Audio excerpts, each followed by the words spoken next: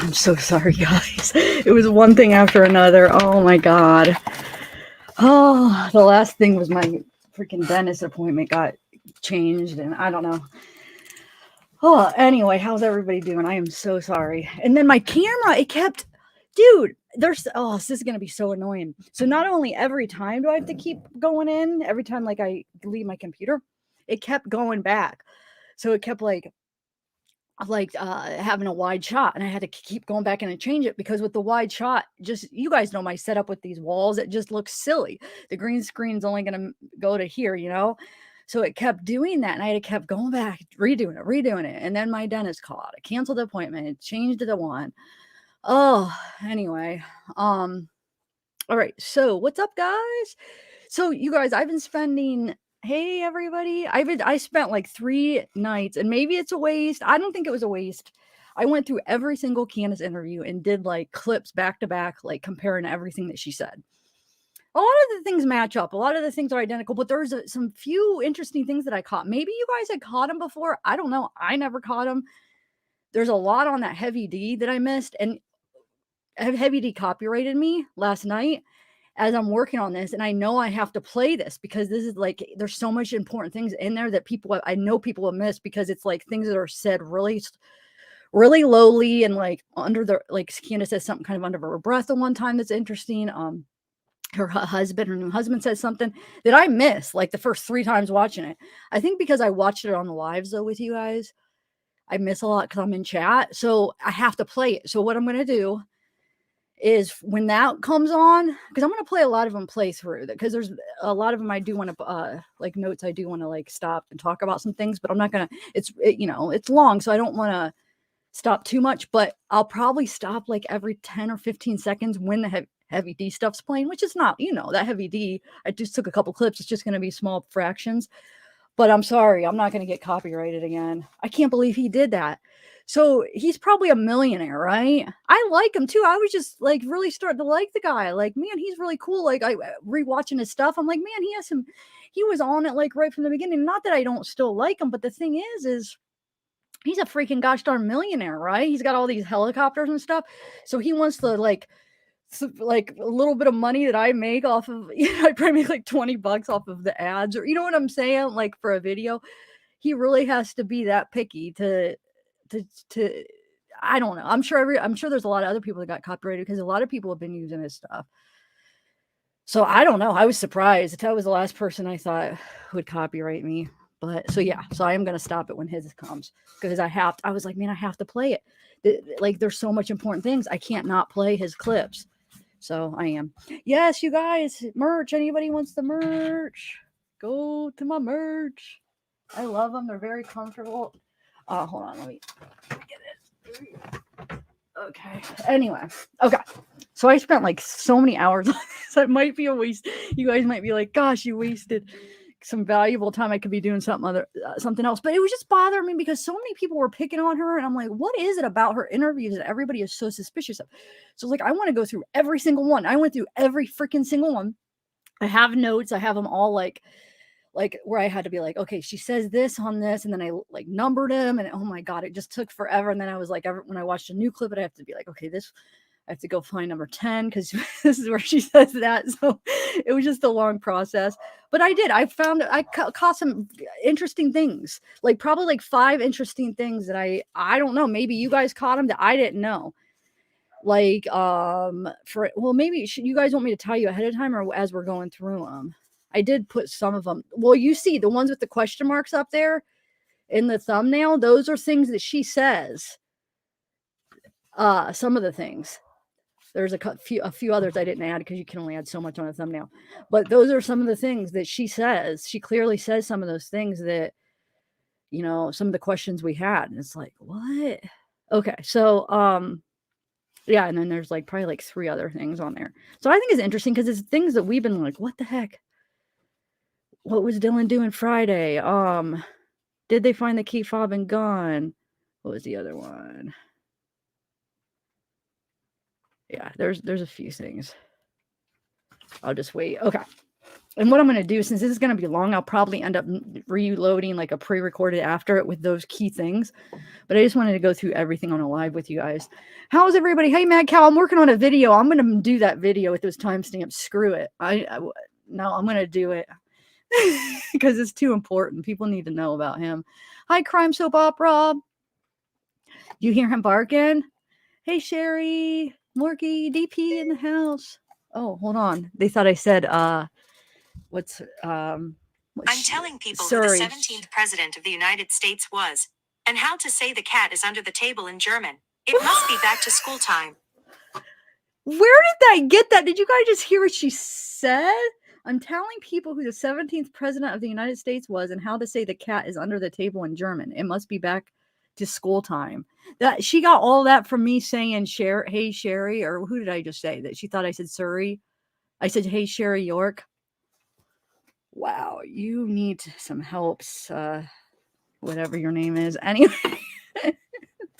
how is everybody, man? I haven't done a live on this case in forever. Hey, Twisted Gemini. So I guess we'll just start it. I might. Oh, thanks, stay at home, mom detective. Thank you. I don't know. You heard what I said. How did she get all that out of what I was saying? Hi, Sherry. That's where it got her. That's where it triggered her. But I didn't say anything like that before that or after that. Hi, Austin. Hey, Hope. Hey, Miss Jane or Miss Jean. No, I know, but it's just this is the thing. The part where she says it, I know she could be talking about. You'll see the part. I'll see, and I know she could be talking about the other one, but it's just the way that this all goes down when we get to that part. It makes you wonder why she said it, because she literally says it in a video. He says her husband says that they found the key fob, and she says she found the gun. She literally says it. Like, I never caught that before. I know it could go back to, maybe they just found she's talking about finding the other gun. But the way you'll see what I'm talking about, because they ask, like, was anything missing? And she goes, on the wallet and the phone, we found the gun. And he says, yeah, and we found the key fob. Why would it be in that context? Just wait, guys. I don't know. I mean, it's just weird. Like, that's what I'm saying. That's why I was like, whoa, this is interesting. Maybe she just meant the other guns.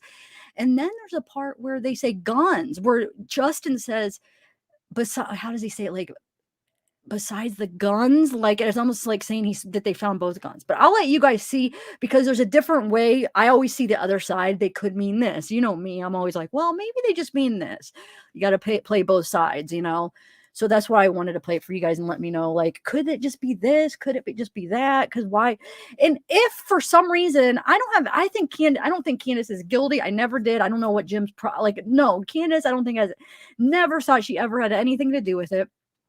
But if for some reason she's not telling us, maybe she just thinks it's better for the investigation. I'm thinking, maybe, you know what I'm saying? Maybe like they're trying to keep stuff private for some reason. I don't know. Okay, so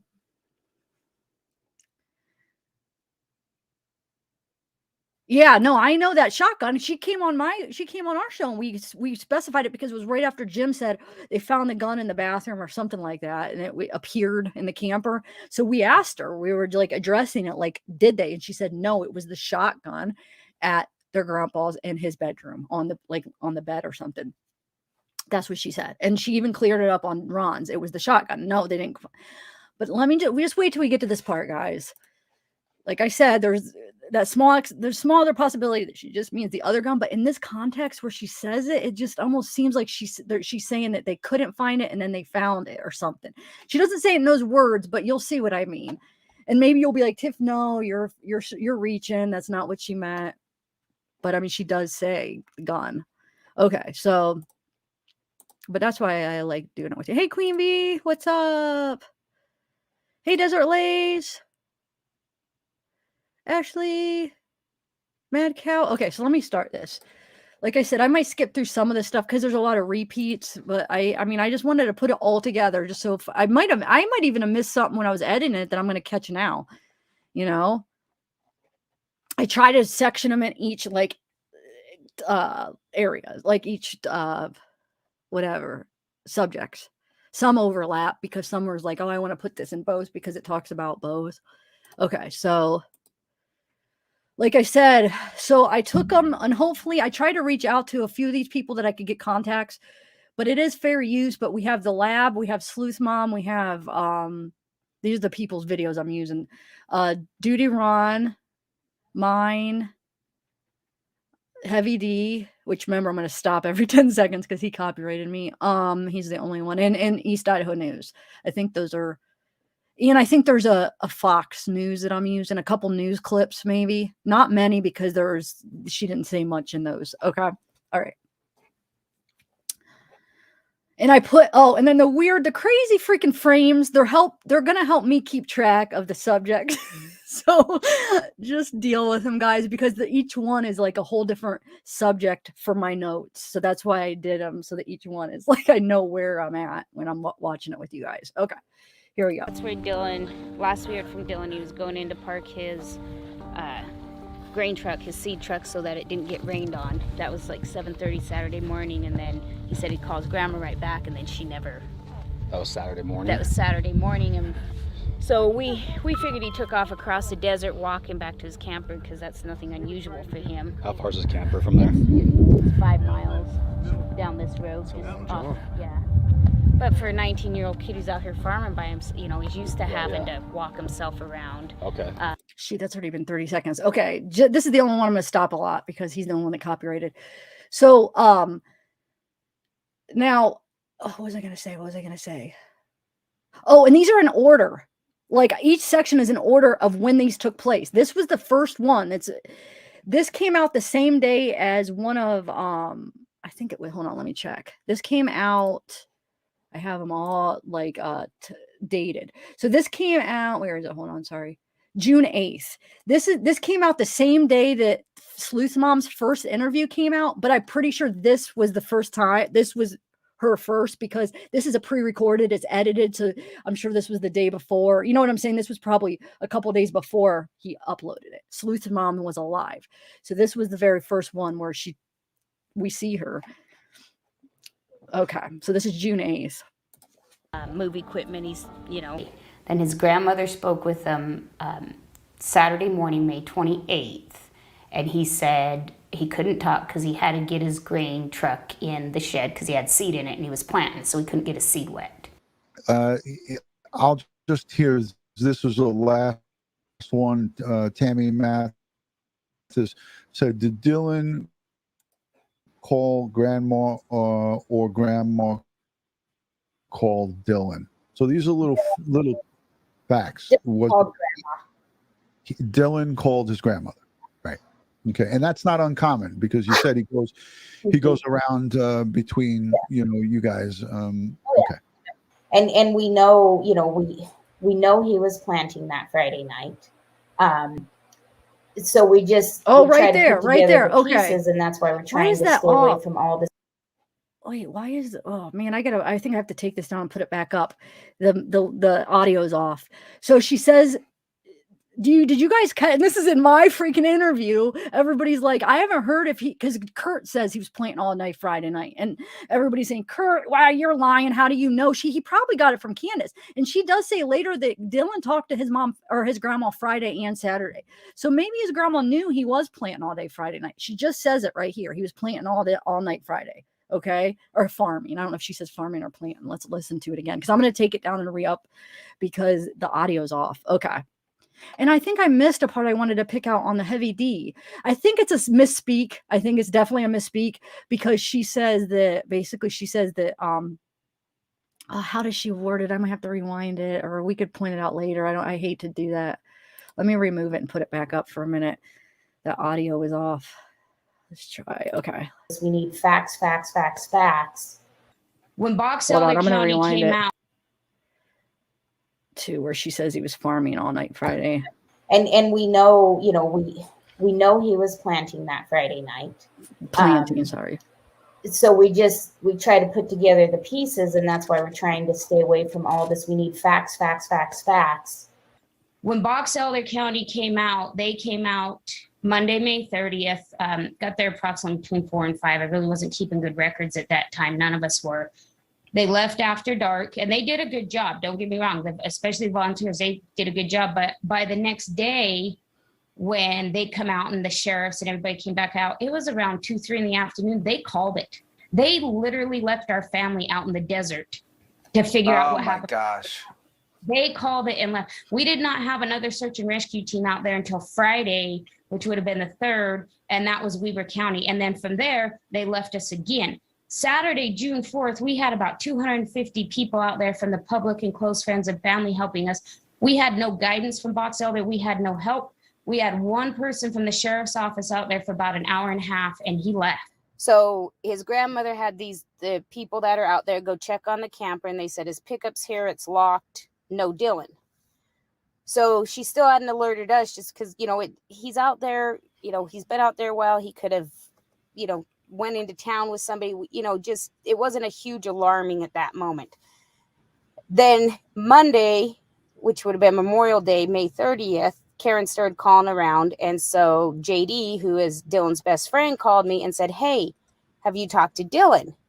And I said, "No." And then the triangle started going. So then I got a hold of Justin, his father. "Have you talked to Dylan?" No. And so then the panic set in. Nobody talked to Dylan since Saturday morning. Right. So Justin was headed back from Las Vegas with our daughter, Brooklyn. And we headed out from Twin Falls, and we all met there. So I had called the police on that. We talked to the people that we knew in the area, and nobody had seen Dylan. So we called the police and got him out there, and they got search and rescue out there. Search and rescue. Sorry, gosh darn it. When I freaking went over to look at my notes, it makes the audio off. So I'm gonna have to stop it and look at my notes just to make sure I don't miss anything. Because I did miss pointing out the very first clip something, but it's not that important. I think it's just a misspeak anyway. She basically says that, like, the Dylan call. How is it that he calls them back or something? The grandparents. I don't know, something weird. That it just. How did I word it? She said he calls grandma right back. And on that heavy D, it has to be a misspeak, right? He calls grandma right back. Dylan, he doesn't call her right back. Anyway, okay, so hold on one second. Last time Candice and Justin talked to him, where are we at? Okay, I just wanted to double check where I was at. All right, sorry. It was somewhere between 4 and 5 that they showed up, and it was within the first half hour or hour and a half to second hour of the search that they found his boots. So when did you realize something wasn't right? So his grandmother sent some of the people out there she knew to go check on him because she hadn't heard back from him. And then we kind of put it together on Monday that nobody had spoken to him because Dylan, you would go 2 or 3 days without hearing from him. That's not uncommon. But he was always in contact with either Justin or myself or his grandmother or his friend JD. He was always in contact. Okay, hold on. It's off again. I'm sorry, guys. I'm not going to go over to my notes again until I pause it. Sorry, it bothers me when it's off. It's just my OCD. Unusual for Dylan. Okay, hold on. I'm going to rewind it back to where we were. Okay. No more, sorry. Or his friend JD. He was always in contact with someone. So it took, a day and a half to put together that he'd been in contact with no one. Which was unusual. Yes. So Monday comes around and Grandma asks people to go check on him at the farm. So Grandma asked Sunday for people to go check on him at the farm. Monday is when we all went down and called search and rescue and the police out. When you get down there, you meet up with your family all together? No. So first of all, myself and my husband, Mike, we got down there because we're closer than anybody. Justin Dylan's father was headed back from Vegas with me and Justin's daughter, Brooklyn. So we were down there for a couple hours before anybody got down there. And I made the missing persons report while we were on the way down there because we just knew. We knew instantly, all of us. So you made that over the phone on your drive down there? Yes, now, on the drive down to Lucin. Now, where did you go when you first got to Lucin? So we went straight to where Dylan's grain truck was parked. We went straight there. And when you got there, what did you notice? His grain truck was there. I mean, nothing seemed out of the ordinary. I mean, it's in the middle of nowhere. There's not a lot of people. Jim was there, one of the people that helped him off and on that we've talked about so much. But, really, there's nothing to notice because there's nothing really there. Was the grain truck emptied? No, because he hadn't finished planning yet. Okay, so it still had the grain in it. Right. That was his. So it's seed. And that was his focus when he talked to his grandma at 6:51 on Saturday was, I can't talk. I got to get my seed in. It's raining because it'll ruin the seed. It'll sprout. Right. Inside the truck. Right. Yes. And it'll also mold if it gets moisture. So that was his focus was, I got to get my seed in. And that was the last communication. And is it normal? I want you guys to notice also in some of these early interviews, just catch. She is, I think, I catch it in, I think maybe in some of these interviews and definitely in the Heavy D, she is suspicious of Don and Jim, like early on.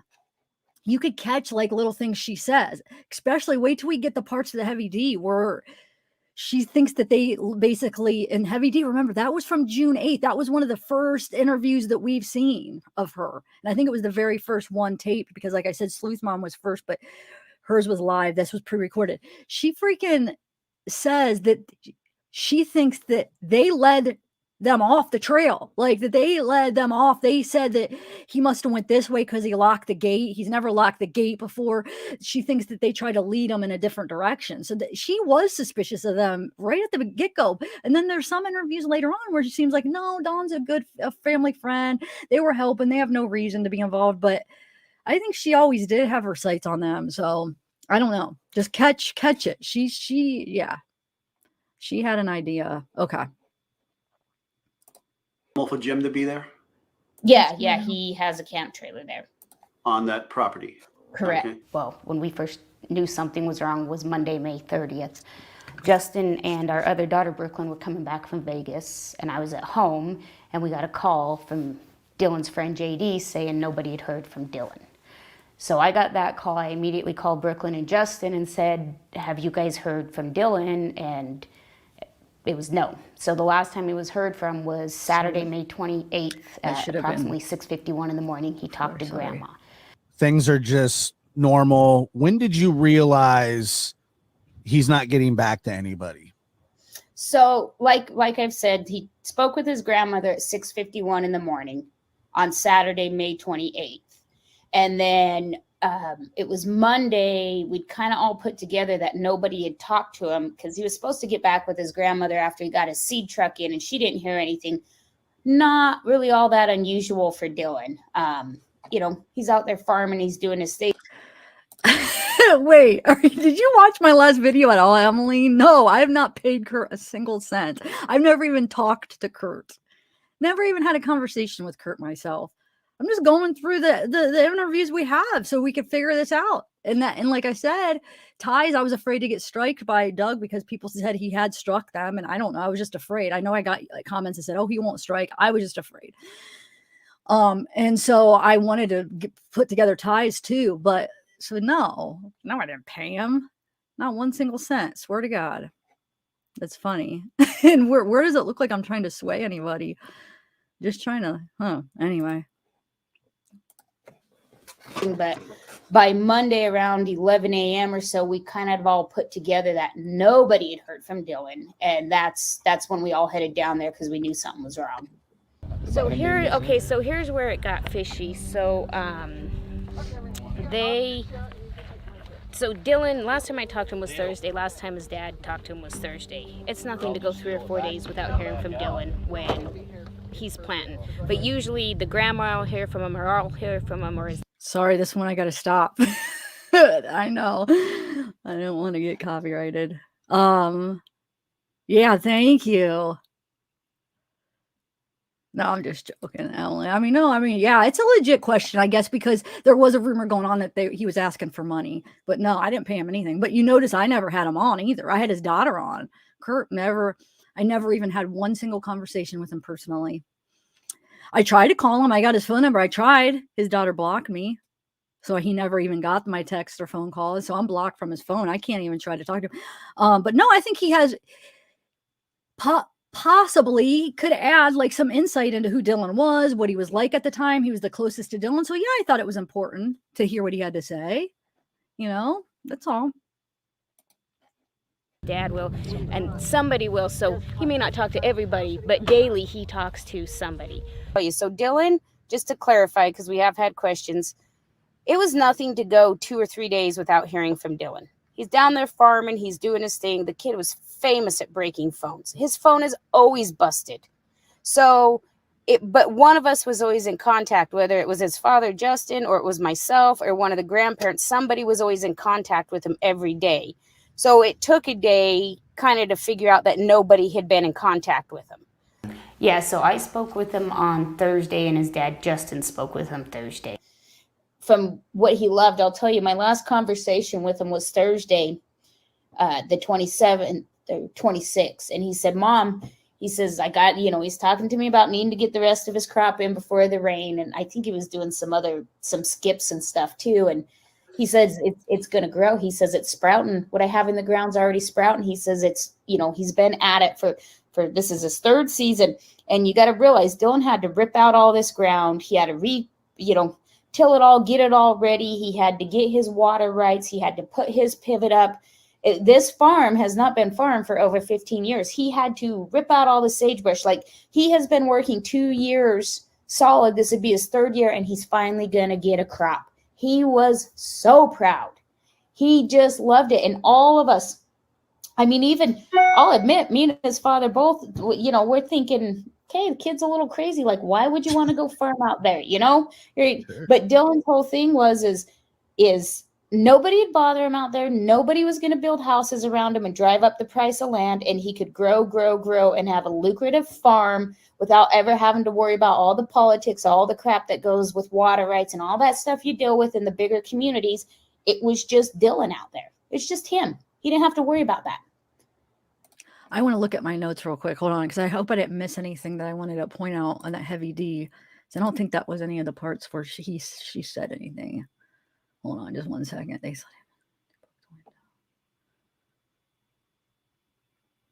Okay, no, we're still on number 3. Okay, yeah, we're still got a lot to listen. Okay, so yeah, let's do it. When we knew Dylan had this triangle between Lucin, Utah, where his farm was, eastern Idaho, where his father Justin is, and then southern Idaho, where I'm at. So if Dylan got rained out, if Dylan, something he couldn't farm, it was one of those other 2 places. And somebody talked to him every day, whether it was himself, his father, or his grandparents, every day. You might go 3 days without talking to him, but that's because he's talking to dad about parts. And you might go 3 days without talking to dad because he's talking to mom about buying new clothes. It was always someone. When's the last time you talked to him? It was Thursday, the 26th. Oh, you talked to, okay, Thursday. And that's 26th. Typical for you. I mean, that could happen, like you were saying. Yeah. Well, and Justin, he talked to him Thursday the 26th also, and then Grandma and Grandpa talked to him Friday and Saturday. Nothing out of the ordinary there. And Justin, would you talk to Dylan frequently? Quite regularly, not every day, but I talked to him Thursday on our way to Vegas, and he was talking about his tractors and what he was going to do that weekend, and then his service got bad, and then I didn't talk to him again. So it was basically kind of like I am with my dad. Every couple days I'll text or call on the phone. It's not a regular daily thing, but frequent.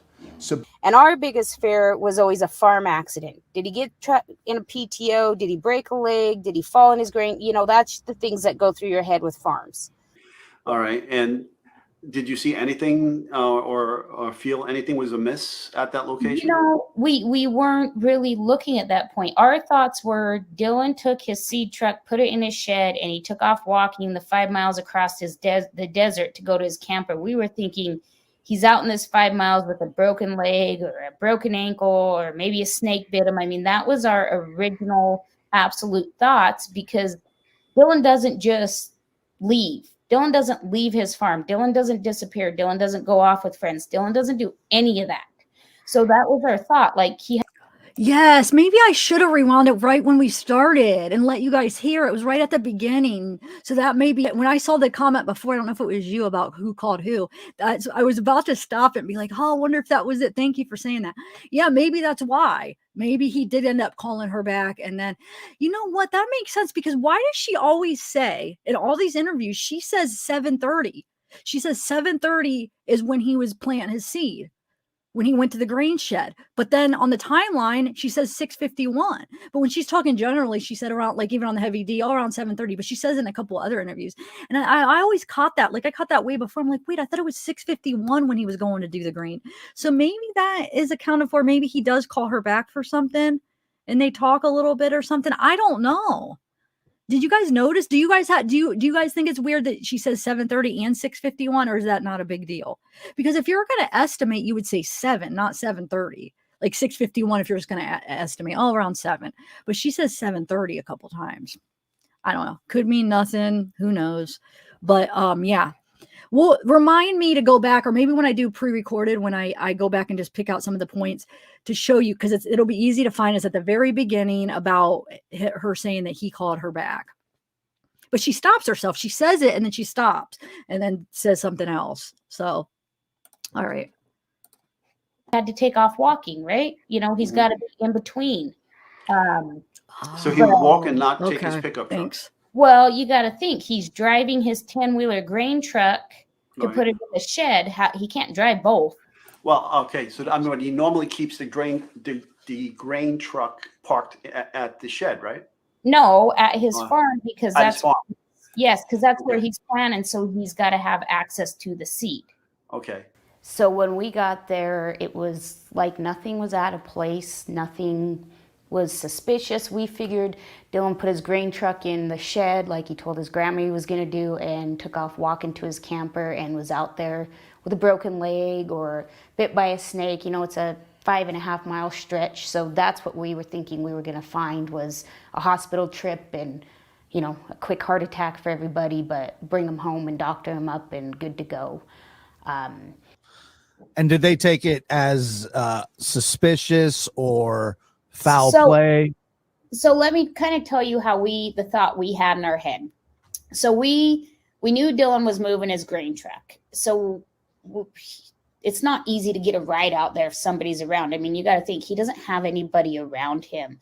So we figured he took off walk-in from where his grain truck is to where his camper is, which is about 5 miles in between. So we're thinking, you know, he's out there. He fell in one of the washes, broke a leg, you know, snake. Like there's all these possibilities. At that point, that's what we're thinking. Dylan's out in this 5 mile radius between his grain truck and his camper. It was nothing for the kid to take off walking, moving equipment, stuff like that, where he's kind of on his own. It was when we found the boots that should have all changed. Mm-hmm. And the boots were in the opposite direction of his camper. When you realized that he wasn't answering the phone anymore, I mean, what first popped into your head? Honestly, a farm accident. Honestly, something happened to him. He's laying out there in the desert and he's hurt, and we got to go find him and get him to a hospital. Myself, his father, his grandparents, all of us, that's what we all thought, that we're going to find him out there in the desert with a broke leg or a snake bite. Something like that was what our thoughts were. But then later that day when search and rescue got out, we found his boots behind this dirt pile that's straight out back here, about 400 yards from where he left his grain truck. So we're starting to wonder if he was even the one that took his grain truck out there. There's some sketchy stuff because there's really deep ruts where his grain truck was, and it shouldn't have rained that hard already. Yeah. Because the rain didn't start till like 6 in the morning. Okay. I thought that was kind of interesting. So I think it's in one of Duty Ron's later on. She says that if she doesn't know if he's the one that returned the grain truck, but if she were to guess, she would just say yes, that he is the one that put the grain truck. But here she's doubting. She's saying that no, because the ruts, like for instance, so it ended up raining. She goes on to talk about, she talked to a local woman, and she said it rained like 6 to 7 in the morning, Sunday morning, and then Sunday afternoon. So if he indeed got his grain truck into the grain shed at like around 7 in the morning, the morning before, then there shouldn't have been those ruts that she's saying from the grain truck. because she's saying the rain, because it came down pretty hard, I guess, Sunday afternoon. She's saying the rain would have washed it away. So therefore, she was thinking that the grain truck wasn't put away until Sunday night or sometime after Sunday afternoon. And she's saying, I don't know if she said it yet, but there's no way Dylan would have kept his seat out in the rain. So here she's saying she's doubting that Dylan was the one that put the grain truck away. If you haven't caught that, that's what she was saying right here. So we don't know if something went on out there. Like I said, that's kind of with your guys' eyes in the sky, watch freshly turned up dirt. I mean, you guys know what to look for. Just any disturbance that shouldn't be there. This desert's pretty much all the same. So Yeah. And it was within the first half hour or hour and a half. Man, I feel like, did I miss something else? Because hold on, let me watch this again. Watch freshly turned up dirt. I mean, you guys know what to look for. Just any disturbance that shouldn't be there. This desert's pretty much all the same. So Yeah. And it was within the first half hour or hour and a half to second hour of the search that they found his boots.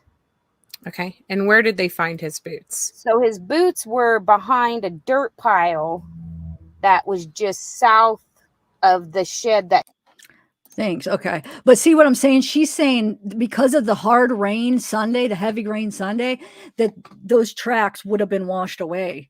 So that means the sea truck had to be out still by Sunday after it rained. That's what she's saying. I don't know. You guys that lives around these, does anybody live in this kind of environment? Would the rain definitely have washed away? Because she said the ruts were like this big, so they would have just washed it away.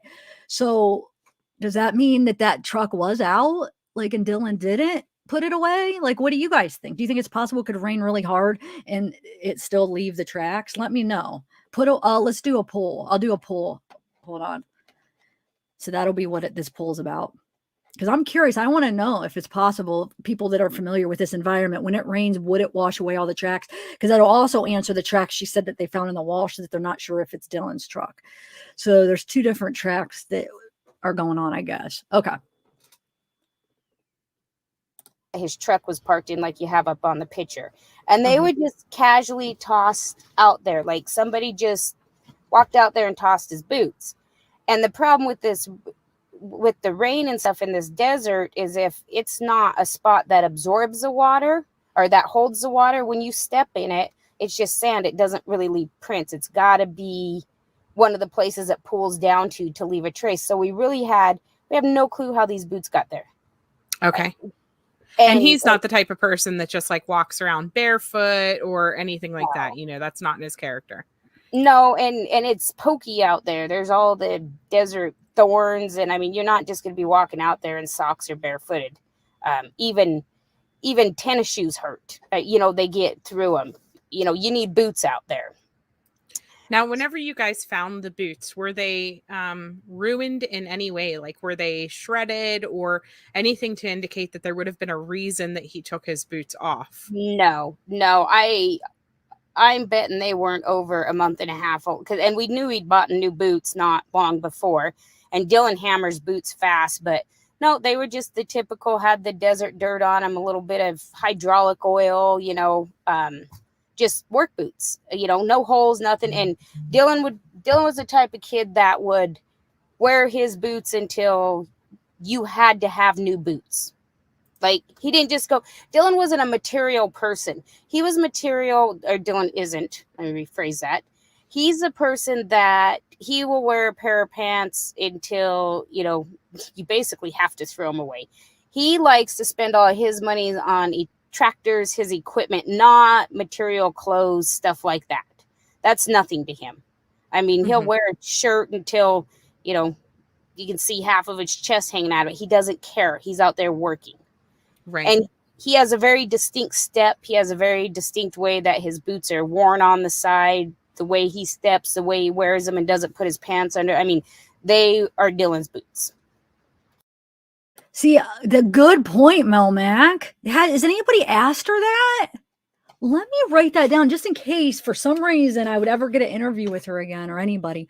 The sucky thing is when I got that interview with her, I barely knew all the details of the case. Like, I didn't go through all these other interviews. I was just like knew the general basics. So I didn't know what to ask. You know what I'm saying? I think I just learned about it like that maybe a couple days before. You know what I'm saying? And I didn't know any, like, a lot of stuff I should have known to ask some better questions. And I admit that after comparing all the interviews, I'm like, man, I didn't ask good questions at all, but because I didn't really know like details to ask. If I would have her on, I feel like I would be able to ask better questions, even though she's answered most of them now. Okay. So was the seed wet? Have you ever heard her say? So she does say, I forget now. So in that one Ron interview with that detective asked her the question, she says that they didn't empty the seat, right? So it makes it look like they didn't check under the seat, right? But that was from June. That was from June 14th. That interview, she said that. So by now, maybe they did, because didn't she say in after interviews, it makes it seem like that they did check the sea truck and emptied it out? Or wait, no. That's what she said. She said there would have been no, she explains it. Never mind. She explains it coming up. Okay.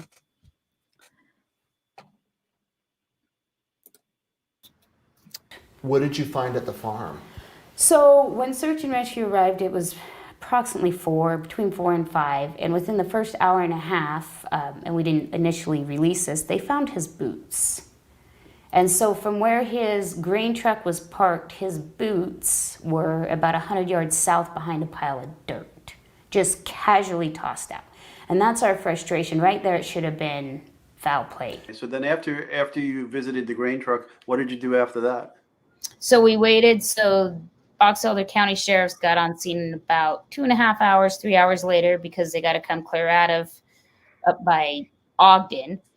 And then search and rescue was behind them. So when search and rescue showed up, they got there approximately between 4 or 5. They took off searching around 7 o'clock because they got their maps and their plan together. It was within an hour to maybe an hour and a half, if that they found the boots. Okay, and tell everybody where the boots were again and what was. So the boots were just behind where the grain truck was, and behind a mound of dirt, just simply tossed out there. Like when you pick up a pair of boots, work boots, cowboy boots, whatever, and you have, you're packing them in your hand and you just toss them, the tops of the boots always land in the opposite direction. It's some physics thing. I don't know, but always. That's exactly how they were, a couple feet from each other and in the opposite direction. I just want to make a comment there. I got a couple emails where people were like, what if Dylan just tossed? And I thought this too. What if he just tossed it? Because at the beginning, I think it already happened where Justin says that they're by a burn pit. So what if he tossed him there, planning on burning him later because he got a new pair of boots? Because somebody said, how he went into town, maybe he got a new pair of boots. He got that check, got a new pair of boots. He tossed those by the burn pit. And so he was going to burn him or something. But so I started thinking that until I heard a later part in the interview, which will be coming up, where she says, I don't know if we already listened to it. Did we? I don't know. But where she says that they hadn't been out there more than a few days. They could tell because of they haven't been faded, and he wears these Georgia style ones, and the fade would fade fast or wouldn't fade. I forget how she worded it, but basically that you could tell that they hadn't been sitting out there that long. I don't know, but that is a good thinking though. People thinking that, like, what if he did toss him? And then when I heard Justin say it was by a burn pit, it did make me think, what if he did get a new pair of boots and he tossed him? But yeah, I don't know though. If they could tell though that it wasn't out there long, I guess he still could have tossed him like recently, right? But it would have had to have been that day though, because I don't think he was out there 5 miles away from his trailer like anytime before that, after he got the check and went to Idaho, right? I don't know, guys. Let me know what you think about that. Long after you got there, did you find the boots? Search and rescue got there. So me and my husband were on the scene approximately, 2:30, 3 o'clock. Justin, Dylan's father, and my daughter, they showed up not long after us, and the grandparents. Search and rescue got there between 4 and 5. I want to say they found the boots between 6 and 7. So when we got out there May 30th, we knew something wasn't right. When we found the boots, we really knew it. Dylan is a one pair of boot kid, period. That's all he has. But it was kind of shrugged off. It was really shrugged off. It was, well, here we got this kid's boots. behind his grain truck in the opposite direction of where his farm and his camper is. Like, Dylan didn't go out there and take his boots off and throw his boots behind a dirt pile where no one could see him and walk through the desert in his socks. But wait, but in answer to that, Kat, what if they just weren't comfortable or something? And he got that $30,000 check. He's like, oh, I'm going to get a new pair of boots when I'm out here shopping.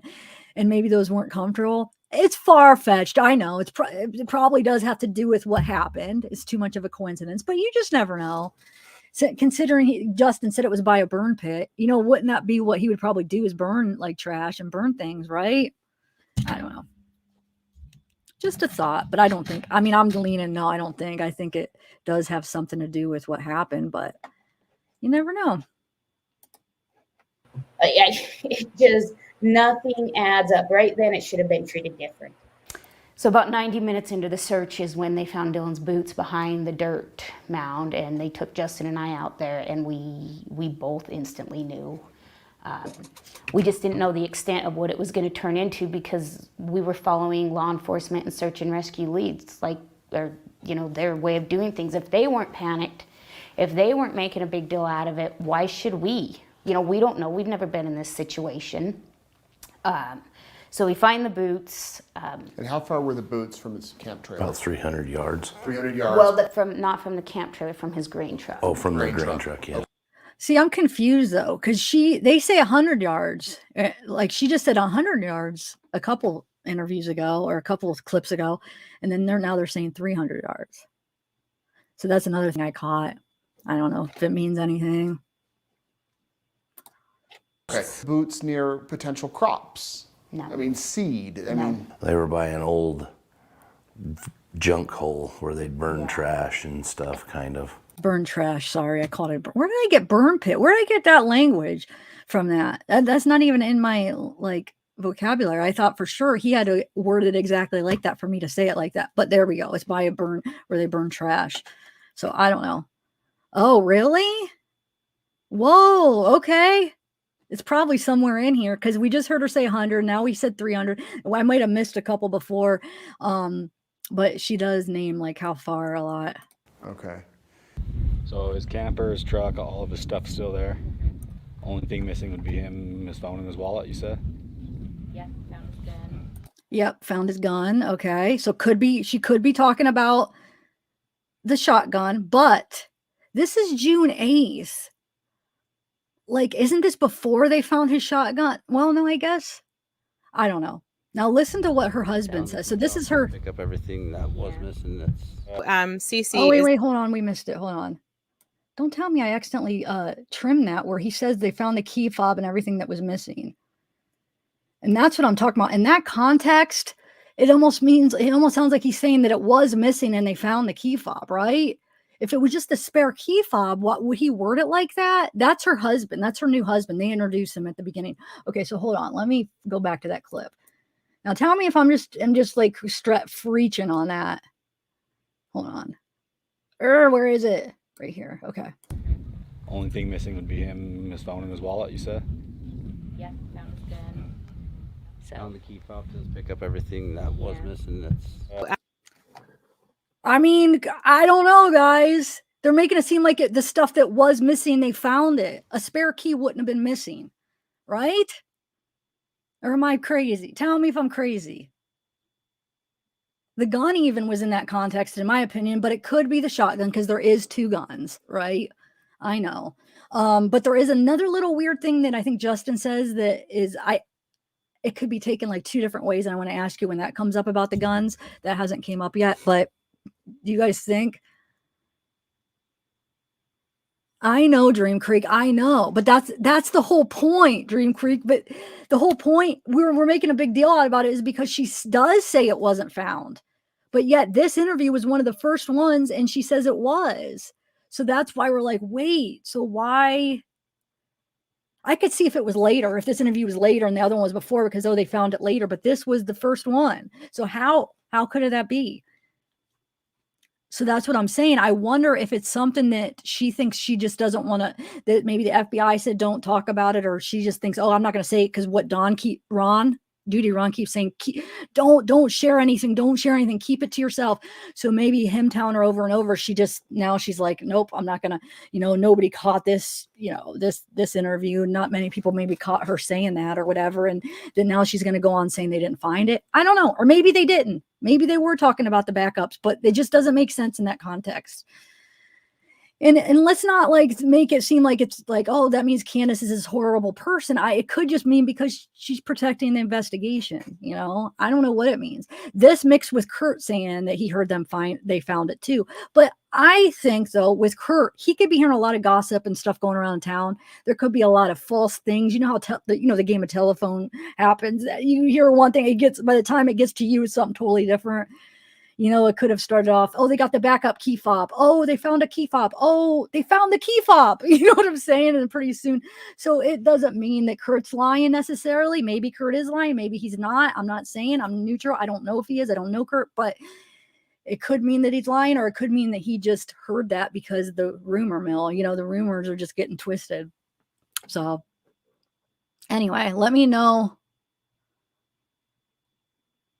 Yeah, it was Sammy. Sammy was on too and said that, but she's getting her information from Kurt, so yeah. Well, yeah, no, she talks to the locals too. Yeah. Okay. So that's that. Cece is asking, what about the trailer? Someone cleaning up that perfect may have gone to wash their hands or flush a weapon.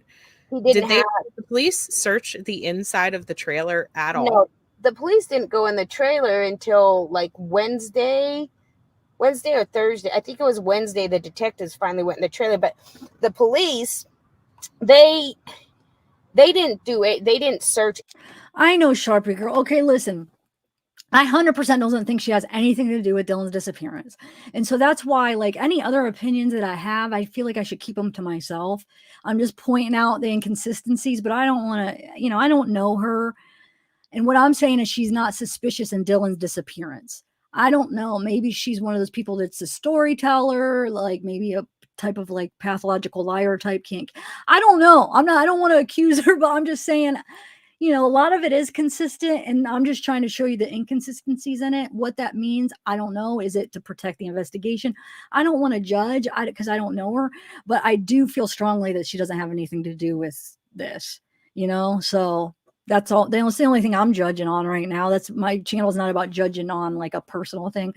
I really don't think, and I think we're all like a lot of us don't think that. But yeah, it is weird, these inconsistencies. I always like to give everybody the benefit of the doubt. Well, maybe it's because of this, or maybe she is a liar. I don't freaking know, but maybe it is just because she's protecting something. I don't know. But you guys are more than welcome to, have your opinions. I just want to keep mine kind of neutral for that part. Anything. They treated it 100% as this kid's out goofing off. That's why they allowed us to knock the back window out of the pickup. That was the first night we knocked the back window out of the pickup to get in it. Okay. Was there anything else suspicious? So his pickup, when we got looking around, so we were frantic at first. So we went in, we tossed his camper looking for his keys. Couldn't find his keys, his key fob. So Justin broke out the back window.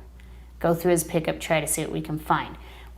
So we all went to the camper, to where Dylan's camper and pickup was, and we're looking through his camper. We're looking for anything, can't get in the pickup, can't find the keys. So Justin broke the back window out of it. And to try to find anything but the guns. And Box Elder, we did have a deputy out with us at that time, and right there. That's the part I'm trying to figure out what he means. At first, when I first heard it, I was thinking that he was saying that means they found both. He says guns plural, but then I'm like, wait, that doesn't even make sense in that. So they're saying that they broke into the truck to find anything. She says anything, and he says anything but the guns. What does that even mean? That they already found the guns? Or what? It doesn't quite make sense either way. Like if it means, oh, they already found the guns. No, that's still a little off. Does it mean, oh, they're trying to look for no, it can't be they're trying to look for the guns, or they're trying to look for anything but the guns is what that would be. But why wouldn't they be trying to look for the guns? So like my reasoning is because they already found them? Or what do you guys think? Help me out. Cut your BFF 2 slip-flopped many times, Ev. Kurt, your BFF. Yeah, okay, you're just trying to upset. I got you. I know what you're doing now. You're not dumb. I mean, I don't need to keep explaining it. You're just trying to get to me. Okay, yep. Yep, he sure did. I know we're gonna go out on a date, actually. I think I'm gonna go visit him. I don't know. We're gonna hook up. No, I better not say that. Somebody's gonna come in just right at that moment and be like, "Oh my God, Tiff and Kurt are gonna." Yeah, we go way back, me and Kurt. Yeah. All right, Emily, I got you, buddy. Anyway, so let me rewind that again. No, but I'm saying he says guns plural. That's why I don't. Why here? Let me rewind it here. Tell me what does this even mean that he's saying? Help me out. Okay. Oh shoot, was that 21? Yeah, okay. It's hard to do it on this. I hate the way I have to do it because of this glitch where I have to share my screen and I can't rewind. I can't get it at the right spot very good. So we'll just have to listen from here. Couldn't find his keys, his key fob, so Justin broke out the back window. Go through his pickup, try to see what we can find. So we all went to the camper, to where Dylan's camper and pickup was, and you know, we're looking through his camper, we're looking for anything, you know. Can't get in the pickup, can't find the keys, so Justin broke the back window out of it. And to try to find anything but the guns. Oh, I guess he does go to say the gun, and then he stops.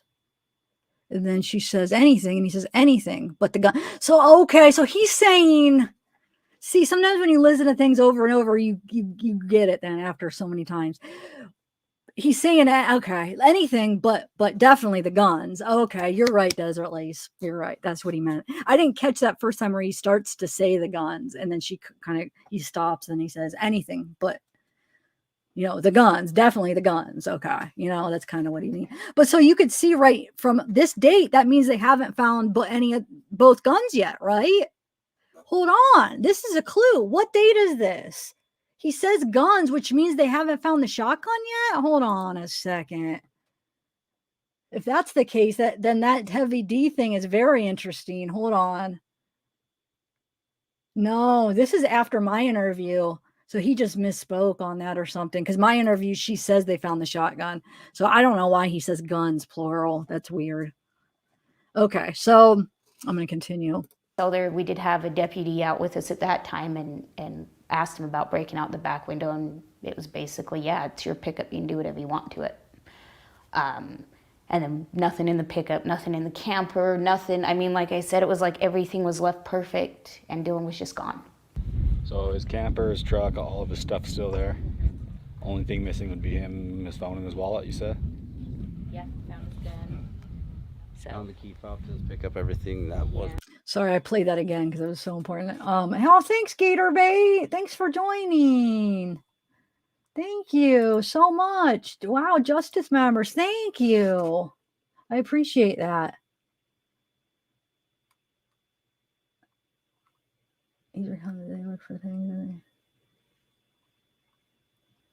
Oh, that's right. He's recounting. You're right. He's recounting. So maybe at that time they hadn't found either of them. You're right. You're right. Yep. Sorry, guys. I've been through so many interviews. Anyway, I wanted to make a comment, Ange, on I starred some comments. I think it's important because she does know more information to the thing. So we could maybe catch, first of all, facts that we don't know, that she knows that maybe we missed, that she said. And also things maybe that she is stopped saying because of Duty Ron saying keep the stuff to yourself. And because maybe it's just like, okay, I should start keeping things to myself. So we could go back and maybe find things that, but no, I mean, I don't think it necessarily means because I'm going through this, that means that I have to be suspicious of her doing something to Dylan. Is that what you're asking? Like, what's the point of me going through this if I don't think she has something to do with Dylan? I think there's a lot of points. It's the same point of like, what's the point of going through Kurt's when I don't know about Kurt. I can't say 100% no to Kurt, like that Kurt didn't have anything to do with it. I can't, but it's not as strongly as I feel like that she did. Just because I don't think I could say that about anybody. The reason I could say it about her is because I feel like she wasn't even in the vicinity. She was, you know what I'm saying? Like physically, like, no, I just don't even think the evidence could even make it fit that she had anything to do with it. So, but yeah, no, I think it's important. Why you don't think it is, Ange? I'm confused. I hope so. I just wasted like 3 days of my life, probably like 50 hours of my life going through this stuff. Wait, tell me more about this. I didn't know that. Kurt offered to take Dylan on Friday to his property, to Scott's property. I think Scott, I don't know if he's still in jail. I'll have to bring up his records again. He's got like, he's the RSO and he's got like a long list of records. I'll have to see. I don't know if I can't remember if he's in custody or not. I don't think he was currently at the time. I'll have to check maybe later. No, because remember, Kurt did say that they did talk. I don't know when did he say him and Dylan talked, and Dylan didn't like Kurt too much. But I didn't hear about that. Huh, that's interesting. Okay, so let me. And I agree, Sheila. Yeah. I agree that I think Jim is our prime suspect. Okay, so tell me a little bit about, like everything was left perfect and Dylan was just gone. So his camper, his truck, all of his stuff still there. Oh, Only this is thing that missing same would one. be Okay. him, his phone and his wallet, you said? Yeah, found his gun. Found the key fob to pick up everything that was missing. That's Okay, so tell me a little bit about, Dylan's truck and his camper. Was it locked? Were you guys able to get it right in? Was anything stolen from it? Anything obviously missing, things like that. Yeah. So the first evening that we were there, we went out to his pickup. So we were looking for his guns immediately. Where's Dylan's guns? And his pickup was locked, which is just not him at all. He doesn't lock his pickup anywhere, especially out there. He doesn't lock it in town. Well, we couldn't see, you couldn't tell. So Justin busted the back window out of his pickup. We did not notice the four-wheel drive at this point because we were just frantic. We're just searching. There's no guns in his pickup. So as the search continues and we all start, getting our heads a little bit clearer. So guys, the people who are asking about things missing, it seems to be a pretty common question here. The only items that are missing currently from Dylan's farm at all is Dylan, his cell phone, his wallet, and one pistol. Is that correct? And his keys. And his keys. His truck keys or his keys in general? Like keys for everything? His pickup key fob, just his key fob. That's why we had to break the back window out. Gotcha. And so, like, those items, I mean, would he have carried the pistol with him? Probably anyways. Well, and he was really good about staying armed out there because there's a lot of squatters and a lot of weird traffic through, amazingly, in the middle of the desert. So I could see him having his pistol on him. I mean, he it's not like it was a great big giant thing by any means. It was just a little 40, I believe. Mm-hmm. Yeah. So I could see, and that's just it with the wallet and the keys and the gun. That's the kind of stuff you pack with you. Right. You pack that kind of stuff with you. Obviously, his boots are still at the house, but his wallet's gone and his phone is gone. Mm-hmm. Car keys, truck keys? Key fob's gone. Key fob's gone to the truck. Yep. What about his phone or wallet? No wallet, no phone. The officer who initially I talked to on Monday. And is there anything else missing belonging to your son? His keys, his key fob, his wallet, his phone, and the pistol. Well, you had a second set of keys? Is that it? Well, so his grandmother brought down a second set of keys later on in the week, but Justin, his father, busted the back window out of the pickup to get into it. And that's the other thing. When we were so frantic after finding his boots, we're trying to locate his guns, the sheriff that was out there with us stood with his hands in his vest and let us bust the back window out of that pickup to get into it. He says, I don't care. You can do whatever you want. It's your pickup because it's in his father's name. So you can do whatever you want. That's what we were told. So we did. He didn't offer any assistance. Absolutely. I asked him if he had a Slim Jim And he says he doesn't carry one. And that's when he's like, you can do whatever you want. So Justin busted it out with a crowbar that was in the back. Or no, I think it was a wrench. Out of the back of Dylan's pickup, we busted the back window out. That's how we got into the pickup. What kind of pistol? What kind of pistol is missing? And you know, is there any crimes that are reported after that in that area? So firearm. It's a 40. It's just a 40. 40 cal. Yeah, it's just a 40 cal little pistol. It was registered to his dad. So, you know, that was his shotgun was located. It was at his house in Rigby where he stays. We originally thought the shotgun was missing, but we located it. Hey, Candice. That's a great point, CDC. Yeah. Like in that, that's very important too, because she would have corrected him. Like what he's saying, he's labeling what is missing. Okay. So if it really is only if it really is that she's talking about the spare key fob and the shotgun, then she would still say, well, the one gun's still missing when he's labeling like what's missing, wallet, phone. And then she says, yeah, we found the gun. He says, and yeah, we found the key fob. You're right. You would have said wallet, phone. Okay, one of the guns, key. You know what I'm saying? So that's important too. Part of me's thinking, yeah, maybe she took that back because, you know, law enforcement told her to hush hush on it. But see, then I was trying to think, usually you could kind of understand why they don't release certain things. Like, okay, because then, you know, this would help in that. But I've racked my brain trying to figure out how would that harm the investigation not sharing that, like, because I know it's to potentially maybe catch the person, either have them, you know, so they just don't know what you have, right? So I'm trying to figure out like what it is, what do they gain from not telling us those two facts about the key fob and the gun. You know what I'm saying? Like, okay, so if the suspect doesn't realize that they found that, how does that help? I could see if maybe they know that the person was shot or something like, you know what I'm saying? But we haven't even found out. I don't know. I'm just confused and I'm probably just missing something of how that could possibly help by people not knowing. Let me know what you guys think. Maybe I'm thinking too much into it. So I wanted to ask you, because I know you got to go. The keys to the vehicle you said were there, right? No. So they have not been recovered. Never recovered his keys and his wallet and his phone. Correct. So you guys never.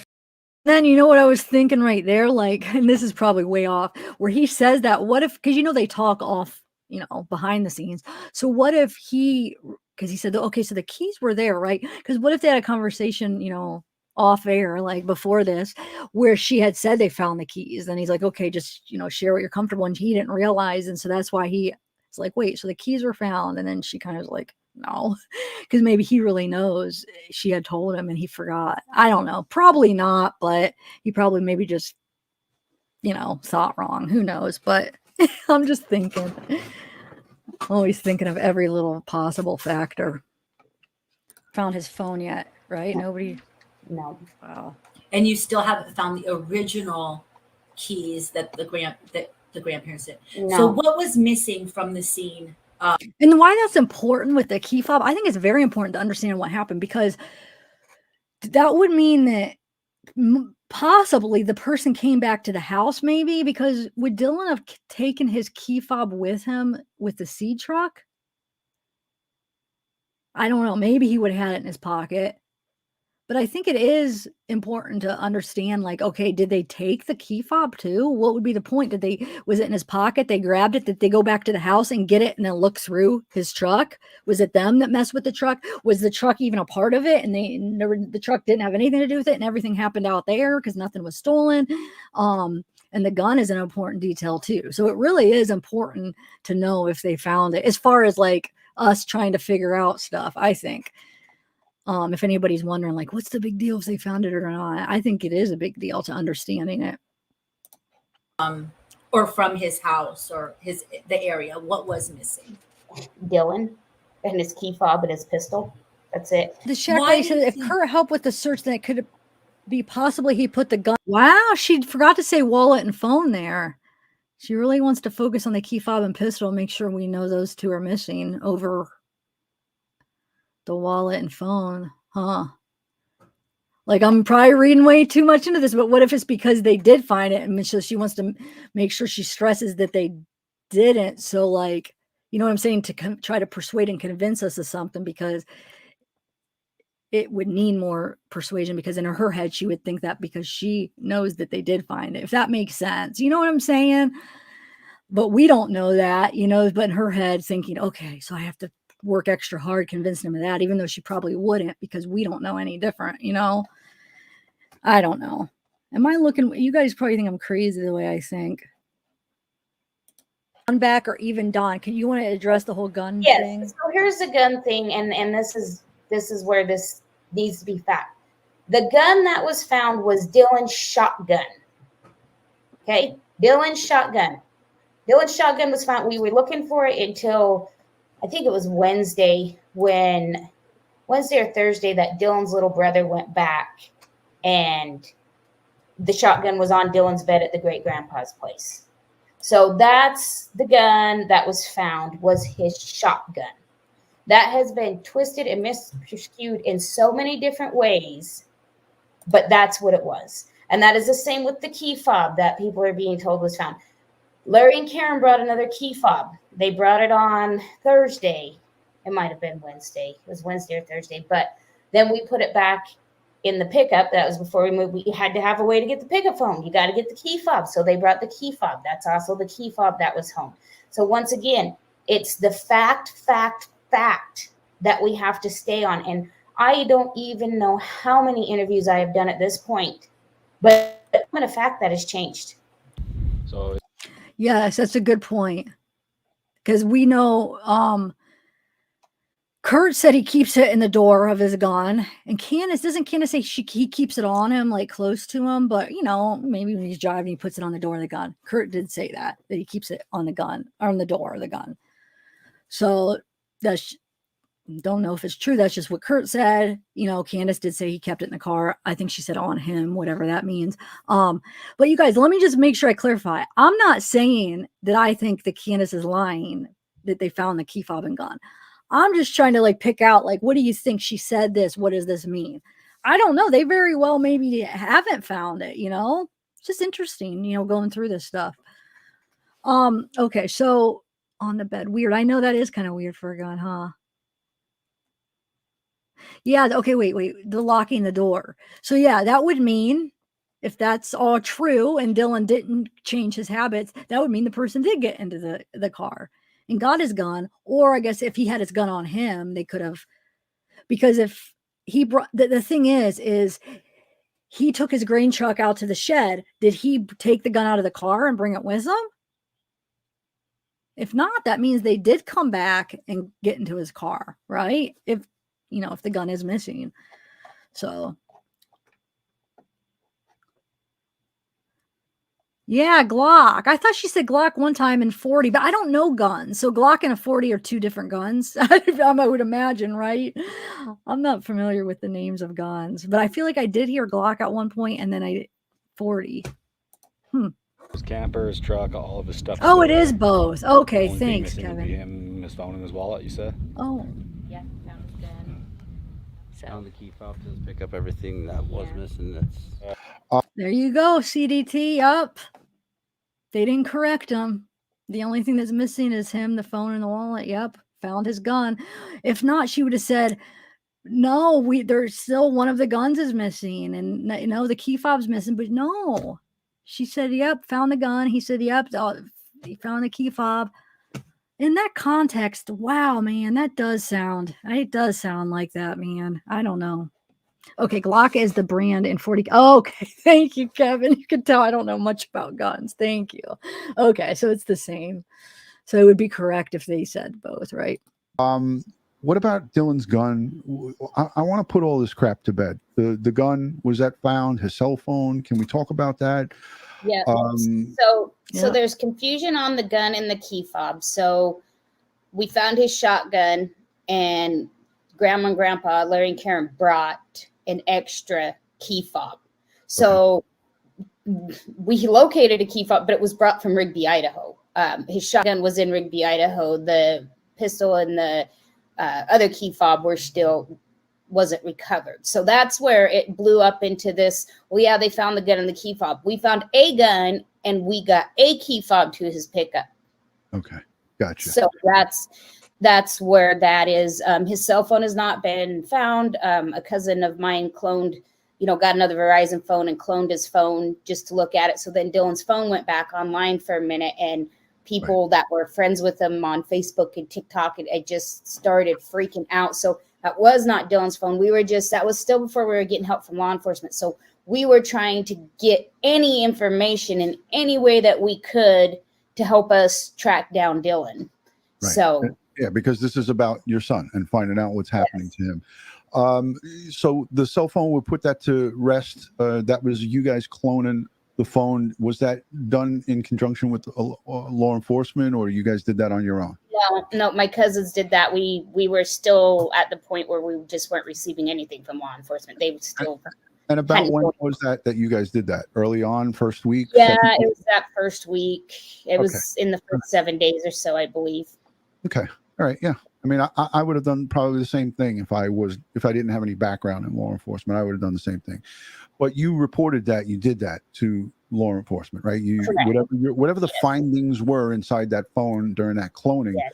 And if it was an iPhone, then you're getting it out of the cloud. If it's an Android, you're getting it from whatever Google, Google storage or whatever, Google Drive and things of that nature.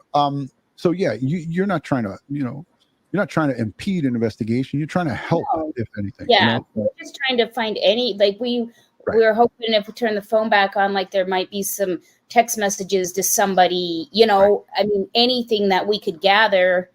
But there was nothing out of the ordinary. It was all normal. And as far as weaponry, he had the long gun and a handgun, and that was it. Just those two weapons, and they're both accounted for. No, just the shotgun. Okay. Another time, he says that because an off private conversation that they had that it was in his head that both guns are accounted for.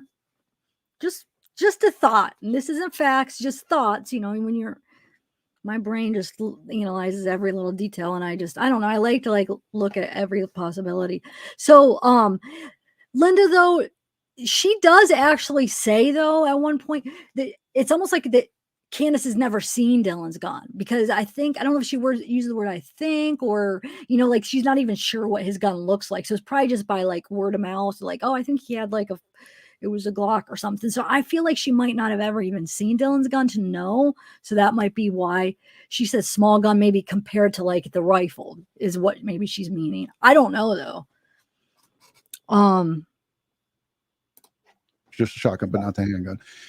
Any ammunition or anything taken from his, residence? Any rounds in a box or?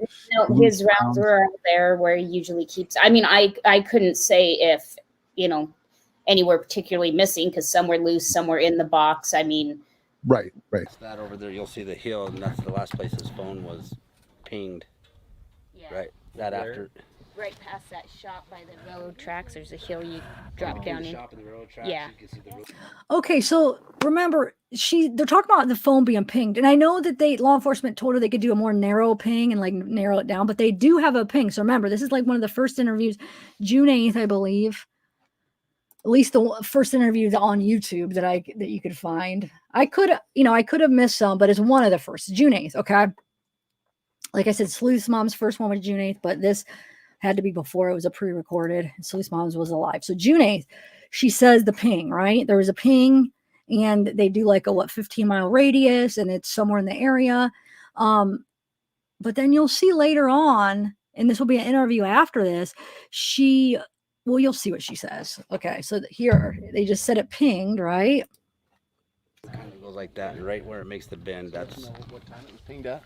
1541, but it gives a 15.4 mile radius, and the cop showed me on the map. So if you draw that circle from the cell phone tower, this is part right on the edge of it, and the rest of the circle Dylan would have no reason, to be at. It's out in the middle of nowhere, so that's where it was. Yeah. Was that before or after he was supposed to call grandma back? That was after. It was after. So Yep. it was over there. So what we know now, the facts we have that. Wait, let me stop and talk for a minute because the copyright thing on that. Oh, look how cute that shirt is. For sale, my annoying sister. That is the cutest freaking shirt. I would love to get like one of my kids that if I had 2 kids. Oh my God, I love that. All right.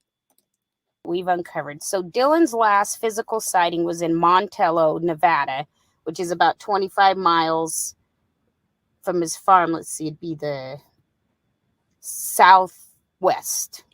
So, okay. So Montello is 25 miles, right? She said the ping was a 15-mile radius, which she's pretty sure that, Montello would be too far out for it to be in there, right? Because the reason I'm pointing this out is because what she says coming up in one of these clips. And these clips would be after she said that, right? Okay. So also, she does say that ping at 3:41 isn't a phone call. That voicemail, she says, is not true. There was never a voicemail. This is what she says. So I don't know where that came from. I know Kurt said it, but I don't know where that originated, that he left a voicemail like on that property owner's, Jim guy's, I think his name's Jim, JC initials, right? And everybody thought, oh my God, maybe he called because Jim Brenner didn't show up, or there was an issue, or he was trying to call for help. She's saying the last phone call was to her, to his grandma. So she says that sometime coming up. And so he never made a phone call. So I don't know. We all heard about the voicemail, right? Sorry, I'm getting ahead of myself. Okay. Of his farm. And he goes in there and eats a lot because it's the only place around and they have hot food. And then he got a phone. He called his grandmother on Saturday morning and said, it's raining. I got to go put my seed truck away. He was in a panic. I'll call you back. Because if the seed gets wet and sprouts, he can't plant it. And he was trying to finish planting. He was at his farm on Saturday morning. No, we do not know that. We got a phone call saying. Okay, but it was in fact him on the phone though. Like it wasn't somebody. Yes. Okay. Yep. Okay. Yep. That was our last contact. We're waiting on Verizon to see exactly where that ping came from. But they already have the one ping, right, at this time that she just told you on the other interview. It was before that they have a ping in a 15-mile radius. I know they're waiting for like a more narrow one where they give you an exact thing. And yeah, Shack Lady, it came from an app. Yeah, I know. That's what I'm saying. It wasn't a phone call. It was like an app running in the background. They were able to ping his phone. So I don't know where that freaking voicemail rumor came from, but that if Candice is right, then he never made a call. If this is true. Whatever you guys want to believe. You know what I'm saying? If you want to believe Kurt or if you want to believe Candice, that's up to you guys. I don't know. I don't know if Kurt originated. Maybe Kurt heard it from somewhere, but I know that's where I heard it first is one of Kurt's interviews, or maybe it was Sammy. I don't know, but from them, So who do you guys believe? I don't know. And it doesn't mean that Kurt's lying necessarily. He might have heard it from somebody that gave him wrong information. I don't know. Or maybe he is.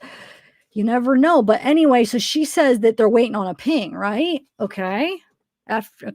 We haven't got where that phone call, we've got the general area of the tower, but that's the whole general area. So we're trying to get a more exact location so we can see if he was actually at his farm or if he stayed in Montello or, where. And she continues on clips after saying that she doesn't even know if he made it back from Montello Friday night. Or Friday when he was eating.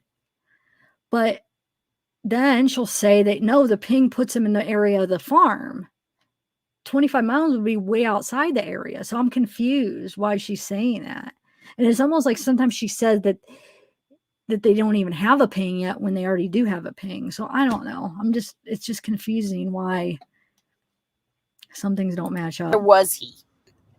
The phone ping, just to repeat the phone ping again, because there's a lot of people newer in the chat asking about that. It did ping at his farm or near his farm within a 15.4 mile radius. And so his farm is within that realm, but they do not have his phone itself. It was, you said 3:42 on the 28th. Yeah, 3:41. And that's what the one sheriff found out for us. One of the sheriffs that came out the first night, he pinged his phone. He got on and did his phone ping before he even got out to us. And then since then, we've went through it with Boxell to get his text transcripts. We've gave permission. We've done all the stuff for him to do it. And, they just haven't done it. And it takes my cousin, being techie enough to go ahead and get another phone to get into it. But they said, it was last Wednesday or Thursday, the detective came out and said they did some other sort of, there's another type of ping that you can do, ETT or something like that, that gets it like almost exact location, and that he should have that the next morning. I have yet to talk to that detective again. Justin, his father's talked to him once or twice, but that was it. The detective came out, and so that was supposed to be our new detective that was assigned. I have yet to talk to that detective again. It has been almost a week. Someone else is asking about the phone pings. We know that his phone did ping near his farm. Yeah. Correct? So his farm's in the radius of the phone ping. So the phone pings 15.4 square mile radius off of the tower that it pinged off of. So he was 15.4 square miles. I guess it's a circular mile is how they do it. So yes, his farm was part of that, which that's why we're like, okay, he's here. But there's also a lot of other area, including part of Nevada, that's part of that. So the phone ping's great. We know his phone. We know it was there somewhere, whether or not it was him but that was at 3:41 in the afternoon was the last time his phone pinged. So like I said, on which day? On Saturday, May 28th. Okay, 3:40 in the afternoon on Saturday the 28th. Okay. And he did get a ping on his phone. It was at 3:41 Saturday and off the tower. So it just, the last tower ping, and it's like a 15.4 mile radius is where that ping could have been.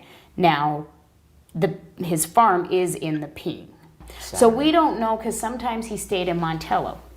So we don't know if he... In his camp trailer? At another place. Okay. Yeah. So we don't know if when that phone call was made, was he in Montello and freaked out getting to his grain truck, 20 some odd miles away because it was raining, or was he in Lucin? But see, then that doesn't make sense where she said earlier that he was farming all night Friday. So I want to know, how did she know that he was farming Friday? Because she said that he talked to his grandma. Sometimes she'll say, I don't think we heard it yet, where he talked to his grandma Friday and Saturday, both. So did he tell his grandma? Like, was it Friday night and he's like, oh, I'm home? Like, did he say he was home? He's farming?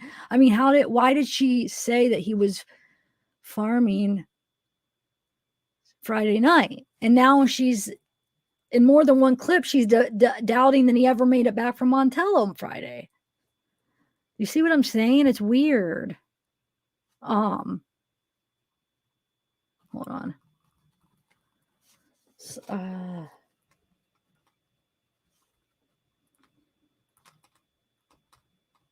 Maybe I'll have, if I don't think she'd ever come back on mine, but maybe I'll reach out to Deuteron and see if he could ask her these questions. So when did Grandma talk to Dylan Friday? And where is he farming? Okay. See if he could ask her these questions. And then I put the seed one down too. Okay.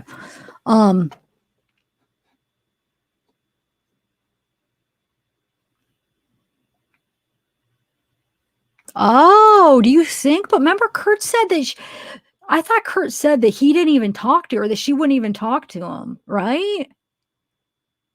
So does that mean that they didn't talk at all, or? I don't know. Huh. All right, let me continue. And that call, they should be able to pull those records from which call that tower was pinged off of, or that phone was pinged off of.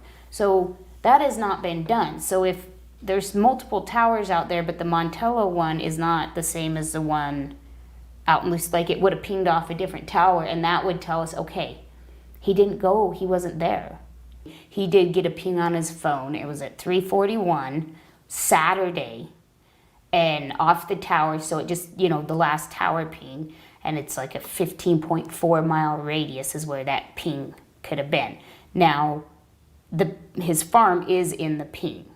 And that call, they should be able to pull those records from which call that tower was pinged off of, or that phone was pinged off of. So that has not been done. And we don't even know, and that's why we're begging for Nevada to help us, because his last physical sighting was in Montello, not Utah. Montello, Nevada. And just right over the border. Right. We don't even know if he made it back. To Utah. To Utah. He did get a ping on his phone. It was at 3:41 Saturday, and off the tower. So it just, the last tower ping, and it's like a 15.4 mile radius is where that ping could have been.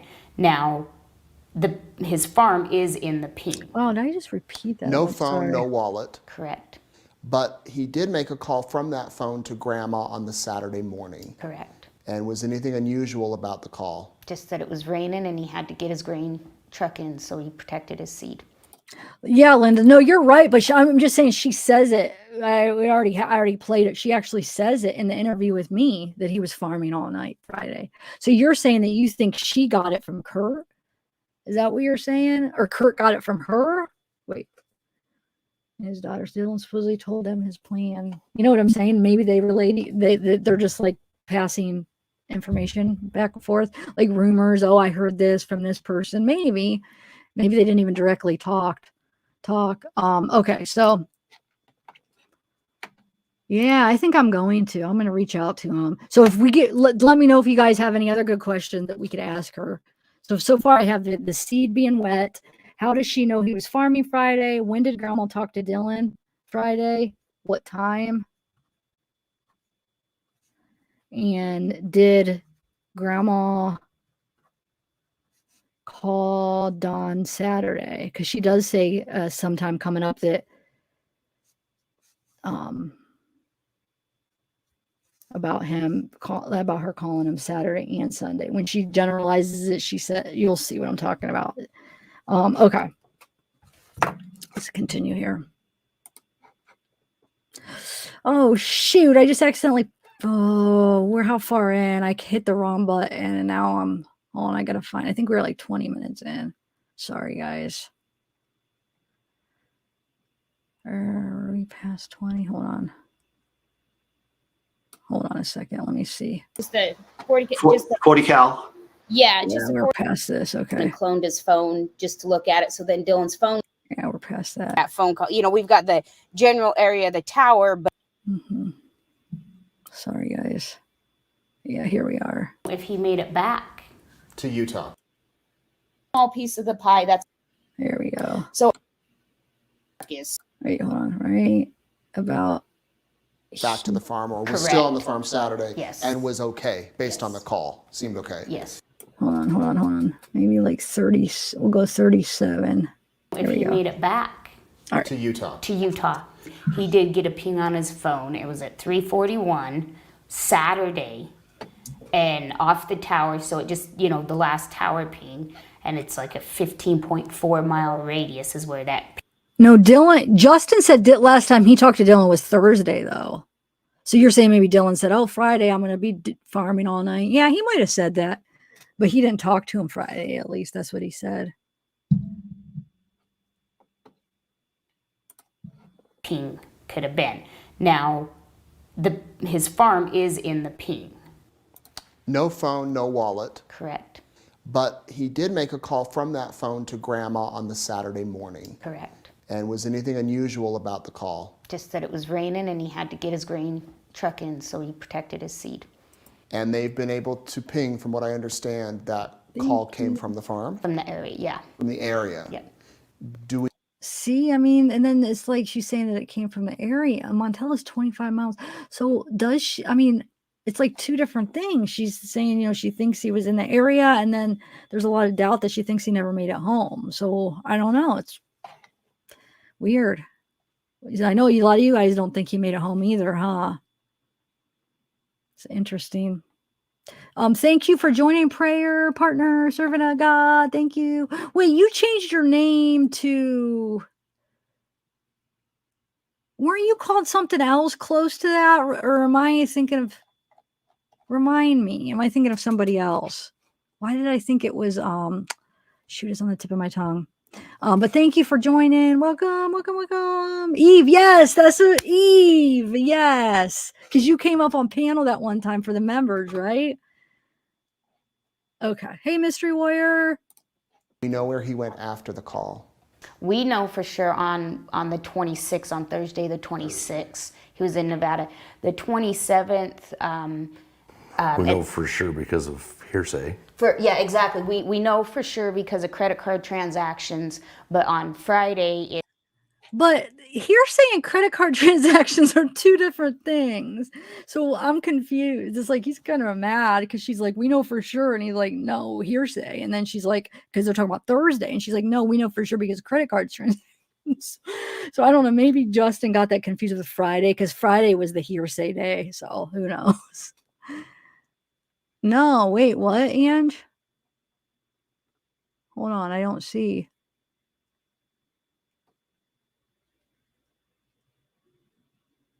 Wait, what do you mean?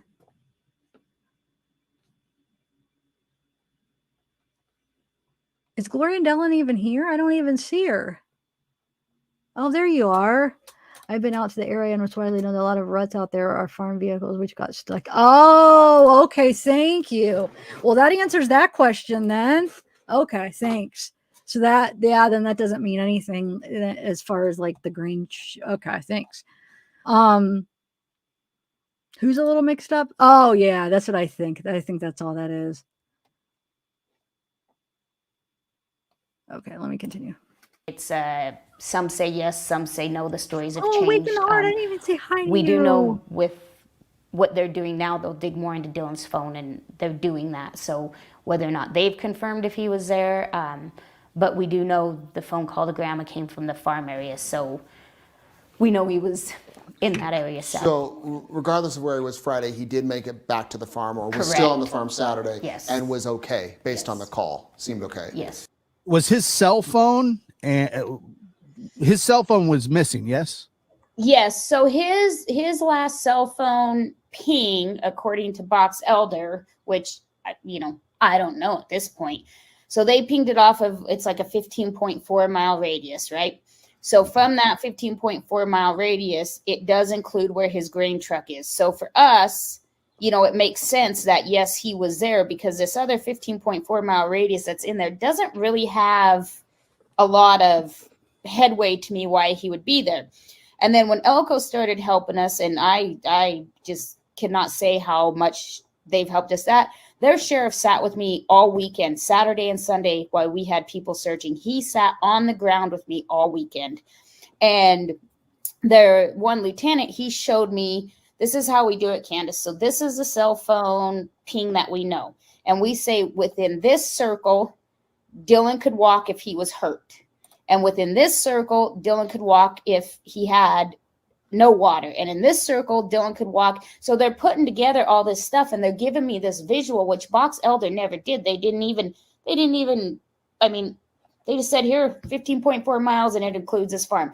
So Elko's really opened my eyes on how we do this search grid as to where we believe his phone to be when that ping hit, because it does include the area where his grain truck was. So that's how Elko helped make this graph for me, and that's how we searched this weekend, was on the Nevada side that included that circle. Now, that's not to say we're not going to go out of that circle, but Nevada is starting with here's the small piece of the pie that's on our state side. So we're going to do this small piece of the pie, analyze it, send out our team and what we need to do, and then we'll move to the next piece of the pie. So they've really put into perspective for me how we need to coordinate this and what we need to do. Whereas the whole other time, we're out there with no law enforcement. My whole family's out there. Justin's got family and friends out there. And we're just literally left in the middle of the desert with no help or guidance. This is the Q. Thank you, Shelley Schoenfield.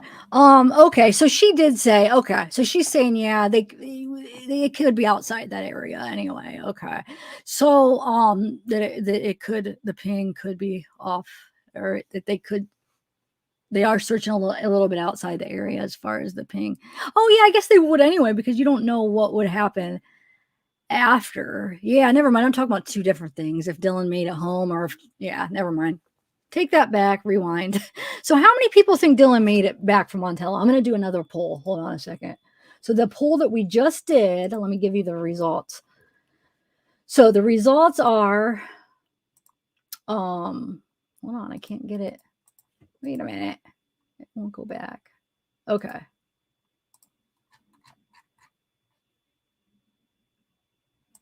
The results are 55% says, okay, so do you think a hard rain would for sure wash away the track? So 55 says yes, 45 says no. So it's pretty much in the middle. So that, okay. And that kind of tells me, yeah. And then from what Gloria Dellon said, then yeah, it's not guaranteed that it would have washed away tracks with that soil. Because I don't know. I don't live out there. I wouldn't know, what the rain would do for that soil. Okay. So what did I say? We're just going to, oh, do you think if he made it back from Montello Friday night? That's what the poll will say. Okay. Why is that not working?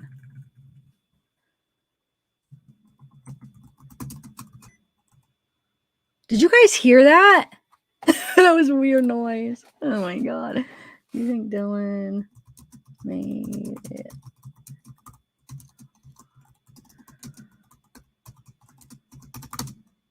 If not, then I think that points to somebody. If he didn't make it back, then interesting. Okay. All right, where are we at?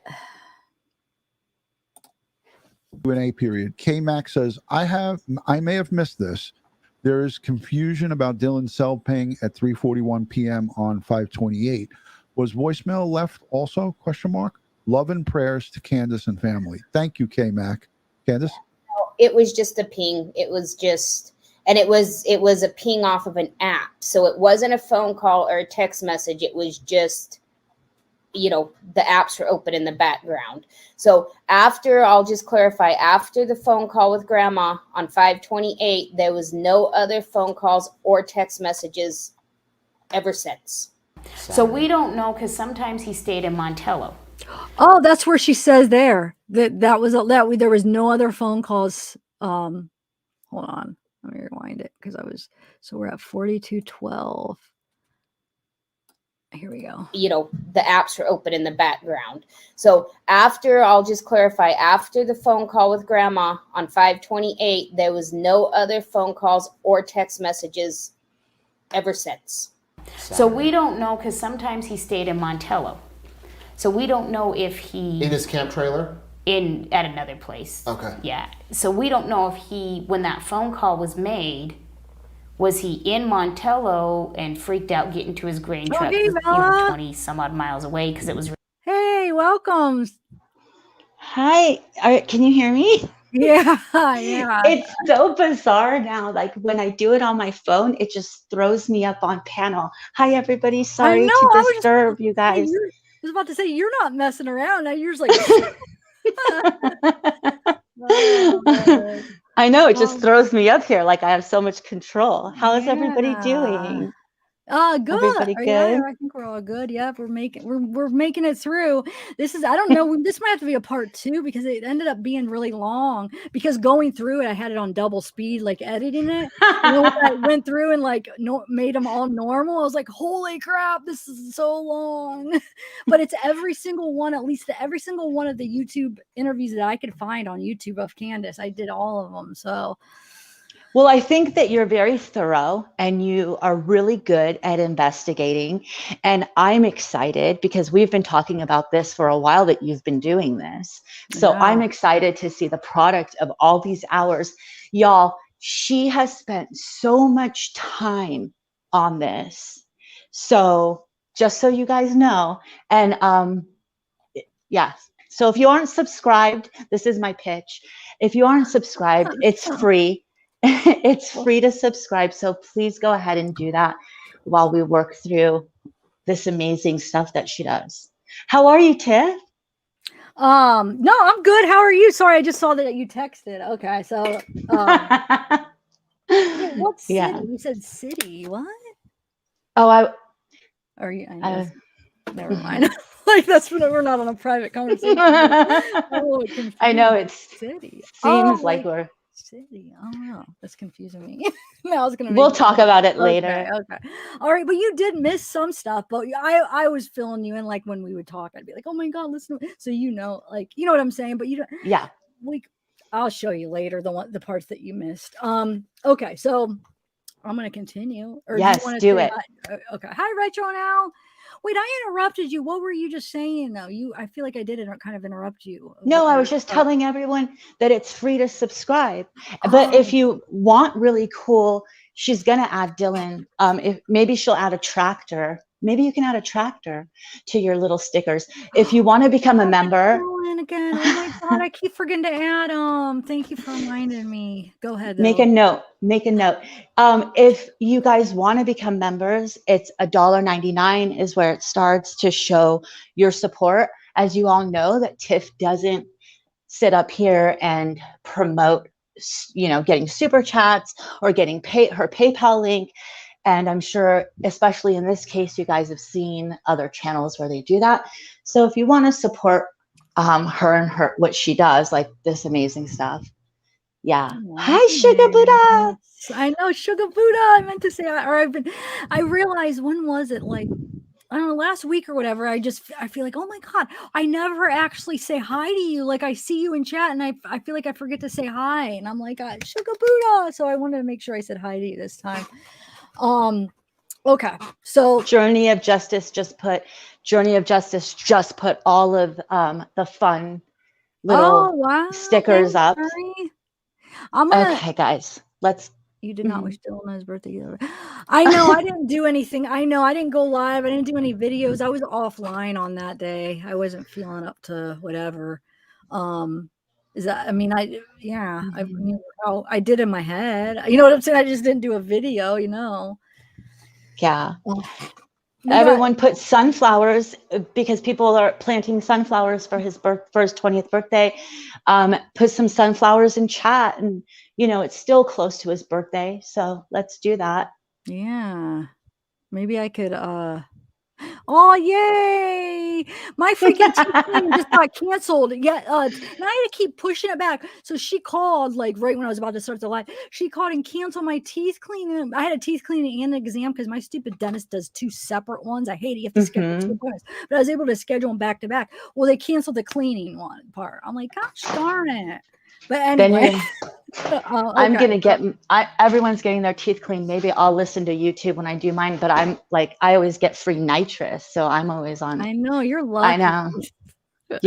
I always send everyone like videos of me getting nitrous and doing Snapchats while I'm at the dentist. Yes, you guys. Thank you for putting the sunflowers. It looks so pretty with them, you guys. Thank you. We're gonna continue though, so you could. Yeah. And why are you sad, Emily? Like, I mean. Oh, she's been kind of giving me a hard time today. Oh, she hit Emily. I think she's purposely trying to, but I'm staying positive. It's all good. You're being better now, but at the beginning, back you up. Yeah, I don't know, but I had to laugh. I was able to be like, "Ha, you're just trying to get me." I think he's just trying to get me, like, joke around. I hope, because if not, that would be really rude if you kept doing it and it wasn't just like joking. So I'm just taking it. I'm hoping you're just joking with me about Kurt. She's acting like, how much did I pay Kurt? And I'm his new BFF. And yes, we hang out with Kurt on weekends, and that's a joke, everybody. I made a joke. I said, yeah, we have a date. I made a joke about it. I'm like, wait, somebody's going to come in this moment and see just this part. And then I'm like, oh my God, Tiffany's dating her. So I was like, no. Oh, thanks, Sugar Buddha. Thank you, Sugar Buddha. Thank you, guys. We'll get back to it. Yeah, let's start. Okay. Oh, and I put all these, you didn't get to hear my explanation, all these weird like frames. It was to help me keep track of my notes because each one's a different section, but I can't even look at my notes when it's playing because it makes the audio go off track. I hate it. I can't like look at anything when I'm playing another video because it cuts it out. Stupid. Okay, here we go. Or was he in Lucin?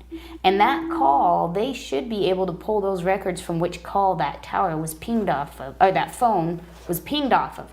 So that has not been done. So if there's multiple towers out there, but the Montello one is not the same as the one out in Loose Lake. It would have pinged off a different tower, and that would tell us, okay, he didn't go, he wasn't there. Well, the fact his wallet's gone. Let's see, but why was she doubting it in the same interview? I'm confused because she said the Montello is a separate one, but then like we just saw different clips of that same interview saying that she doesn't know if he even made it back from Montello. So I don't know why she's just kind of flip-flopping on that. And it might just be because she's just confused and she doesn't know what the heck's going on. Bella, you know you're not muted, right?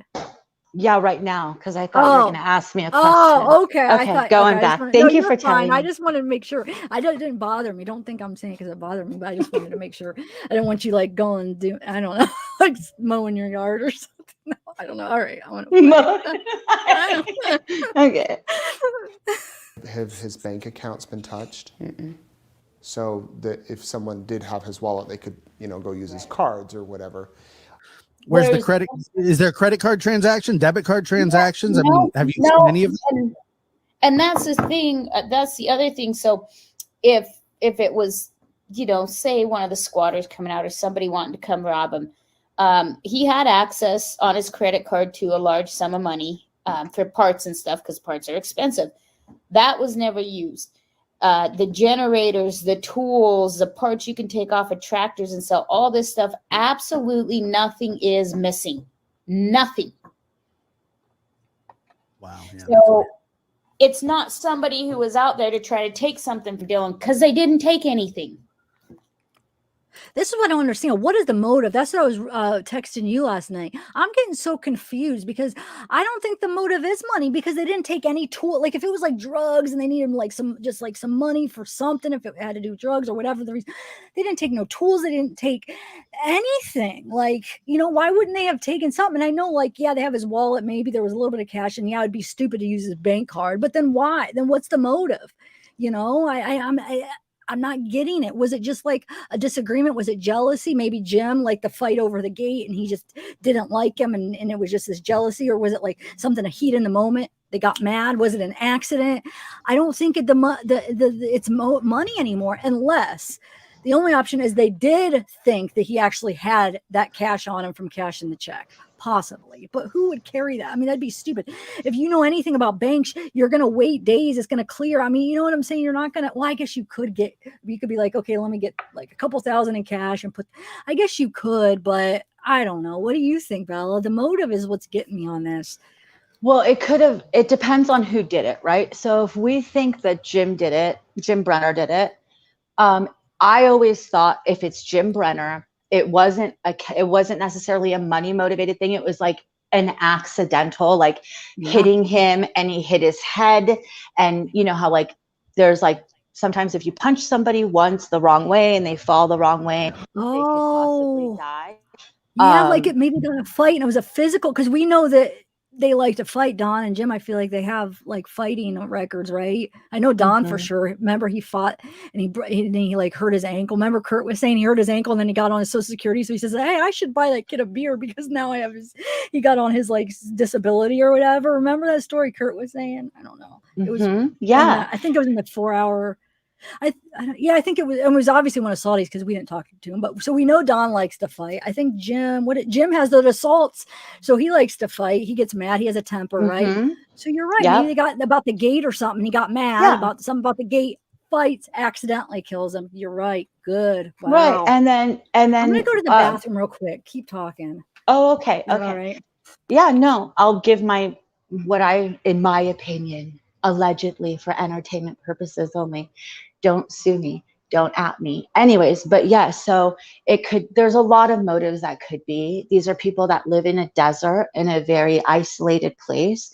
They like to live, and I'm not saying anything bad. I love desert dwellers. I live in a desert, but not isolated. I obviously live in Southern California. But these people want to be off grid. They want to be left alone. They might have had too much to drink. Like Jim might have had too much to drink, or he's just an ordinary, like a really, grumpy old man. Who knows? And then if let's say it's Chase, because still here's the thing with Chase, you guys, I don't know if Tiff covered this earlier. A DA that clears Chase in like Davis County, it's not his place to clear Chase from a murder. He was never stated that he was a suspect. Chase has never been identified by law enforcement as a suspect of the murder. So, you know, we don't know. And as you guys all know from being involved in true crime, or if this is the first true crime case you've been involved in, law enforcement doesn't tell us everything. That's kind of why we do these channels, and we kind of think and percolate and use a lot of your information, our information to think about what happened. So, you know, no one's been named. And I mean, except for Jim's been named as a person of interest, Jim Brenner. So we'll see what comes out. And Candice has said many times, there's a lot of things that she knows from law enforcement that she's not allowed to talk about. In my opinion only, I think that's why there's so many inconsistencies with what she says, is I think, and I don't know because I don't know her, if that's like she backtracks a lot of stuff she says because it's like, oops, didn't mean to put that out there. So, you know, I've never been in a situation like this. I don't know. I don't know if any of you have been in a situation like this, but your brain probably goes in a million different directions of how to approach it when there's no answers. But I don't know if when Tiff comes back, can you guys let me know? Tiff, did you talk about the thing from Ellen Berg? Tylenol. Dude, my cap just rolled off and I can't find it. No, I didn't. I'd let you do it. I don't want to do that without you because you're the, you know, talent. Are we allowed? Do you want to say it? Yeah, we're allowed. We got permission. You're the one that talked. I didn't talk to the person. Go ahead. Okay, so I was told by Salty and Gloria Dellin, who I'm sorry, wrong word, take that back. They got a call this past weekend when they were in Montello from Ellen Berg. And Ellen said, I actually wrote it down. Did you write it down? I don't want to get it wrong now that it's been a couple of days. You texted ran to help you remember, but God, that was our text. That's probably how many days ago was that? So it's way up there.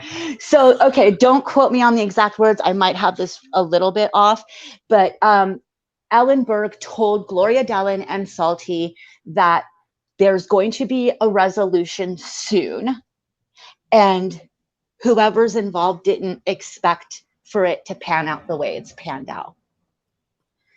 So is Ellen Berg a liar? I don't know. Is she somebody that is trusted? I have never personally heard interviews with her.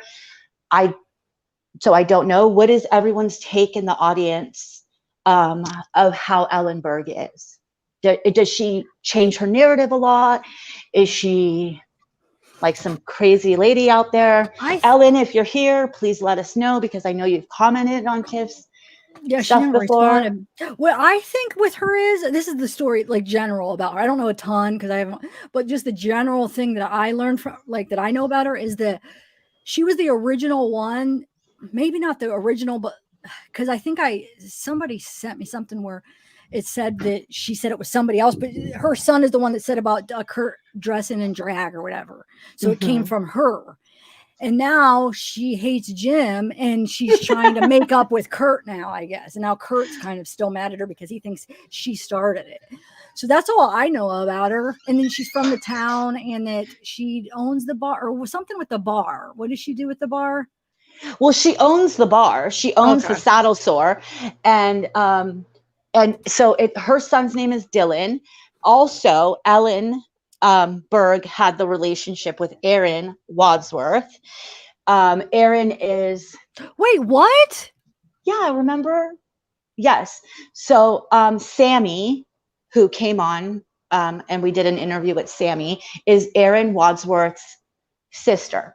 Aaron Wadsworth is the one that also has said his father, Kurt, has dressed in drag and all this stuff because he's mad at his dad. He doesn't get along with his dad. They have and also Sammy, his sister, doesn't get along with him. He is in prison right now. I don't know if it's Aaron's in prison, but Yeah. yes, Ellen Berg had adult relations with Aaron. So Okay. kind of it's I don't know. They're not. Hi, Austin. No, they're not. They're not. Maybe sometime down the line they might all be related. But I don't think Ellen. I don't think Ellen ever had children.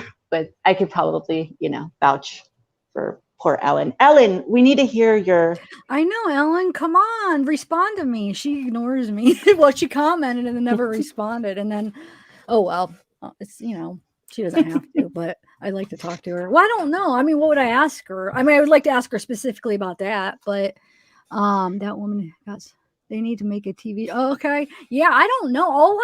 The only thing I've heard of her, like heard her talking, is when Jim had her on, or was it a recording? Oh, it was no. Which one did he give us? I think it was when he had her on and she said about her and Dylan were on, but okay, so I'm going to continue. Or yes. Do you want to say, okay, let's continue here just because we have a lot more to go. Liz Hernandez, it's confirmed by both of them. She was asked about that. I did catch, that's the part that I did catch last night, was her saying that she did. I mean, but I only listened to like 2 minutes, so I don't know if she was being sarcastic, but yes. So, and she is a cougar. She is a cougar. Go get it, Ellen. Get it. Yeah, she's a pretty lady. If I saw her on, she has like 2 Facebook accounts because I was trying to reach out to her when she had like that information about Kurt when that was like the big thing. I was trying to like, let me see what she says or whatever. And yeah, she's a pretty lady. But yeah, she never responded. Okay, I'm gonna continue though. Is that okay? Right? Yes, of course. Yeah. It sounds like it's there was an incident somehow. Who knows? There's a million things, but you're right. That doesn't seem like the motive was robbery. No. But also the truck being returned to the spot, power washed, and with the seats, moved up. There's just so many things about this case that is so. So Saturday, when Karen didn't hear back from him after putting the truck in, she got a hold of Don Sunday morning and said, go check Dylan, blah, blah.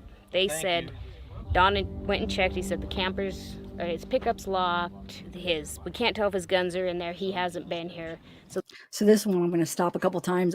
Thanks, Peanut, forever. Nice to see you. Yay. She does confirm though, and I know we all already know this, but not necessarily, because I have gotten emails somewhat recently of people still thinking that. So I just want to say, anybody thinks that is not Jim, that we remember we were debating. She even says it in one of these clips, that not this clip, but somewhere in all this, that it was, Jim was not there during that time, or he's not in the video, Okay, so this is the one I like to stop if you know what I'm saying, I think Mela. we talked about it. Yeah, we talked about it. Yay, Trace on the case. You thought right. Hi, yeah, Ellen Trace is on an the older case. lady. Wait, are you saying that because I said she was pretty? Hey, older people could be pretty. No, maybe that's not even what you meant me to say. No, I think very pretty. I think she's a pretty older lady, definitely. They're answering somebody in chat who is like, now I'm confused about who Ellen is. I know. I figured. All right. I'm gonna wait. She got in the after I asked him about the bunker. Okay, go ahead. What? And I'll put up highs from everybody when you do it, because people are just getting here. I don't know what it is with this hour, but hi everybody. Okay. Then he went and got Jim, and they went and looked again. So I guess the grandma called Dawn first. Yeah. Yes.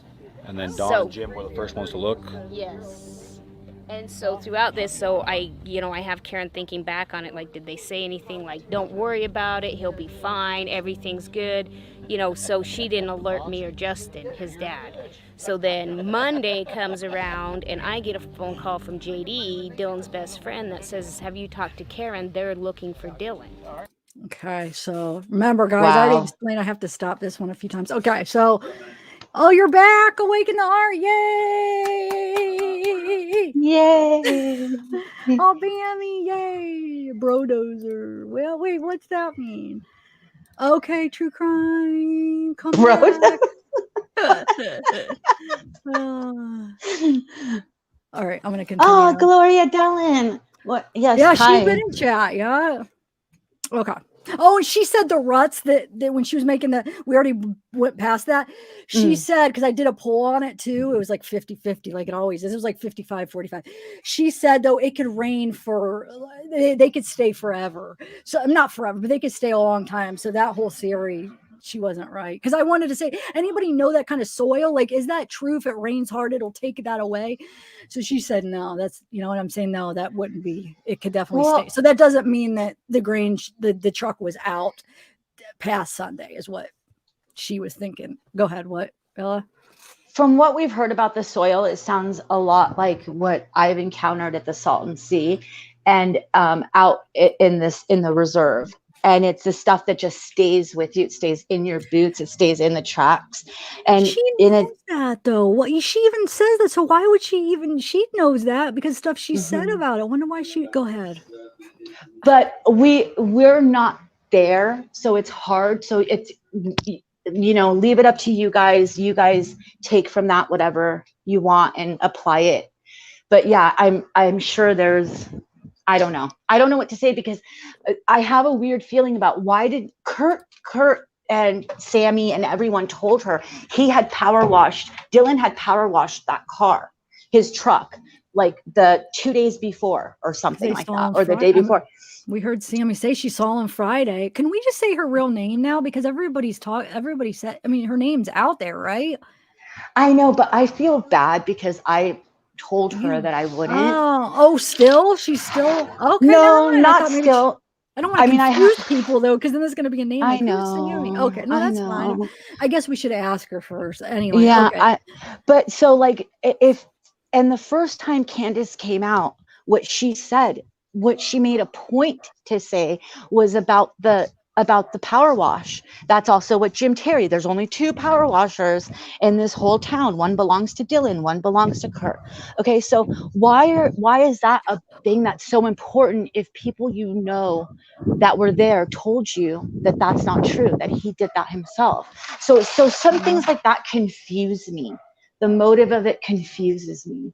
So anyway, so Kurt supposedly told her like this day, I think, right? It was like soon that wasn't it the day, because didn't he come out like that day when they were all there? I don't know. It was the first day she got there, and she looked, he was there because remember we asked her when she was on your interview, we said, have you met, because it was before we talked to Kurt, have you seen Kurt? She goes, as soon as I got there, he was there, like on Dylan's property. When we were looking at the truck, when we were looking at everything, he was there pacing. So yeah, and so he told her. So wonder why. Like, and even Sammy said. So Sammy and Kurt both said that they saw him Friday, and he showed him that he power washed the truck, right? So when he came to, remember, because he went and ate there or whatever, he went to the bar. Yeah, I don't know why she's disregarding it. Maybe she just knows. She just doesn't trust like what Kurt said. It has to be. She just doesn't believe him. Maybe. I don't know. What other reason could it be? Or did she forget? I don't know. That's the thing that throws me off probably the most. And I'm not bashing Candice, and I'm not trying to say Candice is involved at all. It just throws me off. I don't understand the motive behind that. So anyway, Lucas, I've tried to reach out to her. She don't respond. So she wants to come on. Ty too. I guess Ty might, supposedly I haven't heard back from, her yet, but not the other one that was going to get me in contact with her. Yeah, but I haven't heard back after I said, yeah, let's schedule something, but she didn't write back. So I don't know. Hey, Mark. Okay, I'm going to continue. Yes. And I said, no, I have heard nothing about this. So from Saturday night till we got out here Monday, Dawn and Jim had been supposedly looking for Dylan. And there we go. Saturday night till we got out here Sunday. I thought that the grandma didn't call till Sunday. Right. Or did she misspeak and she meant Sunday night? Maybe, I don't know, but she said Saturday night, and that goes back to the question people have had. Like, did the grandma have Dawn looking for Dylan Saturday and Sunday, or just Sunday? This is the only part I catch where she says Saturday night. Every other time she says he called her Dawn Sunday. I don't know if it's, it is kind of important, I guess. Like, when did Don start looking for him? What do you guys think? I mean, you want me to rewind it? Did you guys hear that? Yeah, can we rewind it in case Yeah. everyone missed it? Dylan's best friend that says, have you talked to Karen? They're looking for Dylan. And I said, no, I have heard nothing about this. So from Saturday night till we got out here Monday, Dawn and Jim had been supposedly looking for Dylan. And I know the way Karen is, and I know her mind's frazzled now. If they would have told her in her mind, or to her, don't worry about it, he'll be okay. It's Dylan, he's been out here for 3, you just kind of roll with it. But yeah, so for... Is there a chance that Dawn and Jim were at that shop when Dylan was taking the grain truck over there? And then from there, something happened? What does he mean? I kept trying to figure out, what does he mean shop? And what do you think about that, Bella? Like, she did, I mean, that is what she's saying, right? That they were looking for him Saturday night till when she got there, which would be Monday. Yeah. What do you make out of it? Do you think she just got the day mixed up and she meant to say Sunday night? No, because it wouldn't have been. Oh yeah, it would have been Sunday anyway. I don't know. You guys, what do you guys think in the chat? Oh, thanks for the super chat. Road bullet building fool. What did I miss? You missed some stuff, but you know what? I'm gonna do like a shorter, pre-recorded after this. In a couple days, I'm gonna put together just like the key important things, like the interesting things that I thought that I missed. So it'll be a shorter one, so that'll help. But yeah, there's a lot actually, I feel. So but thank you for the super chat. And what does he mean shop? Does anybody know what he's talking about? He's suggesting maybe Jim and Dom were at the shop when Dylan went, was driving to put his sea truck away and they saw him. What shop? Are they talking about the restaurant? Because what other shop is there? No, unless he's talking about out there. How would they see him from the restaurant when he's there? I have no idea. So I don't know. I'm confused what he means. Okay, so Kevin Lacey says grain shed is shop. Okay. Oh, that's what they call. Oh, okay. I don't know the lingo. Okay. So a green shed they call a shop. Okay, I'm learning. Shop is great. Thank you guys. That's why I love the chat. Like any questions, I know. Like that's why I like doing these live, because it's like, God, you guys could clear up so much. Thank you. Wow, everyone's saying the same thing. You guys are so smart. Okay, awesome. Not a very powerful handgun. One of the largest next to. I clicked on okay. I don't know. Yeah, we were talking about that before. I don't think Candice had ever actually seen Dylan's gun, because the way she explains it at one of the clips, she's like saying like, well, I think he had a, so I don't think she actually ever seen it maybe. So she's just, I think maybe, what if she just comparing it to his shotgun, and that's why she's calling it a little gun, because it's little, the shotgun and then the little gun, right? Well, there's always the long gun, because instead of assault, or maybe I shouldn't say the whole word, the real name for gun and people that use guns is it's a long gun. So maybe that's why she means short or small gun, because the opposite is long. I don't know. That's what I think, definitely. Okay, so let's continue. And yeah, Emily, I know you keep asking for Gloria and Dylan, but this isn't an open panel because we're trying to make it through this. So no, I mean, I'd love to have her on another time, but I'm not doing like an open panel today, at least not right now, just because, so we could kind of make it through a lot of this. So, but definitely Gloria Dylan, let's, I want to have an open panel soon. I'm sorry, I had to address that because Emily keeps saying it, so I don't want her to think I'm ignoring her, but okay, let's continue. That's why his boots would be over there. That's kind of the, yeah. That theory, if you follow it, would want to make it look like he was a young kid that just took off on his own, being reckless and wild, but at the same time, make it look like somewhere. Well, I don't know. No, it wouldn't though, because the truck's there. So I mean, if he wanted to just take off and get out of town, he would take the truck, right? I don't know what he's talking about, but anyway, all right. They would make it look like he walked his truck. Well, they're trying to point us in the direction of town, and they're not trying to make it look like he took off. They know Dylan well enough. You're never going to pull that off. They're trying to make it look like it's away from here. Nothing happened out here. It's away from here. See, this first interview from YouTube, she's already saying she's suspicious of them, right? Jim and Dawn. Yeah. Yeah, which is And it's interesting because if you would interesting. watch some of her later ones, she doesn't act like it. She's like, no, Dawn's a family friend. Oh, they're helping. No, they're not. So yeah, she already is suspicious. Well, maybe that's part of her. Maybe maybe law enforcement told her like, hey, at that point, you know, now like don't let things out of the bag, and you know, just say Jim's, you know. So she's like, no, we love Jim Brenner, you know, like Thank you. That's what I was wondering. Maybe for the key fob and that gun thing, we already went over that part. I was thinking maybe she's retracting that kind of in a way because she's hoping nobody saw this little clip where they mention it, and then they told her, they recommended like, let's keep this stuff quiet, you know. Yeah. Okay. So let's do this. Yeah, she's saying someone. No, but she's talking about Jim and because I keep stopping it, we're forgetting what they're actually talking about. So they're talking about Jim and Don telling her that they think that he went this way because first of all, he locked the gate over there. So they're trying to like she's saying they're trying to direct them, like making it look like something else happened, because obviously why would anybody try to like mislead them, because they'd be involved, right? So she's talking about Don and Jim here. So yeah, she's saying that she believes that Dawn and Jim Brenner are misleading her. Thank you. So simple. You worded it so much better. I couldn't. No, it's okay. You're 2 hours in. Yeah. All right. Okay. So there's some, and I'll leave names out. There's some gentlemen that have helped him on his farm that live out there. So Karen, his grandmother, did not hear back from him Saturday, and I'll just tell.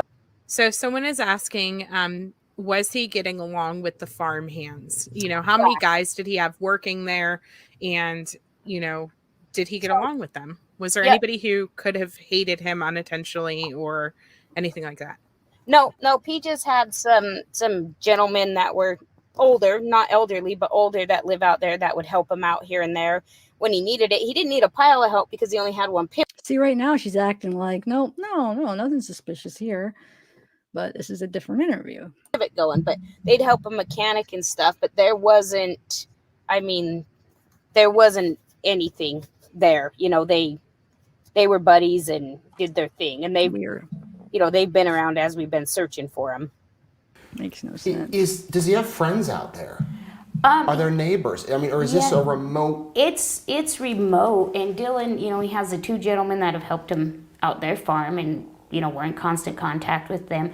But no, I mean, there's nothing out there. Dylan would come our direction, you know, his dad's direction, so that he could, you know, socialize, or he'd go into the bar in Montello, and you know, we'd made some friends of people that were in Montello, but they never came out to him. He always went in. I mean, there's no reason to go out there. There's nothing out there. What do his 2 workers say? I mean, are they people of interest or anything? You know, really, that's the problem, is until the police start actually questioning, like really questioning people, we can't say anything, because we have nothing. Nobody's got a story locked into place. Nobody, you know, you question a person and then it's like, well, that doesn't make sense. Like, you said this, but the evidence says this. So they haven't done any of that. Let me ask you this. Of the associates that your son was known to be with, any of them have criminal records that you know of? Petty stuff. Nothing, you know, that I'm aware of. You know, the one's a little worse than the other, but nothing violent that would lead you to, you know, a simple fight, a simple, you know, misdemeanor battery charge back in the day, but nothing that would make you go, this is our guy, right? Or nothing to fail a background check on a gun purchase? That I'm not 100% sure of, because the ones that we've ran aren't as thorough as what law enforcement can do. But that's the other thing out there. They don't care. They don't care who's packing. Everybody packs. You know, Utah's an open right to pack state. You're open arms as long as it's open carry. Yeah. So you guys got to realize they're not out there dealing with these people. They're not on this side of the county. They're not. So I'll give you an example. Jim was arrested finally on a warrant that was from back in, I believe, November. Don't quote, but I believe it was November for a fight with the neighbor. Jim is the guy who has by the grain truck. Right. That has the hat. Yeah. Wait. He was finally arrested this weekend. Did you say wait? Yeah. Did Duty Ron just say Jim is the one that has the hat? Yeah, he's the one. He's the one that first came out about Jim having Dylan's hat. So you'll see in the new Duty Ryan interview, he asks her about the hat, and she basically says they don't know for sure if it's Dylan's hat, but it's the exact same hat that Dylan has. So they're testing it. But the thing is what if Dylan just gave it to him to wear? You know, like that doesn't. I don't think that proves anything, because do you think he's dumb enough to, if he is involved, that's when he took Dylan's hat, is after he maybe did something to him, or he was wearing it before? You know, I don't know. He is that dumb, but that would be awful freaking stupid. Well, think about people who wear hats all the time, okay, that they just grab a hat as they're walking out the door. If, let's say, conjecture, okay, in my opinion only, if he did have something to do with Dylan's disappearance and he has Dylan's hat, it could be one of many hats. He doesn't know what's on his head. It's not like he's always looking in a mirror or it's in front of his face. So yeah, he would be that stupid, in my opinion only. Good point. Oh man, what an idiot. Let's ask him. Can we get into whatever prison he's in and get an interview? Oh my God. Jim, we thought you were 46 feet and 6 inches. That's what it says on your record. Can you tell us? Yeah, right. And Ange, I love that. Yeah, they'll never know if I wear his hat and put his boots near my trash. Oh, Ange, Texas Sun changed your picture. That's really pretty, Ange. Oh yeah, that is pretty. Wow. Wait, did you just do that like within the live? I don't think so. So wait, what were you gonna say about because you said it, did he just say that? Then were you gonna elaborate on Duty Ron saying that? No, I just want to capture that so it doesn't go under the radar. That yes, thank you, Duty Ron, for pointing that out. I hope he comes into chat again, because I like his. We have a list of questions, because I know Candice will never come on mine again, but I'm going to have him see if he could ask a few questions that were, so if you could think anything while watching, questions that, because so the question so far is, was the seed wet? We don't know. Was it wet? Because she said there was holes in the tarp. So if the grain truck was left out, it would have gotten a little bit wet. How does she know he was farming Friday night? When did Grandma talk to Dylan Friday? Because she says sometimes that sometimes in this all, she says he talked Friday and Saturday to Dylan. She did, Grandma. And then when did Grandma, oh yeah, what time? And did Grandma call Dawn on Friday? Saturday. Yeah, Friday. Or wait, Saturday. Yeah. Why'd I cross it off? Yeah, Saturday. I was right the first time. Go ahead. What? And from what we know about Dylan, he loved and got along so well with his grandparents that when he got that first check from Dan, he wanted to tell them first and give them the money. That's the kind of bond he had. So it makes a lot of sense that they would be the last people that would talk to him, the first people that would talk. Dylan had that relationship with his grandparents more so than with his parents. So it's important to know that, you know? Oh, wait. What was I going to say? I don't know. Okay. Yeah, I'm going to start it. I can't think of what I was going to say to that. Yes. Okay. We'll write it down. For what? On this arrest warrant. And what was the warrant for? It was for misdemeanor assault. He beat up his neighbor. So police have been out there for 2 weeks, right? They have been face to face talking with Jim, face to face, and they finally decided to pick him up almost 2 weeks into Dylan missing. Wow. So he's been interviewed by police, Jim. I don't know. I know he was picked up. I don't know whatever came of it. I mean, he got taken to the police station. He was back home, I think, within 20 hours. Whether or not they interview, I don't know. Nobody told us. We actually found out. So Kurt Troy's brother was also arrested on an outstanding warrant, and then Jim the same day. We actually found out from my cousin monitoring these guys, and their arrest record is how we found out. Then when they were released, and we're still around there searching, right? Box Elder doesn't say, hey, we didn't hold them. They're released, this, that, or the other. We don't even know. They just show back up, and we're out there trying to search for Dylan. And we have these people that we have questions about. And we're thinking, okay, law enforcement has them. They're going to call us. They're going to tell us, we question them, and Whether or not they can tell us what they question him about, I agree. You can't, but you can at least tell us. We don't need to find out from our cousin monitoring the internet. That's ridiculous. All right. So, you know, getting back to the open carry. Yes, I understand Utah has open carry. I have a concealed carry permit for Utah, but the open carry is for people that are legally able to purchase a gun. So, I mean, just because somebody's open and carrying doesn't mean they're legally possessing the firearm. Correct. Okay. And especially if in this case, in this community where there seems to be a lot of bad actors, you probably have a lot of people that could be arrested for the possession of these weapons. Oh, a pile of them, an absolute pile of them. So can you tell people who are just tuning in how those guys knew your son and the about the charges? Yeah, so James, I knew him as Jim. He helped Dylan day work off and on. He helped him in southern Idaho take apart his pivot. He lived out on the property. He squatted out on the property when Dylan first discovered the area when he was like 15. He might have been 16 years old. So just a work acquaintance. I mean, you know, when you're out there and you've only got 6 people around you, you know, you kind of get to know everybody. So that's how him and Jim, you know, it was just, he'd help him on the farm when he needed it. So they're asking, what has Dawn been helpful, and what is like the build of Dawn and Jim? You know, are they? It's just like I said last short, time, hefty, etc. Just husky guys, just average size, 5'8", 5'9", maybe 5'8", just them big husky guys. As far as helpful, I mean.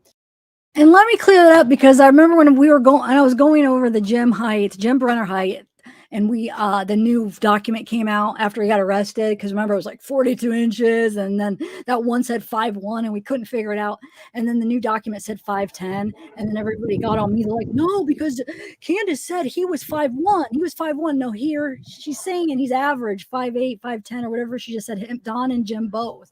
So she never did say Jim was 5'1", so I'm not sure where that rumor started from, because I got like not attacked. I don't want to say attacked, but I got a lot of comments like, no, Candice said 5'1", you're wrong. No, she didn't. We could hear her right there. She says he's average about 5. Let me rewind it. 5'8" or 5. Let's see.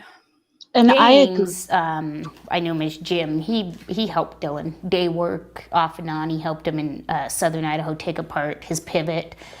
He lived out on the property. He squatted out on the property when Dylan first discovered the area when he was like 15. He might have been 16 years old. So just a work acquaintance. I mean, you know, when you're out there and you've only got 6 people around you, you know, you kind of get to know everybody. So that's how him and Jim, you know, it was just, he'd help him on the farm when he needed it. So they're asking, what has Dawn been helpful, and what is like the build of Dawn and Jim? You know, are they? It's just like I said last short, time, hefty, etc. Just husky guys, just average size, 5'8", 5'9", maybe 5'8", just them big husky guys. As far as helpful, I mean, I don't know. He's running the farm. He's back on the farm. He's keeping the farm going. But as far as helpful in the investigation, there hasn't been an investigation. So I don't know how he can be. I mean, I don't even think he's been interviewed. So it's a hard question to answer, because he really hasn't even been looked at. Right, because they haven't interrogated anybody. And so In It to Win It says, what about Dawn and Jim? The only other guys who have connections to the farm. Dawn and Jim would be the ones to take over the farm. They had problems 3 to 4 weeks ago, and Dylan fired Dawn. So Dawn has been out there keeping the farm running since. And you know, you look at everybody. I mean, they even look at the parents, of course. But Dawn and Jim, they weren't there when Dylan took his truck in. We really have no reason. They've been out there with him the whole time. And if, you know, as far as taking over the farm, I mean, if you logistically or logically think about that, do they really think we're going to keep his farm running with somebody else if our son is gone? And it's not even a lucrative farm right now. It's just going. Dawn and Jim aren't capable of doing, I mean, it's a lot of work. So yes, I mean, I understand the question, and I'm not shrugging it off. like we have looked into it. We've looked at every aspect, and we're not going that direction. I should say, I know the detectives will interview him if they ever decide it's criminal, but at this point they've talked to him. They've been around the whole time. So, I don't have a straight answer. I wish I did, but that's my and the family's feeling on it. If the police would get involved a little more, there might be different feelings, but right now the feelings that we get as a family, that's not a place we're taking it to. Mm-hmm. Okay, and then another thing that we were going to clarify too. Do you want to go ahead and explain to people the incident that occurred between Dawn and Dylan weeks before? Okay, so it would have been approximately, with 2 weeks into this, so approximately 6 to 7 weeks ago, Dylan did fire Dawn. I don't know the full details on. But Shackley, I'm not talking about court. All the court documents said something. One said 5'1", one said 5'10". I'm talking about what Candice said. I witnessed it. So it sounds like she's saying Dawn and Jim are like kind of both around the same height, average. What'd she say? 5'8", 5'9", 5'10". That's what I was talking about. I know the court said typos because one said 5'1", one said 42 feet, and then the newest one said 5'10". I think that one's the most accurate one, in my opinion. Could be wrong, but if I were to guess, I would say that's probably the most accurate, but that's just totally a guess. Never seen them, but I'm just going by what Candice says, because I think she says it in more than one clip. And I don't know. Go ahead. What? Can we just discuss for a minute the reason why in the beginning, especially, height was so important is because of the Dylan's truck seat setting, that it was brought up so forward, and people were asking, who might be that short, and then we were always looking at all of the players and trying to find out, and Jim Brunner's was the one that said weird stuff when we looked it up on Truthfinder, right? But think about this. Let's even say the dude is short. Let's say he's 5'2". She's saying, and a lot of people are saying, he's stocky. He's a big burly guy, right? So imagine having a beer belly or whatever belly. You're not going to be able to be that close to the steering wheel anyways, because your belly is going to get in the way. You could be as short as you want, but that belly, man, that is not going to allow you to. They're big, stocky guys. You're right. And so, because I don't think that the seat, I think they moved it up probably looking for stuff, looking for the gun, looking for the money. I don't think it had to do with them driving it. They may have drove the truck somewhere, but they probably if they did, then afterwards they were looking for something and then never moved the seat back. But I don't even know if they took the truck. I mean, who knows if they took it, but if they did, then they probably looked for something afterwards, in my opinion. So right now, I think my whole point of that is, well, yeah, because that's what she just said. They're stocky. They're not going to fit. At least she says it in one of the clips. I don't know if we heard it, but my point was just to clear it up, because there's people in chat still saying, no. So I'm just talking about the height of, just because, I don't know, just the point of how tall he is. But yeah, there's no way that they would have fit either. I mean, you're not going to be able to drive with a belly like that, being that close to the steering wheel. You're not, when you go to you can drive in a straight line, but imagine turning.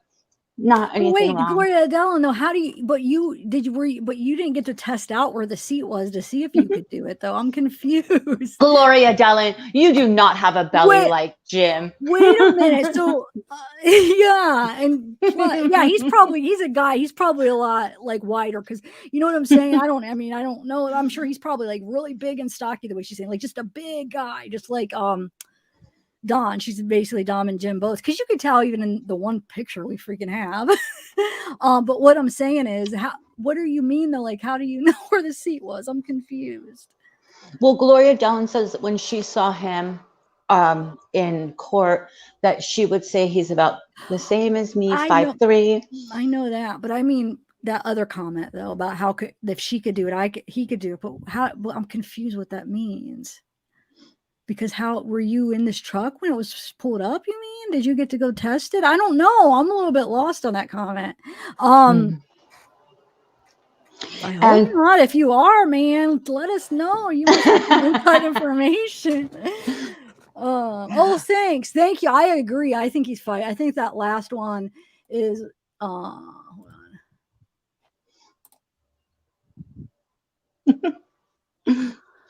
Hold on 1 second.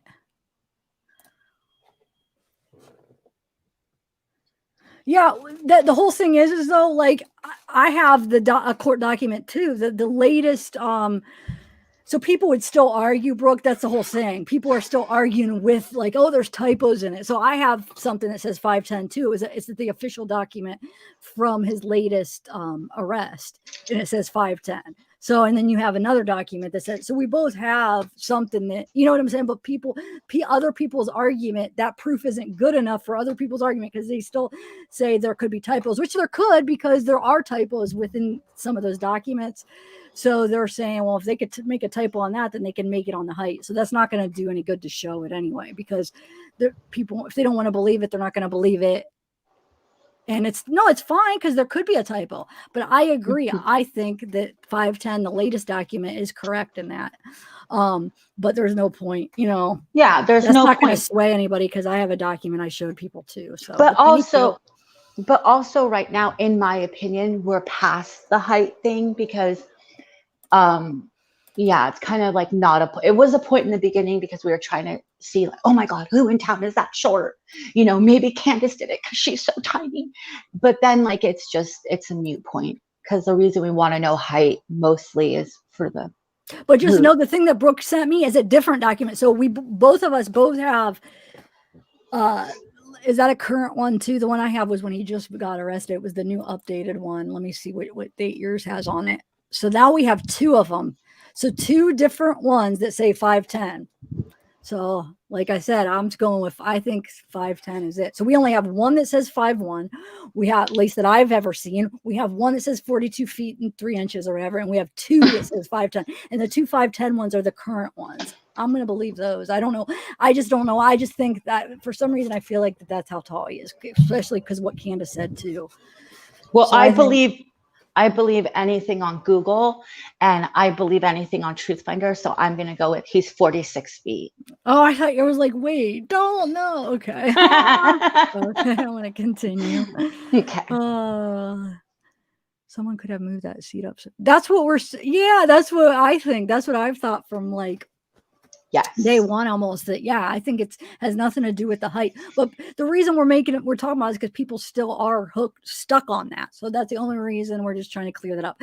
But I 100% think that it has nothing to, that seat moved up. Not that maybe somebody did drive it, but the seat moved up has nothing to do with anybody's height. I think it was moved up because they were looking for something, in my opinion. All right. So maybe the gun, if they did indeed, if the gun, I mean, who knows? We don't know.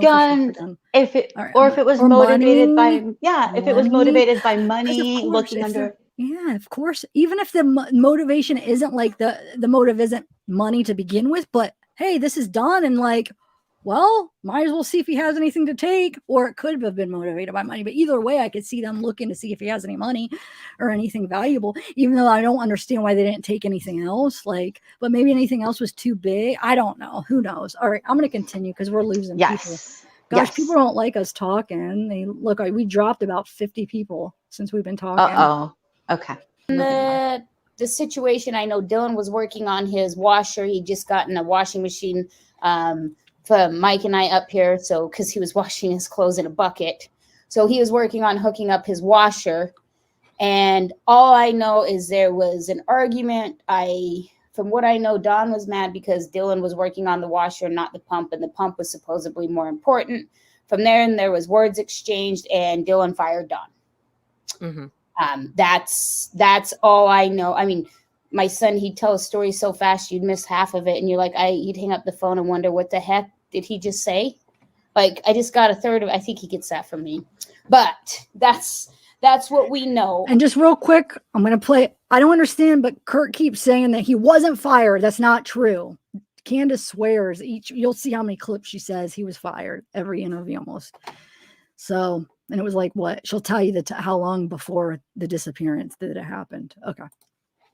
So they're asking, what has Dawn been helpful And what is like the build of Dawn and Jim?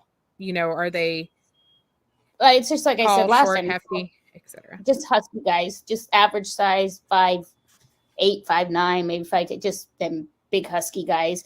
As far as helpful, I mean, I don't know. He's running the farm. He's back on the farm. He's keeping the farm going. But as far as helpful in the investigation, there hasn't been an investigation. So I don't know how he can be. I mean, I don't even think he's been interviewed. So it's a hard question to answer because he really hasn't even been looked at. Right, because they haven't interrogated anybody. Karen, the grandmother, Dylan's grandmother. So on Sunday, when she still couldn't get a hold of Dylan, she called Dawn, and we'll keep this straight because we've released this and I want everybody to know. Dawn is the one that Dylan fired approximately 7 to 9 weeks ago. I can't remember the exact time frame, but that's about when it was. So Karen called Dawn and said, will you go check the camper, see if you can find Dylan? So Karen is told that Dawn went out there, looked all around the camper, looked in the pickup. Then when myself and my husband, Mike, landed out there, Jim was the first one to talk to us, and he said the same thing. You know, we looked, we couldn't see if his guns were in his pickup. We looked all around the camper. So if that was Sunday and we were leaving prints on Monday, why were there no prints anywhere? There was nothing. Gotcha.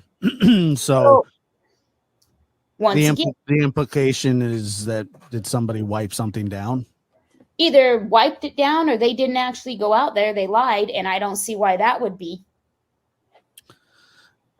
Other than nefarious reasons. Correct. Exactly. See right here. She's suspicious. I want to see what date this interview is from. June 14th. Okay. So this was June 14th. This was, what's that noise?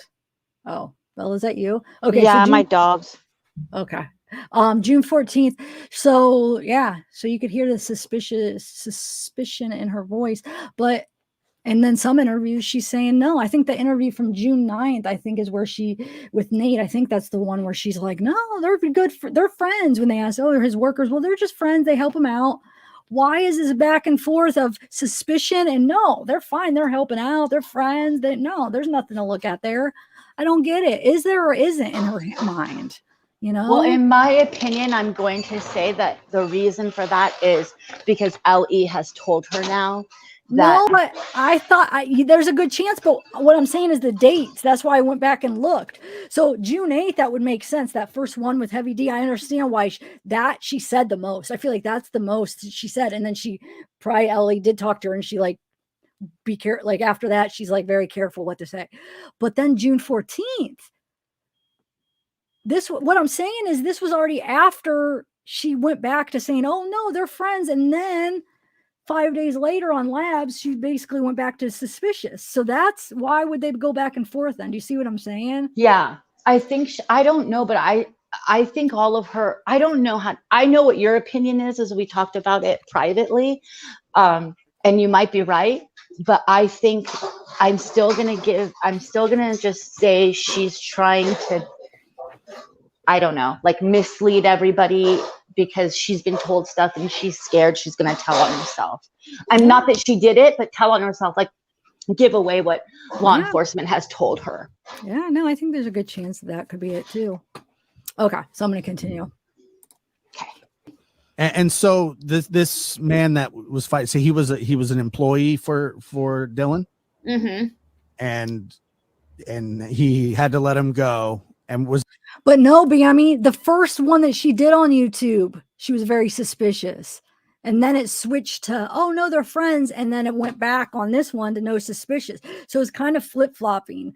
So that it's not like, oh, well, at first she was suspicious, then she knew more and she wasn't. No, because that was the first one. And then it went the opposite way, which if you're saying, oh, she knew more, so she became less suspicious. But after more information comes out that she should be more, because now they're arrested. Now he's named suspect. You know what I'm saying? But it's still flip-flopping. So I don't know. That's why it boggles my mind what's going on. Like once we think we figured out, like Bella said, oh, maybe law enforcement, which I still think is a possibility, but then why go back to it after that? Okay, sorry. Is there bad blood? So the story I know from Dylan, you know, I got part of it. And once again, you got to remember 19-year-old kid talking to mom. So whether or not I got the whole story, I don't know. But Dylan was, I guess, working on his washing machine. And so he'd come up to where we live in Hazleton, and we gave him a washing machine so he could wash his clothes because he had water and everything out there. And Don was working on the pump, and there was some argument about the pump was more important than the washing machine. And Dylan basically fired him like, I hire you to work on the pump. Don't tell me what I'm going to do. So you got to think. And I don't know how old Don is exactly. I'm going to say 65 to 70. So you got a 19-year-old kid telling older gentlemen what to do. You know, like that doesn't always go over so well with the generational gap. So I just know that that's what stemmed it, was that Dylan was trying to get his washing machine hooked up and working to go so that he could wash his clothes. And Don was mad that he wasn't working on the pump with him. And that's all the details I have. Mm-hmm. And has Don been spoke to? As far as I know, I mean, we've spoken to him and he's been around the whole time, but the police, they've never really done any, Box Elder hasn't really done any big interviews. You know, they went in and interviewed Kurt with Elko County. I know Jim was picked up on a old warrant from November. Whether or not they interviewed him about Dylan, I don't know. Once again, that's a lack of communication that nobody tells me. You know, they tell me there's certain things that we can't tell you that we're doing, and I 100% understand that. So what are, you know, are you doing certain things, or, you know, no, there's no direct answer. It's cute dog. Oh, let's go to that question then. Hold on, I'll bring this up in a minute. But somebody asked, how many farmhands does he have? So it was just Don and Jim and Kurt would help him, and just like we said, you know, we put out there that, yep, we all know. Yes, Dylan fired Don. Yes, it was a mutual parting. Don disagreed with the way you got that. I don't know how Don is, 60, but somewhere at 65. I'm not sure. And you guys have talked to him, and he's and you've got a 19-year-old kid telling you what to do at that. It's just it's gasoline and fire. And no, absolutely nobody is clear with us. We have not been told by Box Elder or the FBI that there is a single person clear. But once again, we did what we could do to give them the evidence and hand over, is the same way where we put out the reward to locate Chase. We've done what we can do. I can't do their full investigation. You know, people ask me, well, is this person clear? Nobody's clear in my mind until I find Dylan. Nobody. So, you know, we all know it's been out there that Dylan and Don parted ways. But that's what it was. I mean, we weren't there. We don't know. I know the story Dylan told me about. It was about hooking up his washing machine, but it's not like it was a knockdown, drag out, you know. Bitter part. Yeah. So, and once again, that's something that law enforcement has to decide, because we're not investigators and we're not the ones that can, you know, look into backgrounds and past other things to say, hey, we need to look at this. So, you know, they've been mentioned, names have been thrown out. Names have been thrown out by a lot of people who shouldn't have been throwing out names. So we are just clearing and clarifying, and we have no fact to point a finger. Either one of those two, we have no facts, and that's, like I said, that's what we have to stick with. Do you know how far before Dylan vanished that they had this, that they separated? It was like 6 weeks, 7 weeks. So it was some time. Yeah. Okay, and then as far as Don Haley, he's been around for years. I mean, Grandpa knew him. He helped with the pigs too when Ed was around. That was it. I mean, helped on the farm. And yes, Dylan and Don had a falling out, and Dylan fired him. Put yourself in, I don't know how old Don is, in his 60s, and you have a 19-year-old as your boss. You really don't think at some point there's going to be a blow up and a parting of ways? I mean, that's just you know, I know that, you know, it was released and everybody knows that, yes, Don held on to Jim's guns and Don coughed him up. Don gave them to authorities. Jim came over, said last time They searched my place because they did a search warrant on June 18th. And then it was after that they went back again. And that's when they knew he'd had the guns, but they were taken over to Don's, and Don's, he coughed him up. Don is spotlessly clean record. But once again, never listed as a suspect, never listed as a person of interest, and has been a cooperative. And that's all I know. As far as the history with Dylan and Don, they've worked together for a 3 years now back, because he would help Grandpa too. So Don was always a nice guy. Don didn't even give me that "you're odd." Don just didn't like people and didn't want to be around them. And that I didn't catch that, CDT. How far back? Should we rewind it? Is it in this clip? Let's see. When did you write that? Yeah, it's a little bit before. Like in this same clip with this interview? So I know Uh-huh. how far to go back. Okay, let's see. Okay, let's see. Finger, either one of those two. We have no facts, and that's, like I said, that's what we have to stick with. Do you know how far before Dylan vanished that they had this, that they separated? It was like 6 weeks, 7 weeks. So it was some time. Yeah. Okay, and then as far as Don Haley, he's been around for years. I mean, Grandpa knew him. He helped with the pigs too when Ed was around. That was it. I mean, helped on the farm. And yes, Dylan and Don. Yeah, it's kind of interesting. She said when Ed was around and kind of stopped herself. What do you make out of that? Did you hear it? Maybe it had to do with Ed. Go ahead. Yeah. I mean, it was something that at the time it did strike me as odd that, that's what she would say. But I took it more as like that's a good point that you just made, though, that it might have had something to do with Ed. But I took it more as like a thing that she was saying, like, no, Don's good people. Like, it's fine. I don't know what to make of her. Like, she changes her stuff.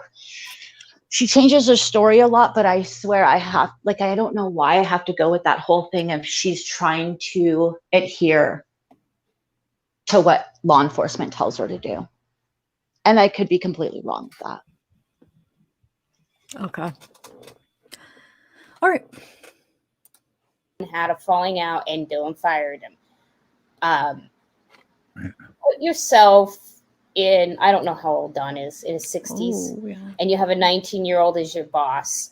You really don't think at some point there's going to be a blow up and a parting of ways? I mean, that's just I know that, it was released and everybody knows that, yes, Don held on to Jim's guns and Don coughed him up. Don gave them to authorities. Jim came over, said last time they searched my place, because they did a search warrant on June 18th. And then it was after that they went back again. And that's when they knew he'd had the guns, but they were taken over to Don's, and Don's, he coughed him up.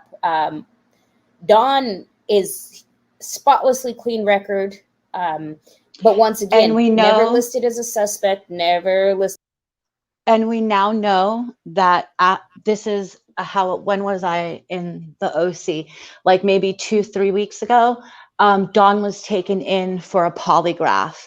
So after they had Jim Brenner in custody, they took Don in for a polygraph. And what were the questions that were asked? What does chat think?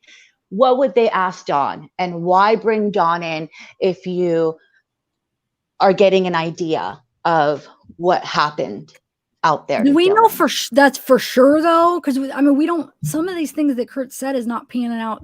Well, we don't know. It depends if you're believing Candice or Kurt. So do we know for sure that Don came in from a polygraph? Is that a fact? Well, I mean, I don't know how else to authenticate it, but where Kurt did Kurt said say it, he heard it from? He saw it. Okay. He saw him and heard it from Don himself. And then Sammy, Kurt's daughter, also stated the same thing.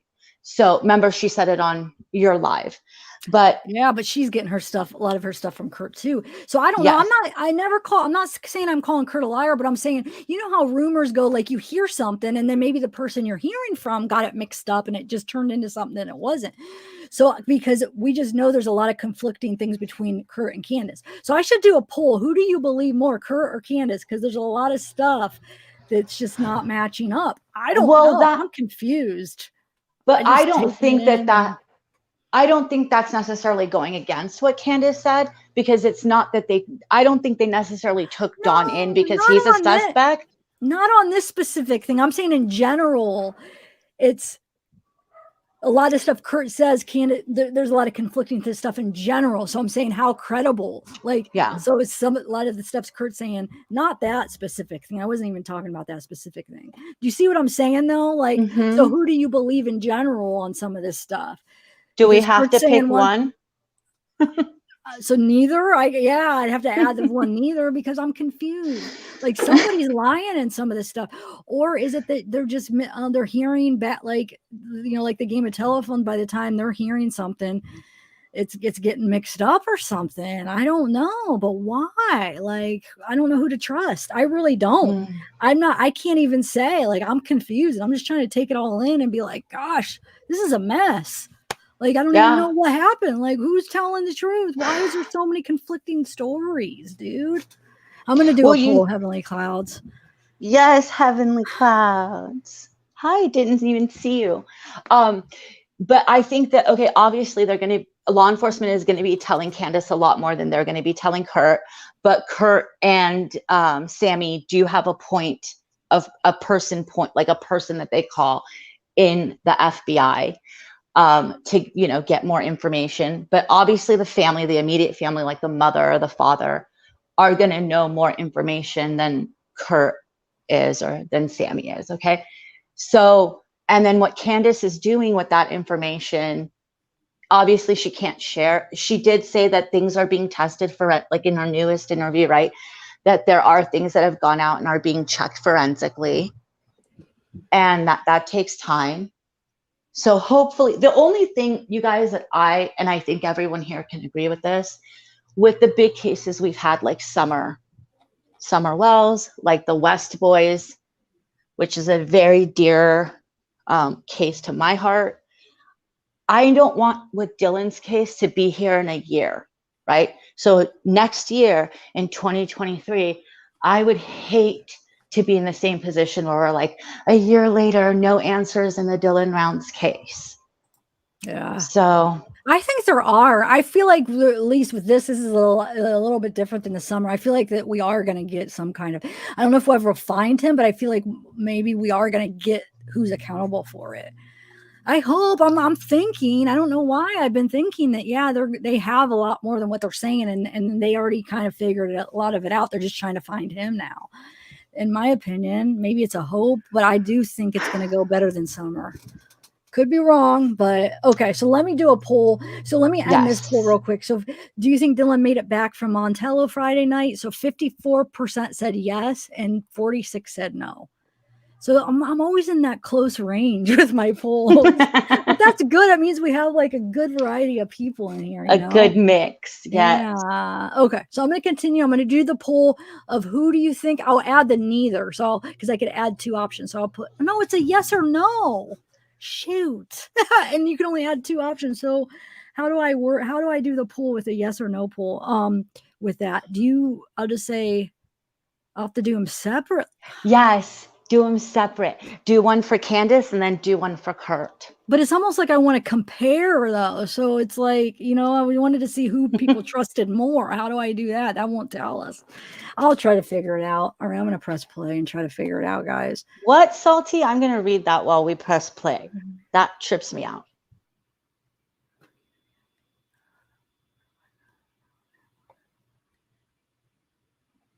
Okay. It is a person of interest and has been a cooperative, and that's all I know. As far as the history with Dylan and Don, they've worked together for a 3 years now, back because he would help Grandpa too. So Don was always a nice guy. Don didn't even give me that you're odd. Don just didn't like people and didn't want to be around them. And that branding of not being a suspect doesn't come from you, the Candice Cooley or Rounds. No, that comes from you. And as far as the other farm worker, were they on good terms? So he just helped him off and on. It wasn't like he was there full time? Yeah. No, he was just kind of when they needed help. Yeah. So let's get to the main suspect, James Brenner. I know this is maybe a sore spot, and however much you want to talk about it, however little you want to talk about it, but I want to bring up a few things. We talked about James Brenner in the past when you were here live with us, and this guy has a violent history. He's got a violent history with not only people in the community, his criminal record. I looked at it myself, but was there ever any time that this guy was made threats of violence or was acting in a threatening manner to any of your family or extended family?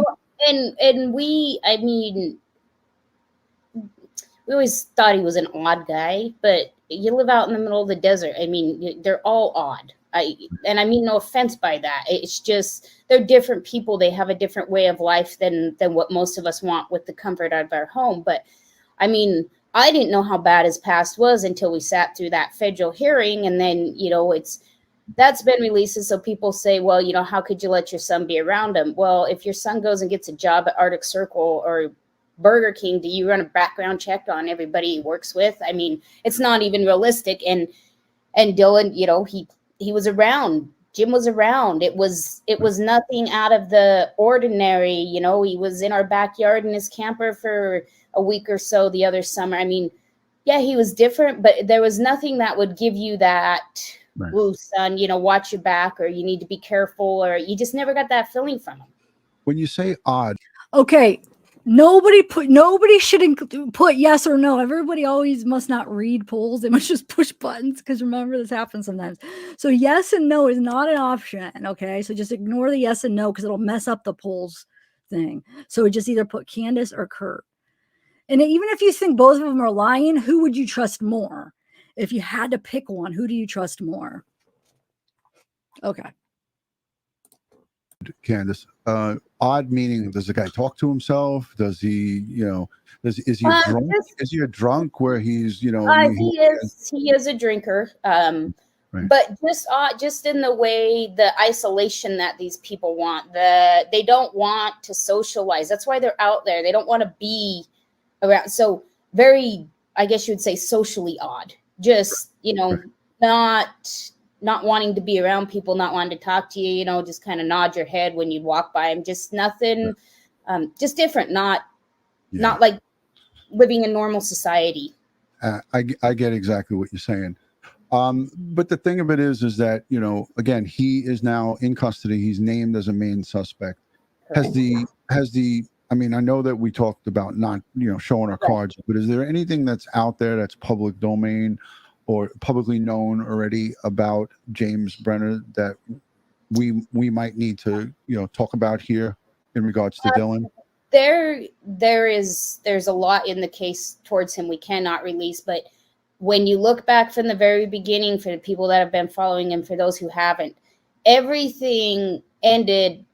Everything we know was right there that day. Dylan's boots were found there that day. Dylan's grain truck had made it. Everything happened right on that property that he was squatting on. It's like Dylan never left that property, and that's what's led up to where we're at. And there has been a lot more gathered, and there is a lot more that law enforcement knows that will not be released until the whole story is put together.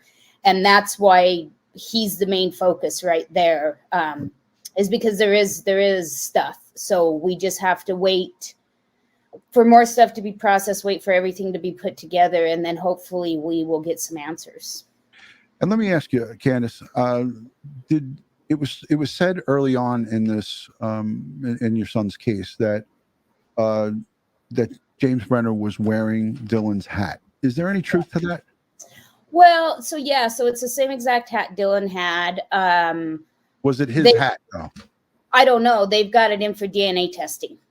I can't tell you that. It's being tested. So that's what I know. Oh, okay. Okay. Whether or not they've gotten that back, I would think so, but I don't know how long it takes. But they have not. There's a lot that they have not told us also that we know is being done, and whether or not it's come back, and they just don't want to tell us. I'll say this: if it did come back, you won't know about it, and nobody will know about it. They're going to keep that in their case file because that could be used against them in a prosecution. And if they divulge that information publicly, it's a no good. It's no good. So Right. there are people that are speaking about it. There are people that are speculating about it. They could speculate. Saying she is tiny. I think she said she's like 4'11", didn't she say? Or no, 5'1.5". I forget now, but she's short. I know that. 5'1". Yeah, she says 5'1.5". Why do I have 4'11" in my head too? Help me out, guys. I feel like I should know this, but I'm like having two things in my head. 4'11". So maybe she adds that ½ inch. Because she says it in one of the, I don't know if she said it already, but when they're talking about the seat. All right. Speculate and speak about it all they want. Correct. I asked you that because I know that you are smart enough that you would not tell me if, in fact, they said something to you that, yeah, it positively came back with Dylan's DNA on it. And I'll say it publicly now. If they come back and tell you that, which I don't think they will, but if they do, please don't say it. Right. Don't put it out there. Right. They have not. The absolute only person who has been called anything from person of interest to suspect, and he is a suspect, is James Brenner. Nobody else has been named. Does that mean they're clear? It just means we have a suspect, and if they feel these other people involved, then I know they're still looking into it, but they got to find a reason besides just saying we feel they're involved. Right. That's not a reason. You can't do anything off of that. So as of now, they haven't been called either one of those things. So they don't have anything because they would call them out on it. That's. Yeah, 100%. And I'm curious, George, that is absolutely not Brenner in the Heavy D video. That is a good friend of ours that's helping us search. No, that's not him. Thank you for that. Thank you for that, because people are going crazy talking for hours about that. Somebody sent me a link.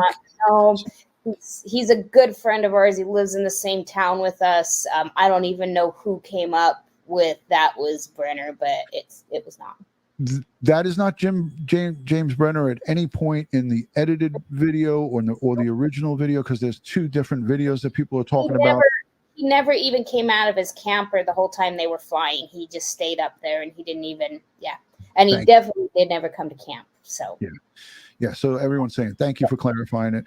Hey, it's turned into like it was this huge farm that Dylan needed all this help running, and that wasn't the case. Dylan could do most all the work on his own. He needed some help mechanicking and like putting together mainline. That's more than a one-person job. But other than that, it's one pivot. Dylan could handle it. So he was doing it most of the time. He was there by himself. Correct. Yeah. So there's a backhoe out there that one of the guys in town owns that was doing some groundwork for him, and it's still out there.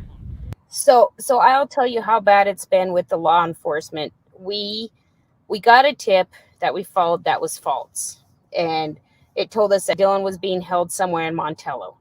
So we got names, we got everything. They're watching this house. They're not going to let Dylan out, So it took us getting Elko County out there. Justin called the Utah detective and said if they didn't come out and do something on this lead, he was going to take matters into his own hands. I had to actually call 911 into Elko, tell them what was going on, and here we have a mob of an angry family saying this is what's going on. These are the people's names. The names we got, they took the names serious, but not, they sent out 6 deputies to go search and knock and talk, and they did do that, but it took us threatening to take it into our own hands and calling 911 to say we are going to take this into our own hands to get Elko County out there to follow this lead. That's devastating. Yes. So that is the struggle we have been facing. And I know Elko County is not going to want to hear it, and they don't like that I'm saying it, but that is what happened. That is absolutely what happened. So we now know that the physical sighting of Dylan in Montello on Friday 27th, we cannot 100% confirm. The person who has told us this, and it was Kurt, originally was 100% sure. When detectives actually interviewed him, he changed his story. We just don't know. So we cannot accurately depend on that.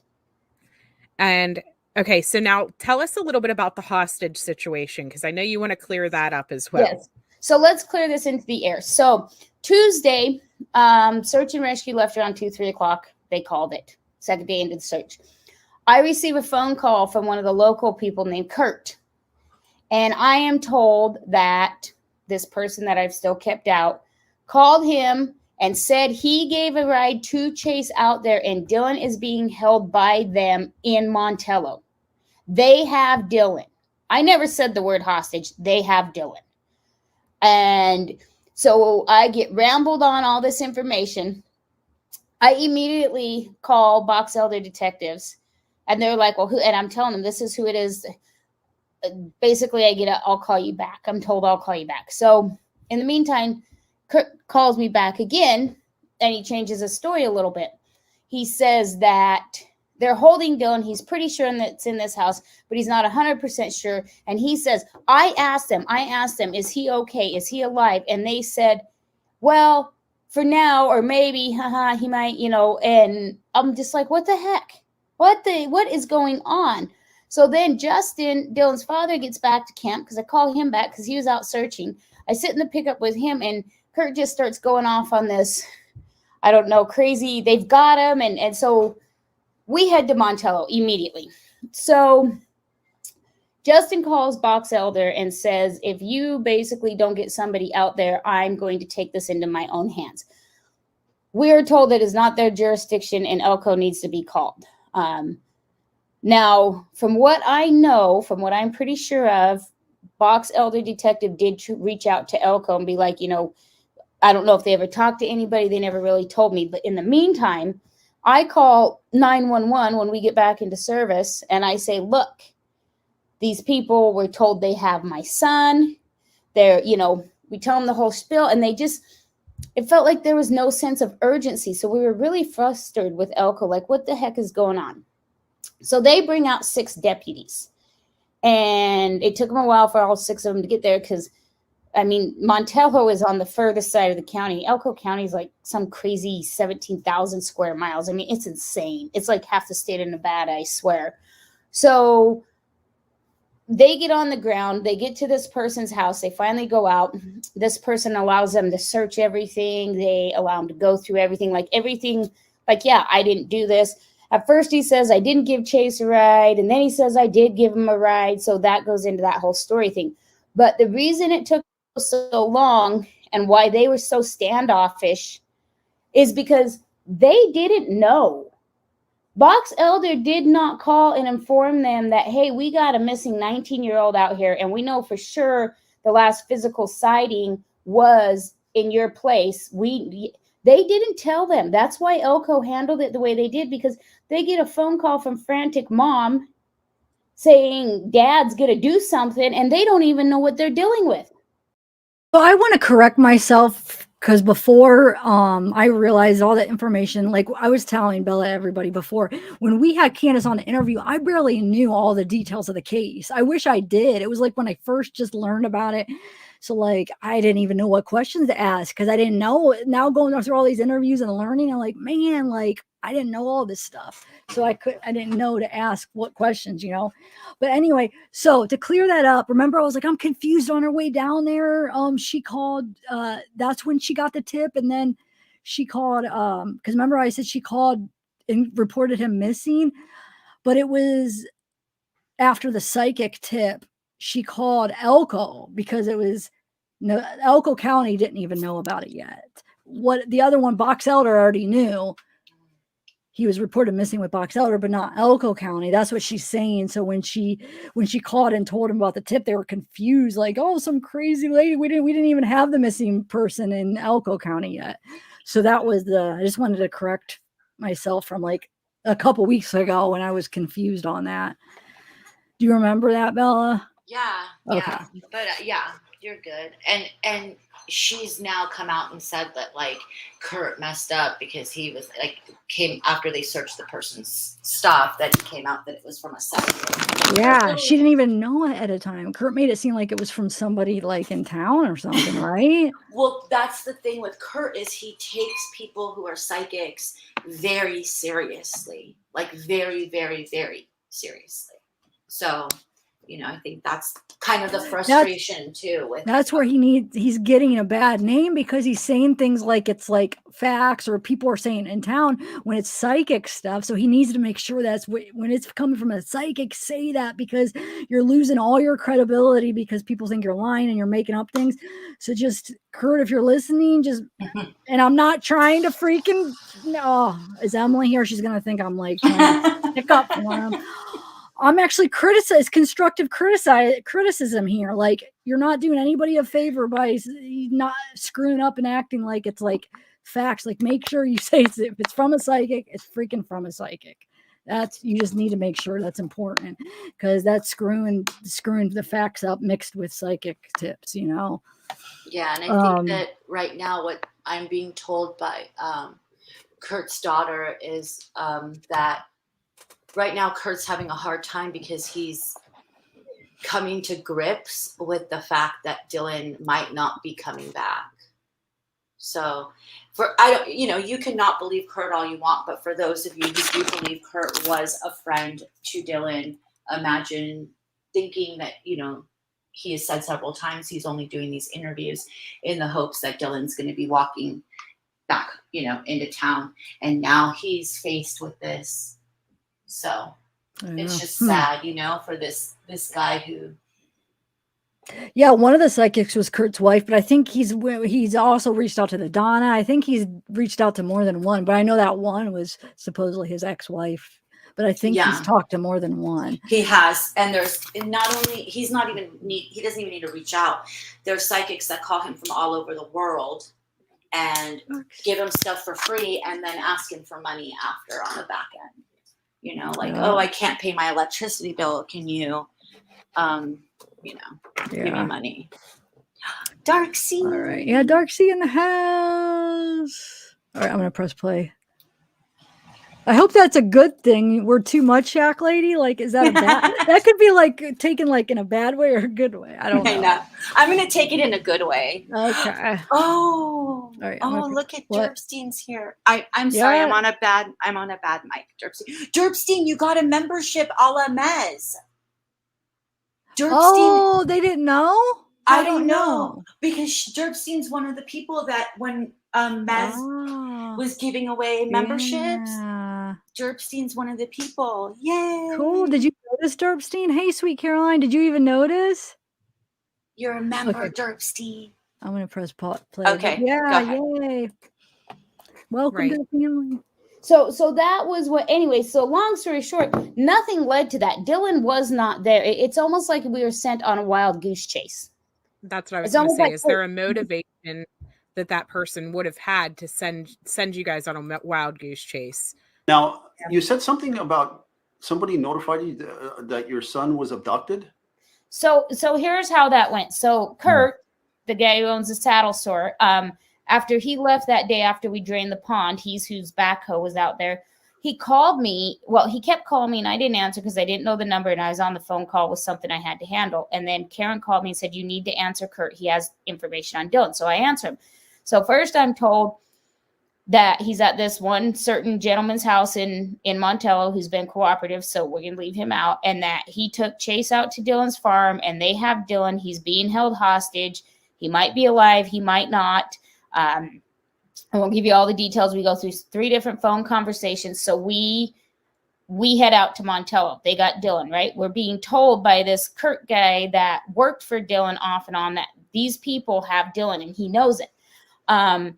So Justin called one of the Utah detectives and requested assistance. He was basically told it's Nevada's area, it's Nevada's jurisdiction. You need to call Nevada. Justin told him in so many words that either you get somebody out there to assist us or I'm taking it into my own hands. In the meantime, Mike and I get back into service because there's like this 11-mile gap of no service. And I call Elko 911 and I tell them basically the same thing. Like, we need something happening. Elko sends out, Justin and I both get calls back from officers. They're on their way. So Elko shows up. They have 6 officers that show up. In the meantime, Kurt's story continues to change, and we have no reason why he would do this to us, or we don't know. But it changes and changes and changes. So in the Elko, they knock on the door. The mother's there, answers the door. They talk to him. They talk to all the officers. They allow him to search the whole property, the vehicles, the sheds, the whole 9 yards, and there's nothing there. So later I found out on this Friday when I met, or this last Friday when I met with Elko, the reason they handled it the way they handled it and they were so offstandish is, so here you got parents, me calling in saying, you know, they got my son. They didn't know Dylan was missing. It was never reported to them, even though it was only 14 miles out of their jurisdiction. So you have officers with a 911 call with a mom who's like, we found my son. We know we got to go get him. We got to go get him. This is where he's at because we're given this information. And Elko's standing there going, they don't even know what is going on. And so that's what led, okay, so it like I said, it turned out to be nothing. Kurt completely lied to us. We have no clue why. We can't put right. Why the hell would he make up that story? Was Kurt interviewed by the police? Yeah. He was the one who also gave the conflicting story of whether Dylan was in Montello on the 26th or the 27th. That's why we can't 100% confirm yet, because his interview, I guess, was so jumbled according to the lieutenants that were in it from Elko. Now, the detectives from Box Elder County said absolutely, definitely he was, you know, he was there. But then I've got Elko telling me, who I absolutely believe now, that the interview was all jumbled. And that had nothing to do, like, I wasn't trying to pit them against each other. That's when Elko County released their press release saying, you know, this is what's going on. This is what we know. And so I reached out and I'm like, why are we saying the 26th now, not the 27th? Well, that's because, once again, Kurt gave conflicting information and can't keep his story straight. So we know for 100% that Dylan was in Montello on the 26th. We have a credit card receipt on his credit card from eating lunch. The rest of it, we do not know. Mm-hmm. Have you talked to Kurt prior to all this? Like, No. I knew who he was and I knew Dylan was around him, but I never met him personally? No, we'd go out to the farm and Kurt was more in town in Montello. Like, I'd just go out to his farm. Okay. Because the thing that just bothers me is that story he told you guys. Right. Is that not bizarre? It just bothers me. Let's bring some people up to speed on that in case they don't know this story. Let them know what happened with that. Okay. So here's what happened. So Tuesday, May 31st, Kurt was actually out helping us search. When he got back into town, he called me, and he called me multiple times that I didn't answer because I was on the phone trying to get us some more help. And then Karen called, and she said, Kurt has some information you need to call him. Now, Karen's Dylan's grandmother. Okay, so I get on the phone, and I am told that Dylan's being held in this house in Montello, and then this other gentleman gave chase a ride out there on Saturday, and it blows up into this, maybe he's alive, maybe he isn't, but this is where he's at. I got my brother watching the house, you know, we're not letting anybody leave. Just mind-boggling. So I get off the phone, immediately try to get on with Box Elder County. No response. So then in the meantime, Kurt calls me back again, and then he tells, well, it might be a different house, but basically the same story. And I'm like, where are you getting this? And he's like, well, this other gentleman personally told me, and it's his house. Okay, so third phone calls with Justin and I, Dylan's father, and at that point, he's changed the story again, that it might be this other place, but it's still these same two people, okay? So we just go home, but into Montello. We just take off when we go. Justin called Box Elder County Sheriff's and basically told me, if you don't come do something, we're going to take this into our own hands because we're being told these people have our son. He was told that it's not their jurisdiction. Call Elko. So in the meantime, I call Elko, I call 911, and I tell them what's going on. And I'm like, you guys need to get somebody out here. Short version is, Elko sends out 6 people. They go search this gentleman's house. Him and his mother let him search everything. Open, locked sheds, all the vehicles, on and on. Well, Elko, they sent out 6 deputies. They were in full force. They were all confused. They were panicked. They're trying to figure out what's going on. Box Elder never alerted Elko there was a missing kid that could have possibly went missing from Montello. Elko didn't know.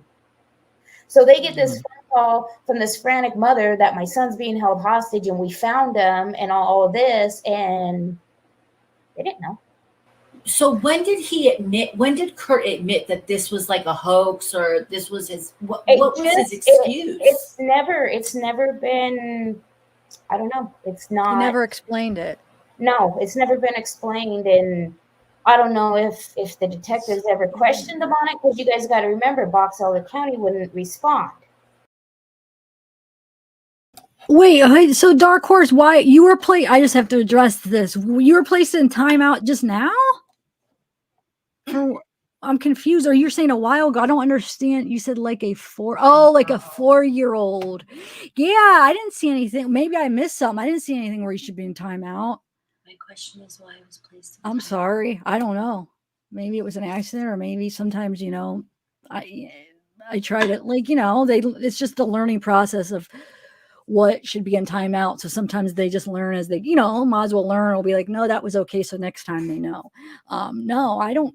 I apologize. But can you answer that question though? Because I was just curious. Do I know you? Or, was I an old friend? Because you said, why do I abandon my friend? So I just asked you, is that why they timed you out? Is it for that question? And just so you know, mods, yeah, that's fine. That could stay. Because I'm curious what you mean.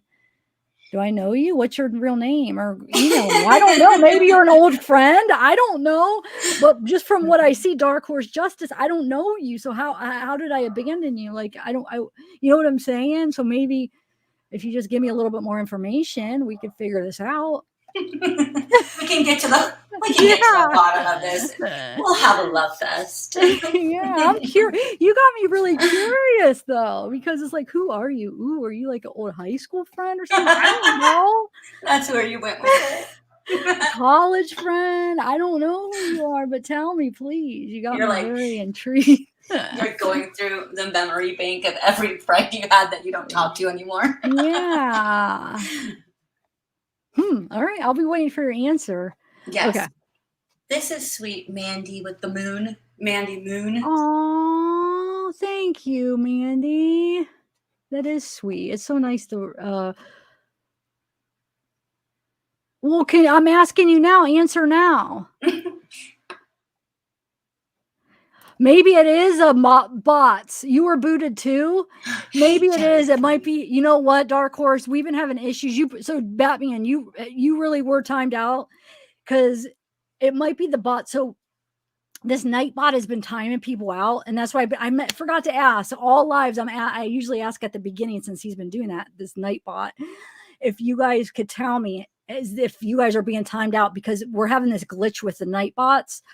So it might have just been that. Yeah. And so let's see. Naughty.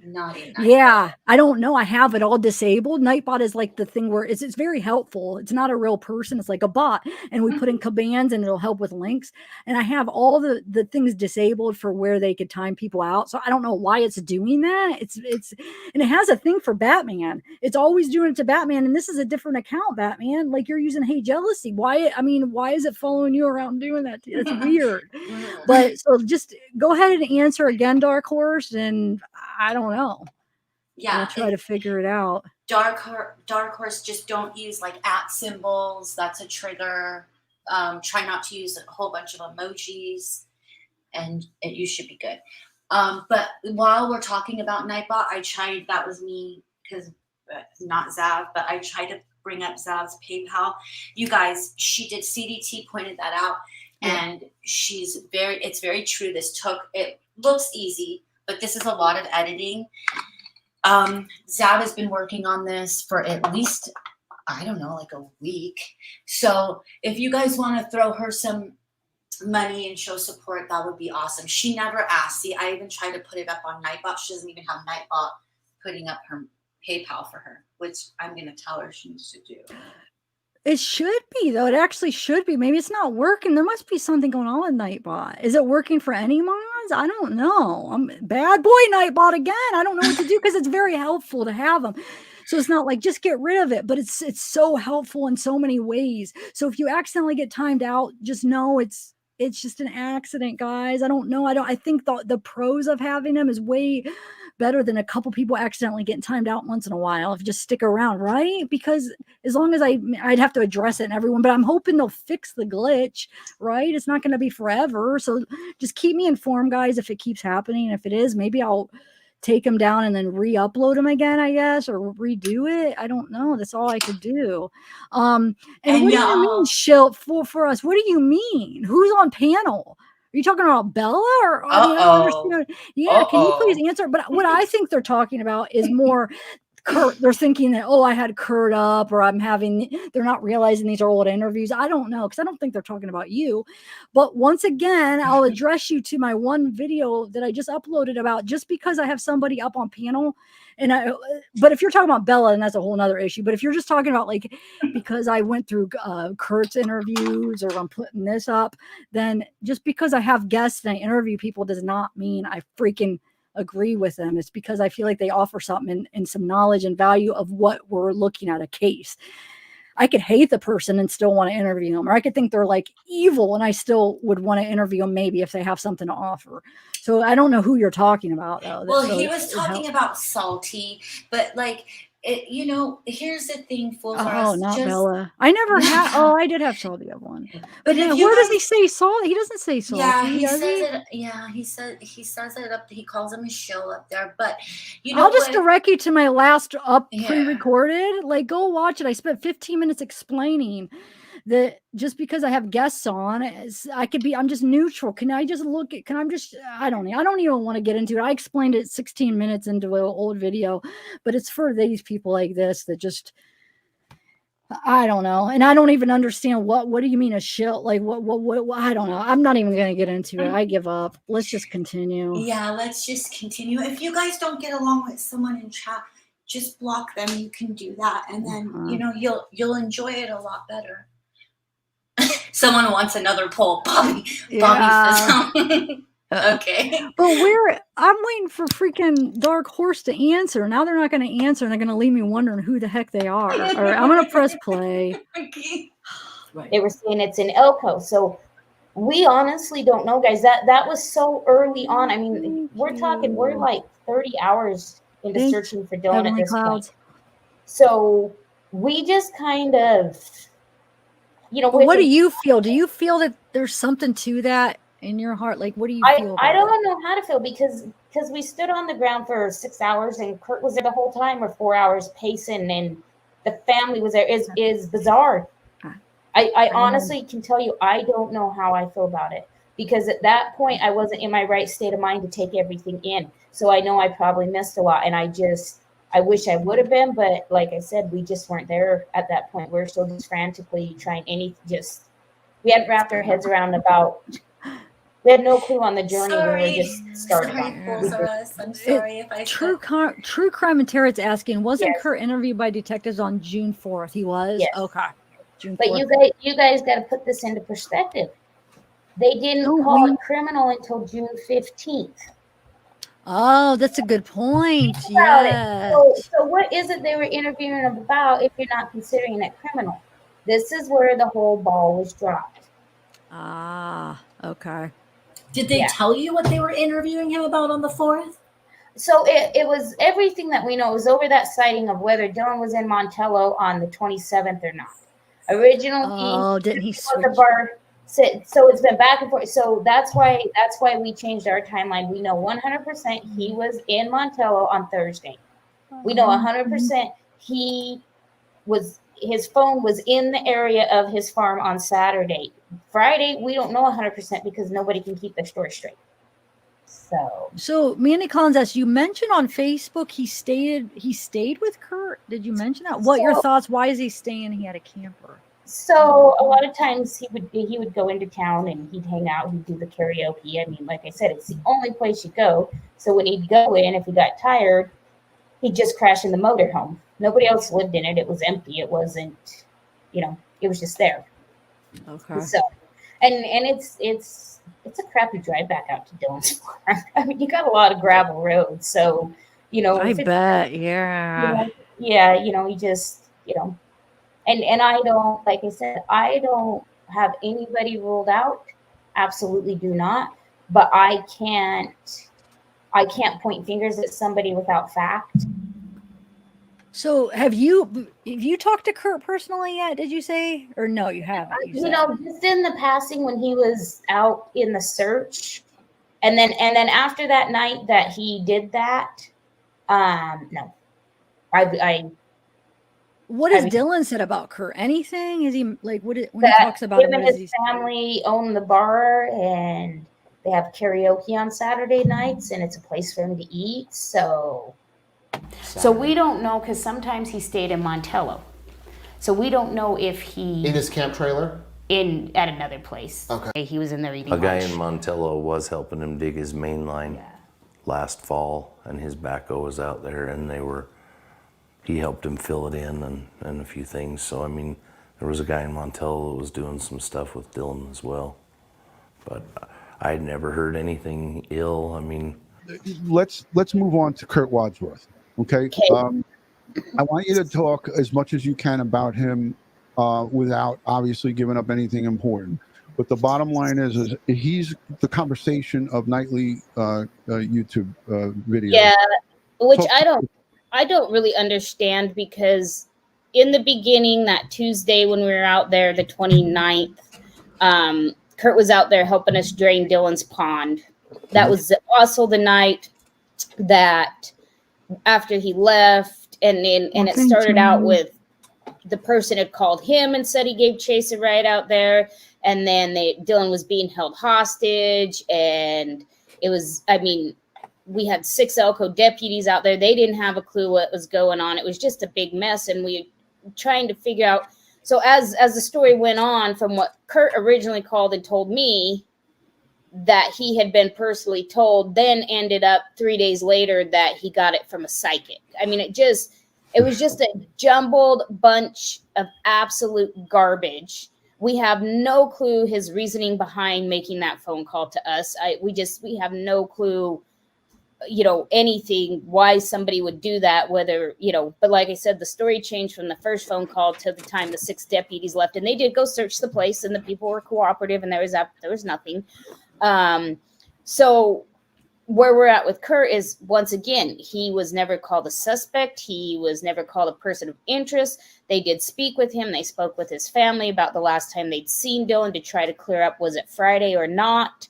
Other than that, that's all the involvement that Kurt has had. And now Kurt's turned to the YouTube world, and he's going on all the time. And I have no clue why. And I've listened to one of them. I've listened to tidbits that people send me to say, hey, listen to this. And, he says about Dylan, like we all do, he was a hardworking kid. He was a farmer. He would come in here to eat. Nothing, I mean, I want to address what you said, Dark Horse, but now I feel like it's just going to take us on a whole different track. I'm busy. I did have a conversation with her, but I just looked, and I think maybe she sent just a couple texts after. So it's not like it was like she's been trying to get a hold of me and I've been ignoring her. Yeah, this is just something we should talk about privately, but I have some answers. I mean, I have some thoughts I want to give you about that. But it's like a private thing. And for you to act like, well, we were like such good friends. I've had a couple conversations with her. I met her through YouTube. I've never met her. So it's not like it was like, oh, my best friend that I've been friends with so long, I just abandoned her. It's like I meet so many people that I try to keep in contact through YouTube. People that I even talk to more than her, that sometimes I just go through phases where it's like I talk to them and then, I'm busy with it. And then I'm trying to keep a little bit in contact with so many different people that I would have no life if I just try to keep in contact with everybody. I try my best to try to check in with everybody once in a while, but you don't understand how many people reach out, tell me their stories. There's a lot of sad stories, and it's sad. It is. And I try my best to be there for people, but it's like there's so many people, she's not the only one. I don't think you realize how many people have a story, and I'm trying my best. It hasn't been that long since I talked to her. She was in a live chat, I think a couple weeks ago. I said hi, the text, you know what I'm saying? I try to reach out, if I haven't talked to them in a month, let me reach out. Hey, how you doing? I don't think you realize how many people. I have so many emails I have to get back to, texts. I'm trying my best. But you know what I'm saying? Like I have a lot of those people and I'm only one person, you know, and I'm having trouble just keeping up with anything. I mean, just with my channel in general and stuff. So she's not the only one that has reached out and I'm trying to be there for her. So just realize that, you know, I'm trying. I mean, I go nights without sleeping to try to work on my channel. And then I want to spend time with my family. And then I try to respond to emails and texts. So it's not that I'm a bad friend. It's like maybe I'm over, what is it? Like over spreading yourself thin. Yeah, I'm spreading myself thin. But for you to just say that, I mean, maybe, and I guess you don't know like you don't realize like what it is when you're a creator and how many people reach out and they do share their stories with you and you try. And it's like, I wish I could split into like two people and like have one person take care of all the people that are reaching out, tell me their stories and be a friend to them. And then one person work on the channel. And then I wish I should 3 people, one person doing my freaking family. Like I'm only one person. And sometimes, like I said, I stay up sometimes 2 nights in a row to try to get things done. Like I can only do so much. It's not because I'm a bad friend and I don't care, but I'm doing the best I can. So, all right. Yeah, that was something maybe you should have just taken up in private with Tiff because, now we're like on another subject. But yeah, she's a really I didn't want her to think no, that not I'm because of ignoring you. her. No, No, I know, but I had to at least address it a little bit. Yeah, no, I know, because that's what and that's how Tiff is. She feels bad about stuff, so she is going to address it. So that, like in the future, might be something you want to just take up privately. So thank you guys. Okay.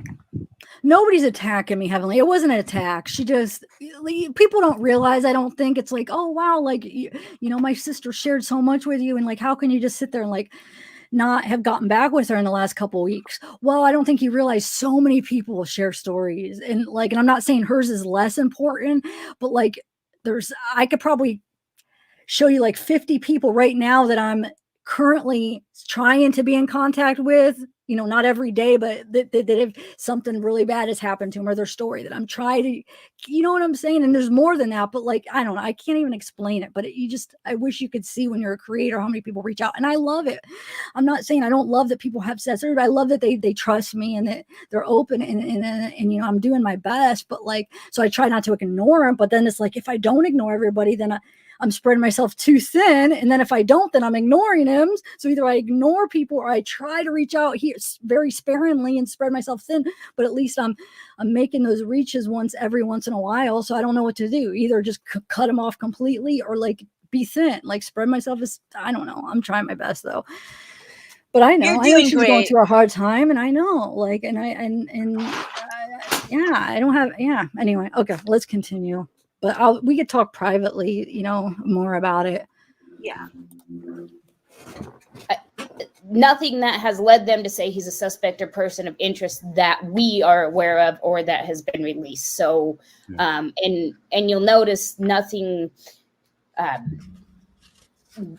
came out that, he hasn't been arrested. He hasn't been taken in for questioning, just nothing. So, I don't know why there's such a big focus on him besides that first initial phone call that we've cleared up multiple times that people, they keep wanting to refuse what they're hearing from us, that this is what came of it. And it went from, I was told this by somebody to, it was a psychic. So, and that was right after the first reward went up. That phone call came in 20 minutes after the first reward went up. Yeah. Thank you so much, Ange. You have the sweetest heart anyone can see that you do you. Thank you so much. Interesting fact though, what she just said. That came out the day. What did she say? The day after the day of, or the day after the reward went up? Is that a coincidence? Is there some connection there? Can we hear it again? Yeah. I mean, no, it got me thinking when I heard it. All right. To say he's a suspect or person of interest that we are aware of or that has been released. So, and you'll notice nothing's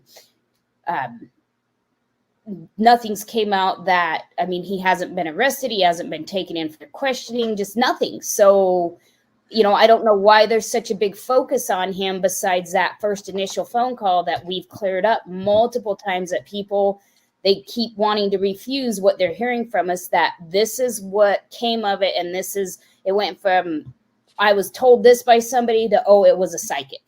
So, and that was right after the first reward went up. That phone call came in 20 minutes after the first reward went up. Yeah. Oddly enough. You think there's something to that? She's talking about that phone call from Kurt about him being held hostage. But I don't know how to take that. Maybe I'm too biased. I don't know. I think there's definitely something to when rewards go up, people get, people start calling stuff in, and a lot of the stuff is just things that don't even make sense. And so like Adventures with a Purpose, who do great work, they kind of advise to not put rewards up for missing people because it brings wackos out of the woodwork.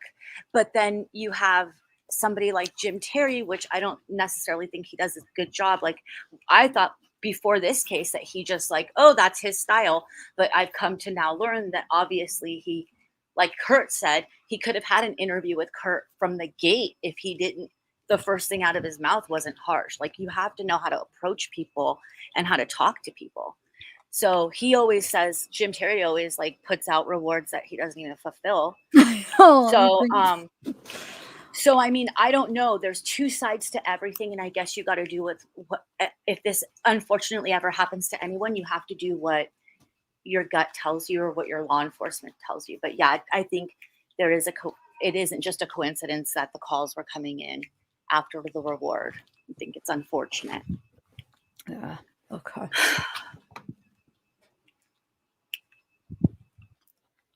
Okay, let's continue. This Kurt Wadsworth, did he work with your son? Does he have any business dealings? So he helped Dylan dig the pond because he's got the backhoe in town and dig his main line, and yeah, would help him off and on. Yep, that's why his backhoe was out on Dylan's farm.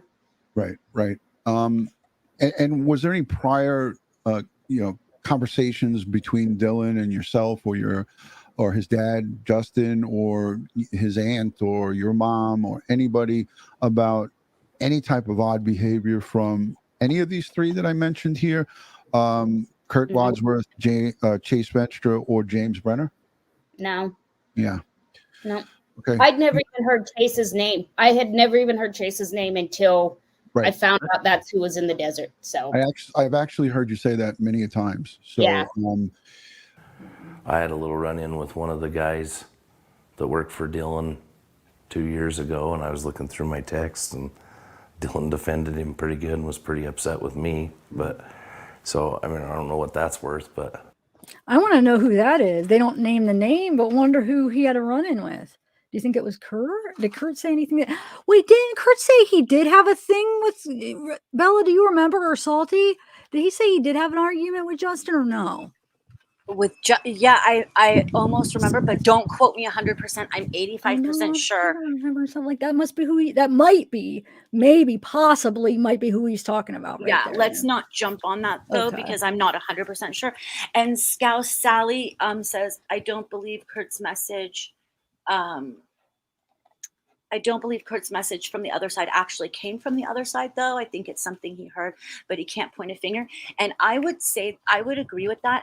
But I've talked to Kurt, and if you only, I can't tell you how much this man believes in psychics. I can't even tell you. Like, it is beyond anybody that I've ever met in my life, and I know a lot of different types of people. He believes. Like, if I say something and a psychic says something, and I'm a bad example. If his daughter says something and a psychic says something, he's going to believe the psychic over his kid. In my opinion only. Okay, sorry. Now I have a couple of things that I took notes, and I don't know if I missed it. Did you guys? Because I think that the part that I think this was already happened, and I wanted to point it out, because I think it happened when she was talking about the seat being scooted up, and I don't know, so I forgot to point it out. But she says, and if it didn't already happen, then we'll hear it coming up. But in case if it did, let me tell you. Candice says that the person her size, so she knows a person that's about her size out there, a guy, and that he does know Don and Jim. So she says that, and I don't know if it already passed, but basically she knows a person her size and that knows Don and Jim, but she doesn't say a name. She doesn't want to say say a the name. Yep. So I don't know. So if because a lot of you guys do think the height is a matter, and you might be right. Maybe they did get in the car and didn't move the seat back. Maybe it was them driving. I don't know. I'm just giving my opinion when I think it's that they were looking for something. I could be wrong. Maybe it can't. A lot of people do think that. So wonder who it is. Does anybody know? Who is that size? And it's not Jim. She's not talking about Jim Brenner because she said he's 5'10". So she's talking about somebody else that's really short that knows Don and Jim. Okay, go ahead. So Gloria Dellen, now that you're done with your appointment, you've been in that town and you've seen a lot of the characters there, the people that live there, I should say, maybe it's bad to say characters.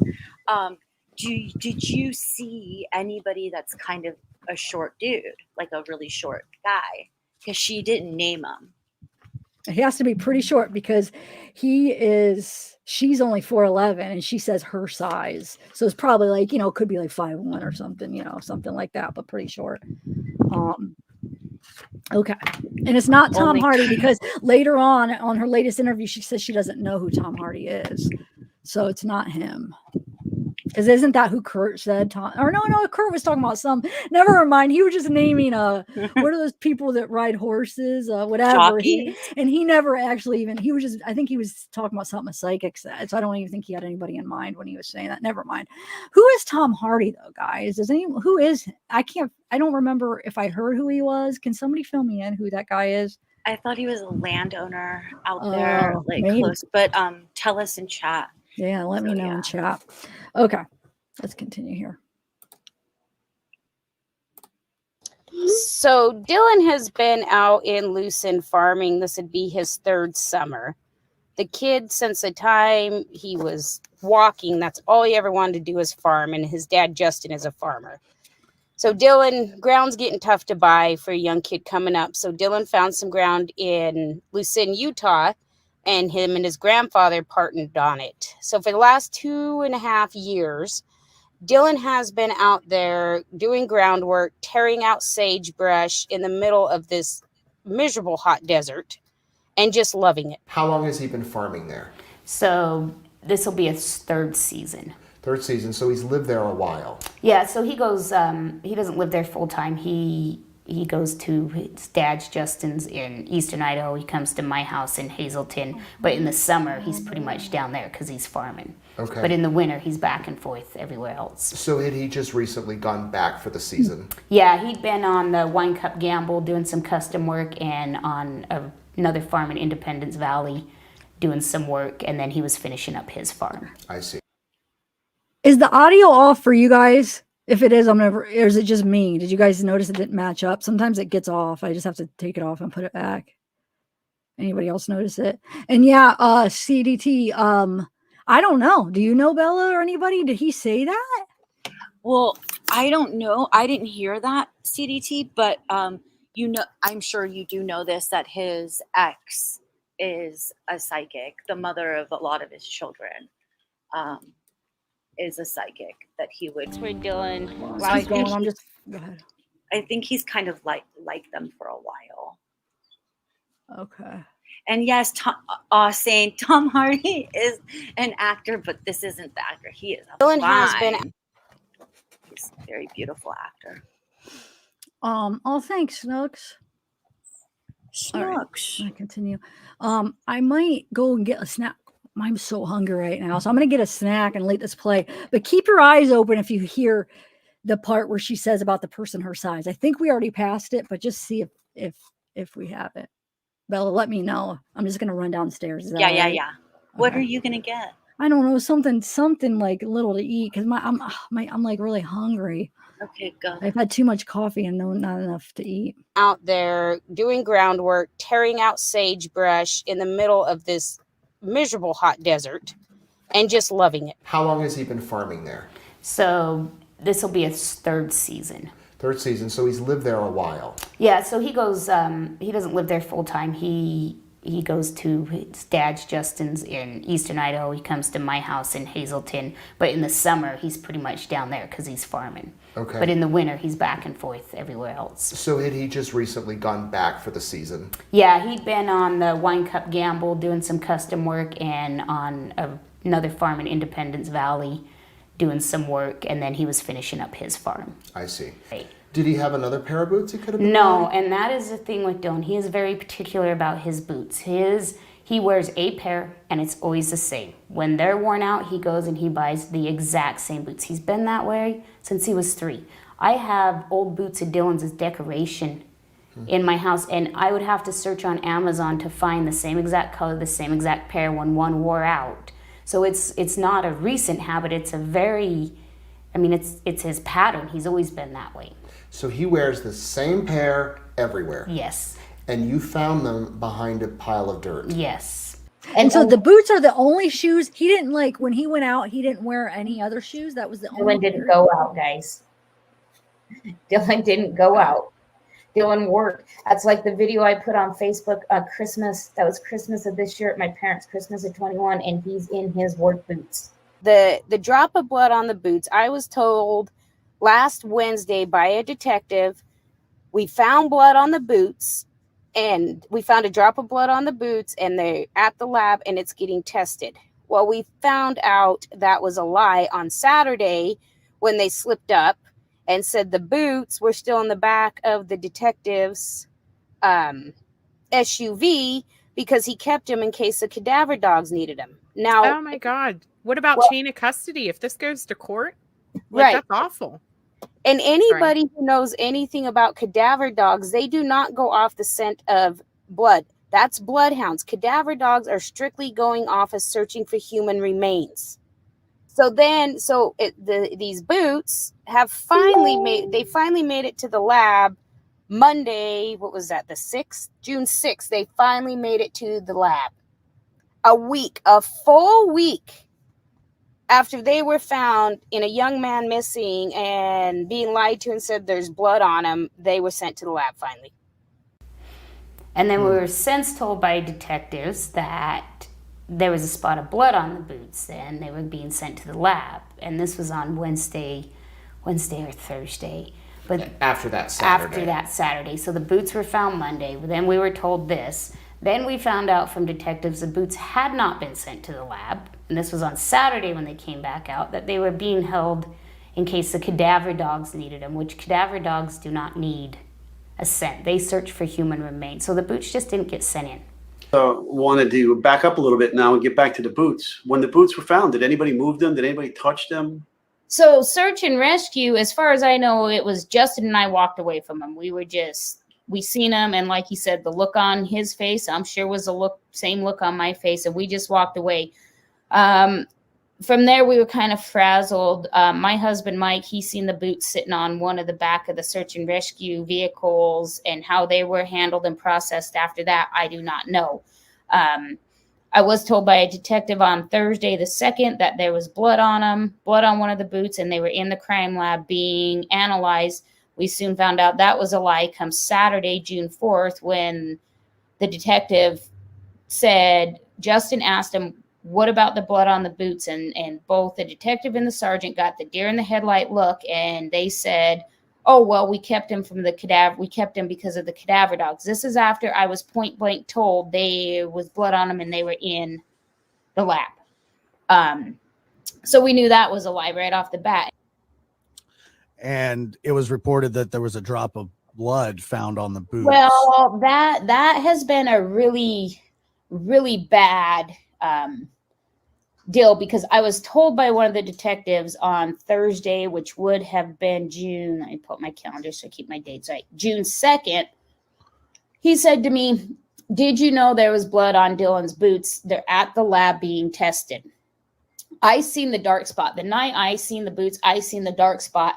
I kind of chalked it up, maybe hydraulic oil, those Georgia boots and the type of leather they are, they just soak that stuff in. So, I didn't really chalk it up to anything at the time. Well, that's when, so I'm like, okay, they're getting tested. They're at the lab. That's what we need, right? Well, then it was Saturday, which would have been the 4th.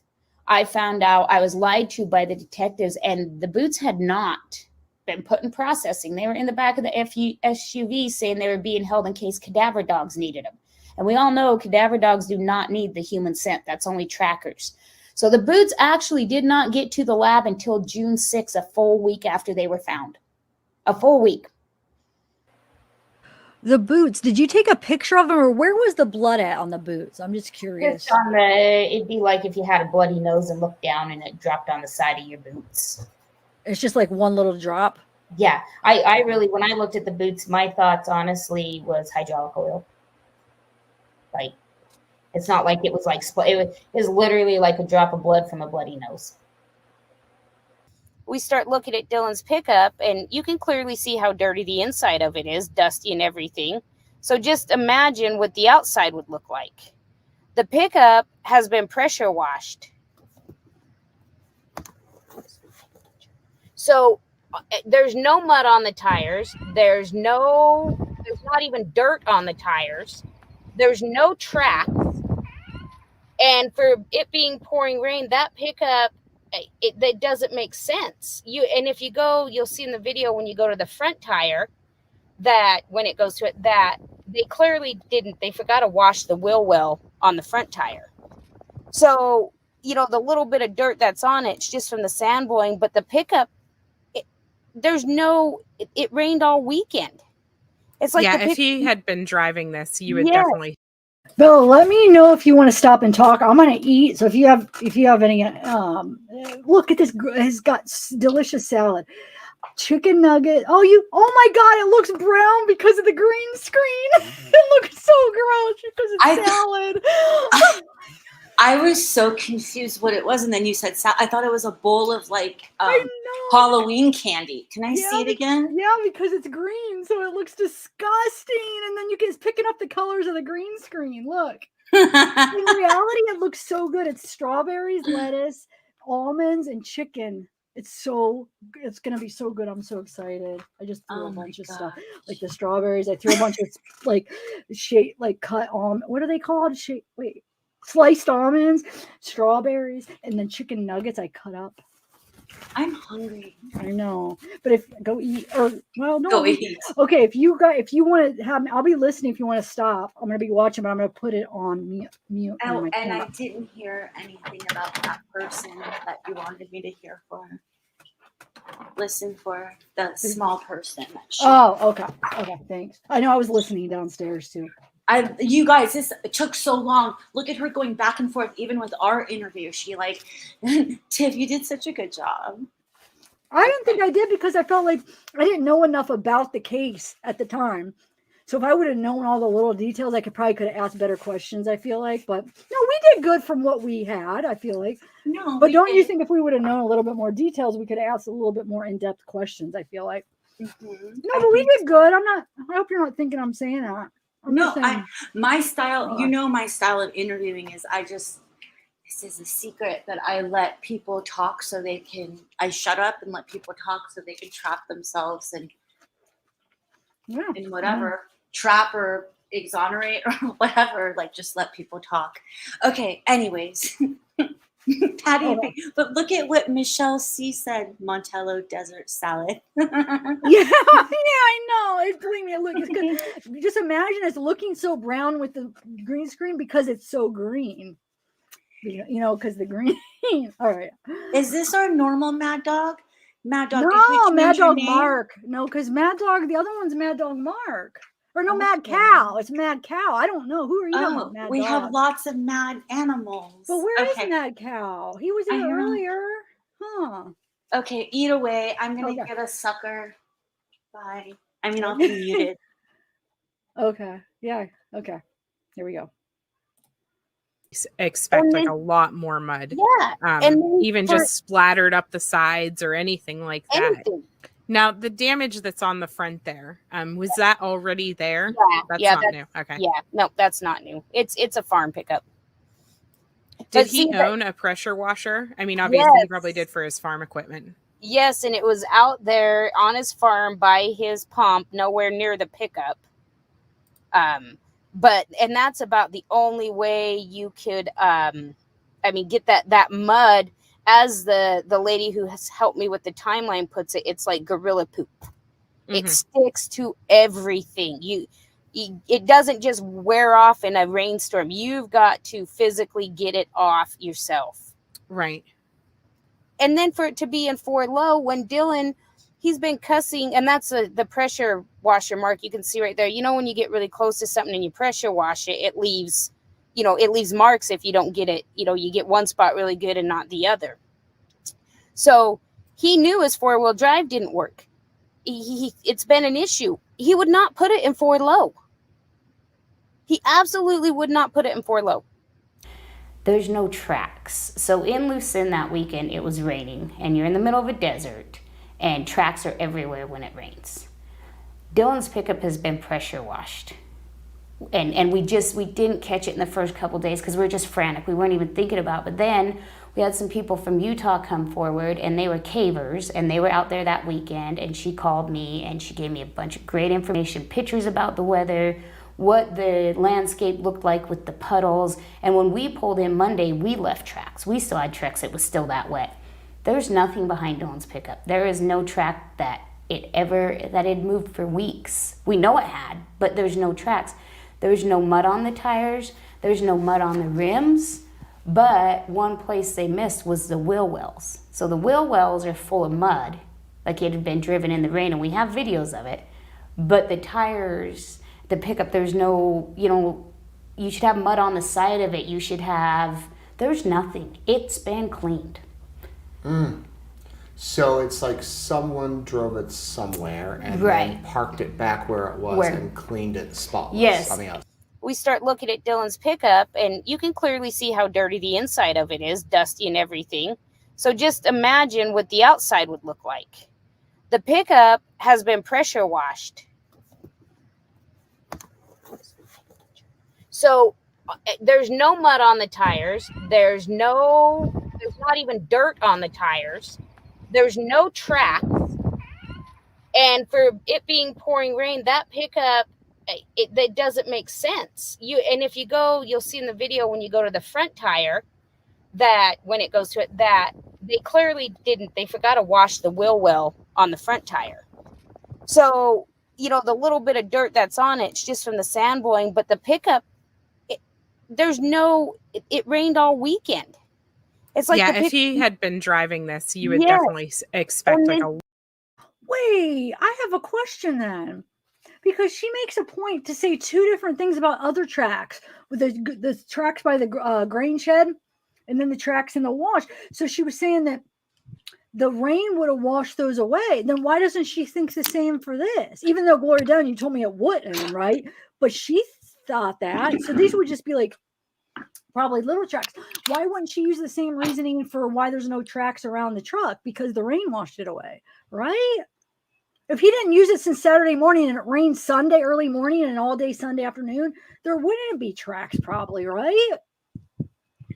I don't know either. I don't see that the thing she says, I don't think, again, disclaimer, I don't think Candice is involved, in my opinion, only in anything to do with her son's disappearance.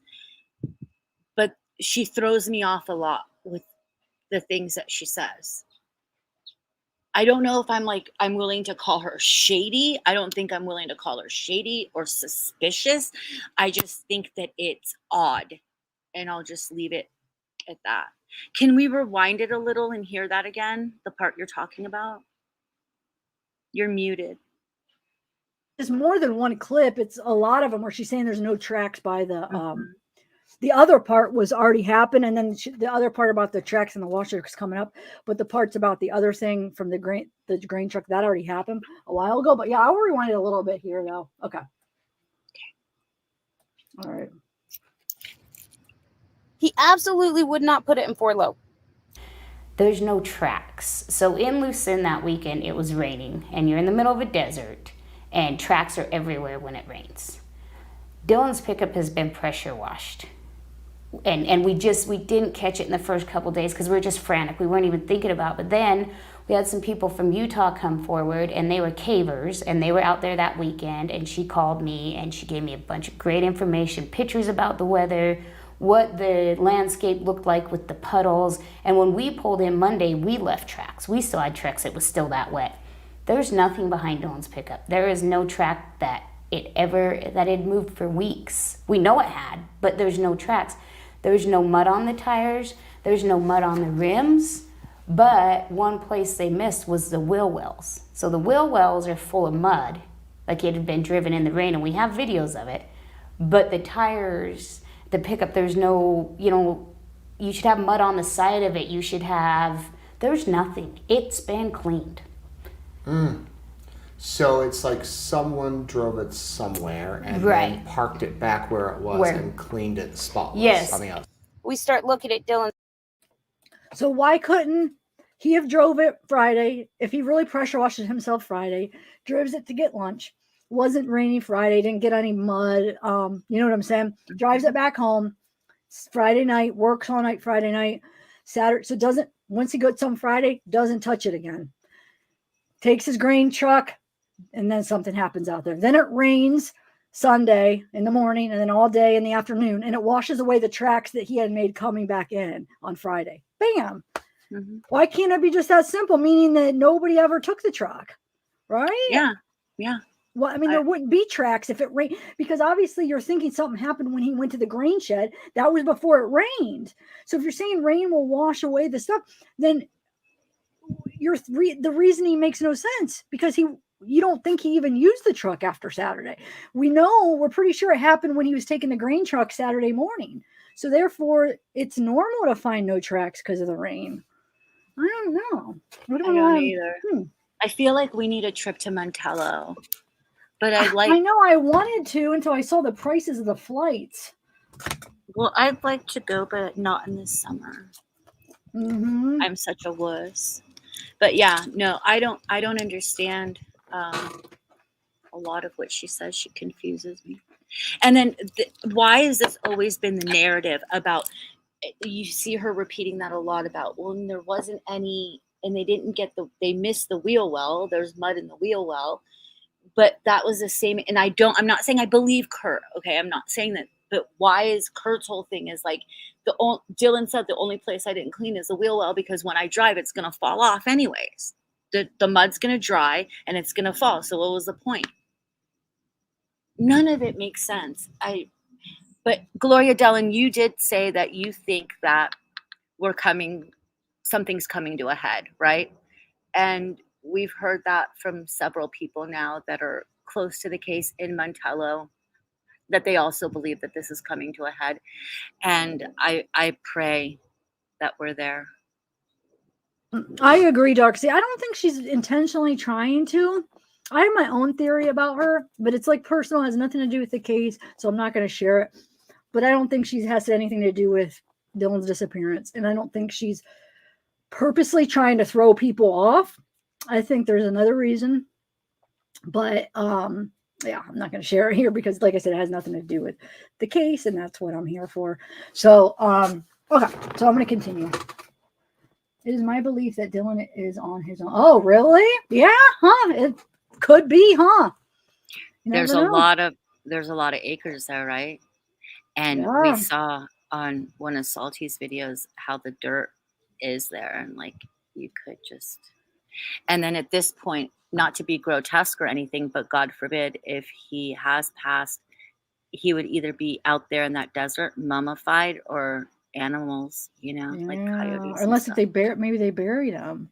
Yeah, if they buried him, like that's totally. Hey, Astastic. Hey, Baron. Yeah, I think. I don't know. This is crazy, though. I mean, I hope that they do find out, like, at least who did this to Dylan, but I'm not as sure that they're going to find him. But I do think they got the people, or they're going to catch the people. Hopefully, they'll be able to get where he's at by him. Offer him wait. Is the death penalty in Idaho? I forgot. I kept saying I'm going to check it, look it up, because they have like some that as a bargaining tool. You know what I'm saying? Like, oh, no death penalty if you tell us where he's at. Do they even have that? But would it be? It would be box elder, right? That would be. Oh wait, it depends where it happened. Yeah. But I feel like box elder is the county right now that has it. So yeah. Okay. All right, I'm gonna continue. Well, a lot of these strawberries got mushy. Like some of them look old now. Like, huh? Idaho okay, what has now? Gloria Dellen said. What's KSO mean though? I hear. Oh, I See, think she Idaho has says it. so does Utah. It was What just about a Nevada? misspelling. Nevada does too. Okay, then then maybe we will find Dylan because they could use that as a deal, like a plea, like, hey, we'll take that off the table. Because if not, what else can they use as, like, let's say they have all the evidence, they're going to charge the person, but they don't find Dylan, and they're like, hey, if you tell us where he's at, no death penalty. So at least they could find him. I don't know. Okay, I'm going to continue unless you have something else to say. Bye, Mandy. Good luck on your test. Oh, wait, you have COVID? Oh, you have it? I thought she was getting it. Oh my gosh. Oh, Well, prayers. Yeah, get better. Shoot. Yeah. Oh my God. How are you feeling? I hope, get sleep. Well, make sure you walk around, enough because the whole blood clotting thing. So, but get some rest. Sleep on your stomach as much as you can because supposedly that helps with anything settling into your lungs. Plus, you breathe better, and that's true because I was getting like the shortness of breath and stuff. And when I would sleep on my stomach, I breathed better. I felt like it was easier for me to breathe. I know it. I don't know. It doesn't seem like, oh, really? But yeah, it did for me. And then even doctors say that because it helps so stuff doesn't rest in your lungs. So I don't know. Yes, I'm get not some a rest. doctor, disclaimer, but that's just to help me. Okay. Now, girl, will you meet Jim Brenner to get him convinced? Okay, yeah. I don't know. I could try. Okay, I'm going to continue. Pickup, and you can clearly see how dirty the inside of it is, dusty and everything. So just imagine what the outside would look like. The pickup has been pressure washed. So there's no mud on the tires. There's not even dirt on the tires. There's no tracks. And for it being pouring rain, that pickup, that doesn't make sense. And if you go, you'll see in the video when you go to the front tire that when it goes to it, that they clearly didn't. They forgot to wash the wheel well on the front tire. So, the little bit of dirt that's on it, it's just from the sand blowing. But the pickup, it rained all weekend. It's like if he had been driving this, you would Yes. definitely expect And then- a lot more mud. Yeah. And then even just splattered up the sides or anything like that. anything. And then for it to be in 4 low, when Dylan, he's been cussing, and that's the pressure washer mark you can see right there. When you get really close to something and you pressure wash it, it leaves marks if you don't get it. You get one spot really good and not the other. So he knew his 4-wheel drive didn't work. It's been an issue. He would not put it in 4 low. He absolutely would not put it in 4 low. Now, the damage that's on the front there, was that already there? That's not new. Okay. Yeah, no, that's not new. It's a farm pickup.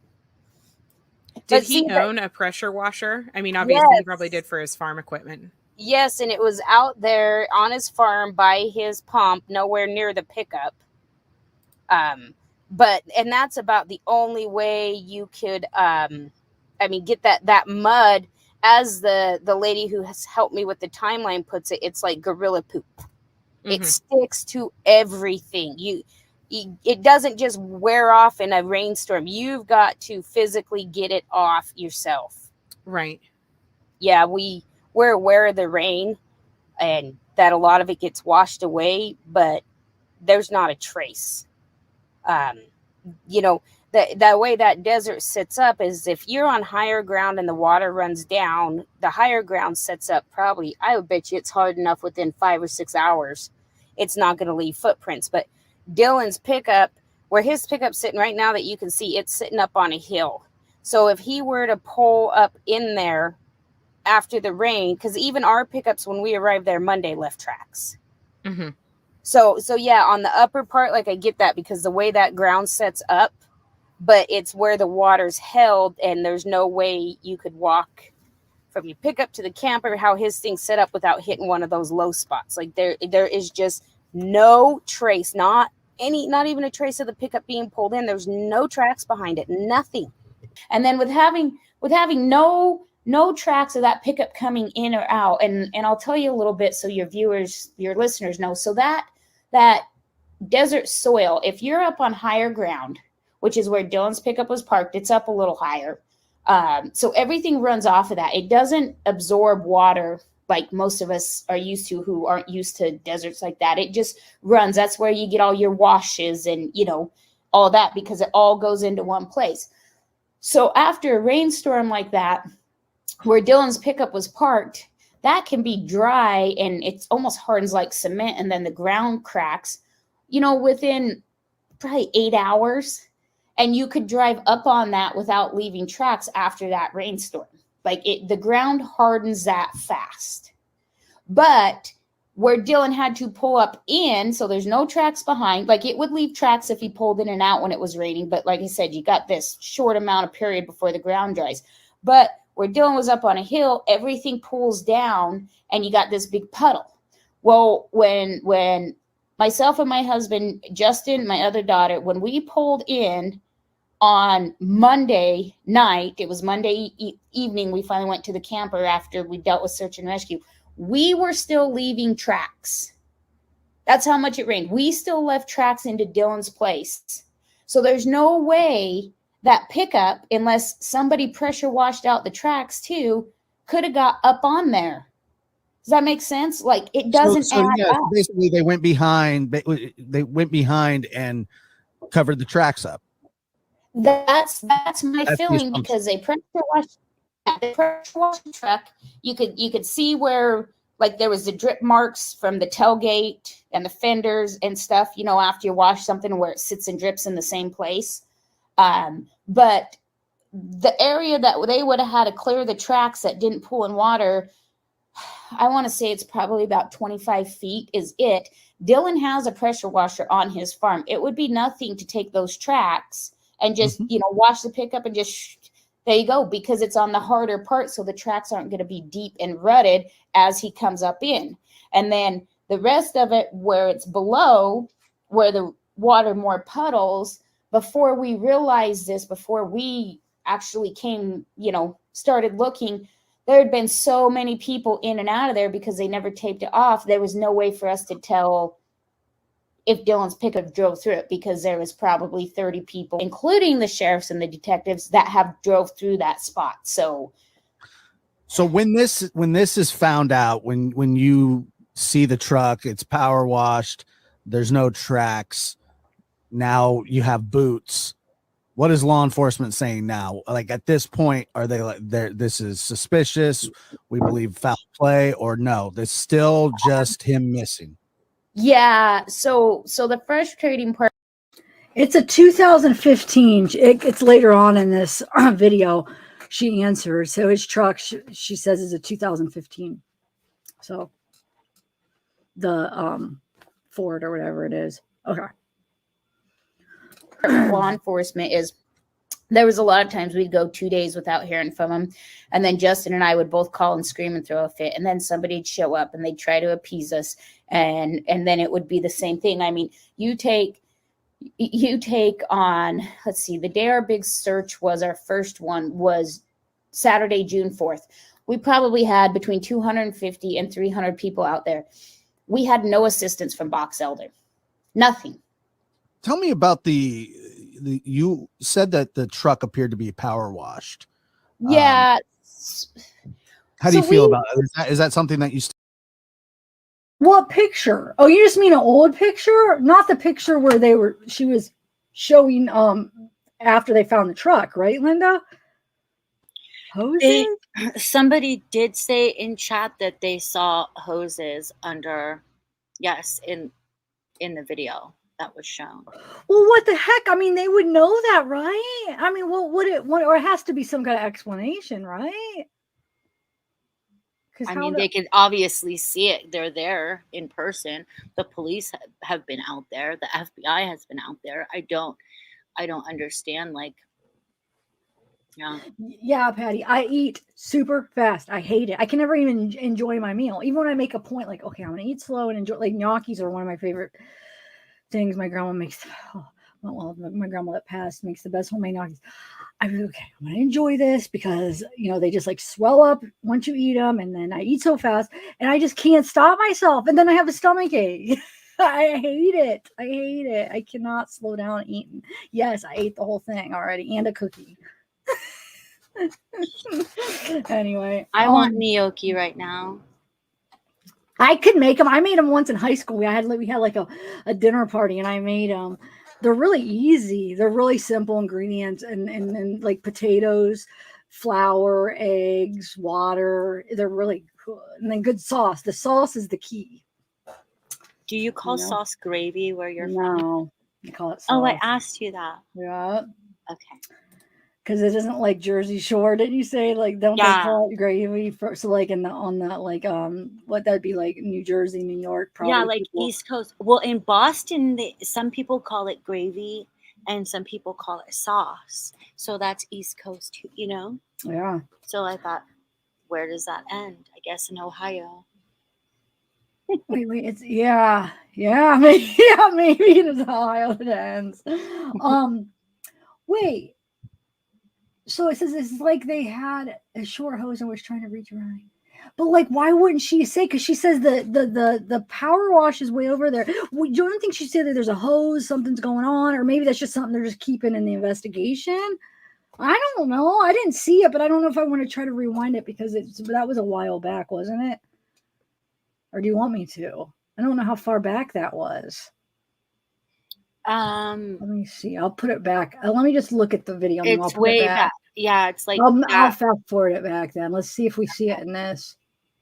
Okay, let's see. Someone drove it somewhere and then parked it back where it was and cleaned it spotless. Yes. I mean, We start looking at Dylan's pickup, and you can clearly see how dirty the inside of it is, dusty and everything. So just imagine what the outside would look like. The pickup has been pressure washed.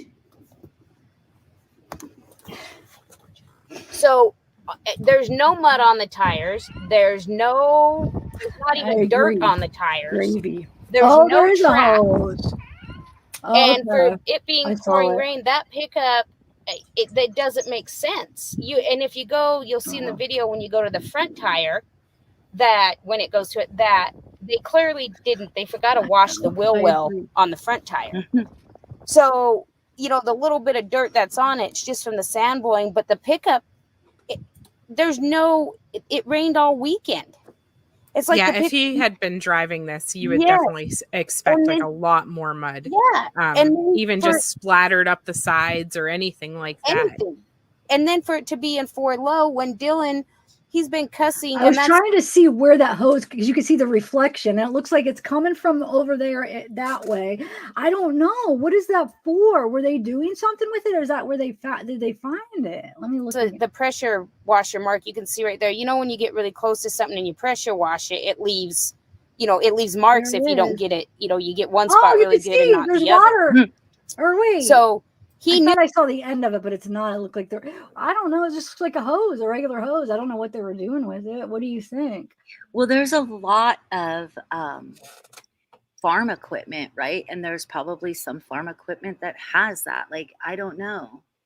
Okay. Did you see what Deborah Ann said, though? I'm from New Jersey and New York, and Italian sauce is never gravy. Yeah, I mean, I'm in California. I never heard gravy until Jersey Shore, and I was shocked because they're all Italian and they call it gravy. And I was like, why are they calling it gravy? So I asked all my Italian friends, and they were like, and the only people that I could find that said gravy is when I went to Boston. Some Italians said yes, some of them say gravy, and but mostly it's sauce. So I don't know. So you did hear some of them. Okay. I call pop. I call it pop too. You're saying you call it soda. I call it pop. What do you call it, Bella? We always call it soda. Oh, I call it pop, huh? We all call it pop here, at least my family and everybody I've heard. So you do it soda, okay. Huh.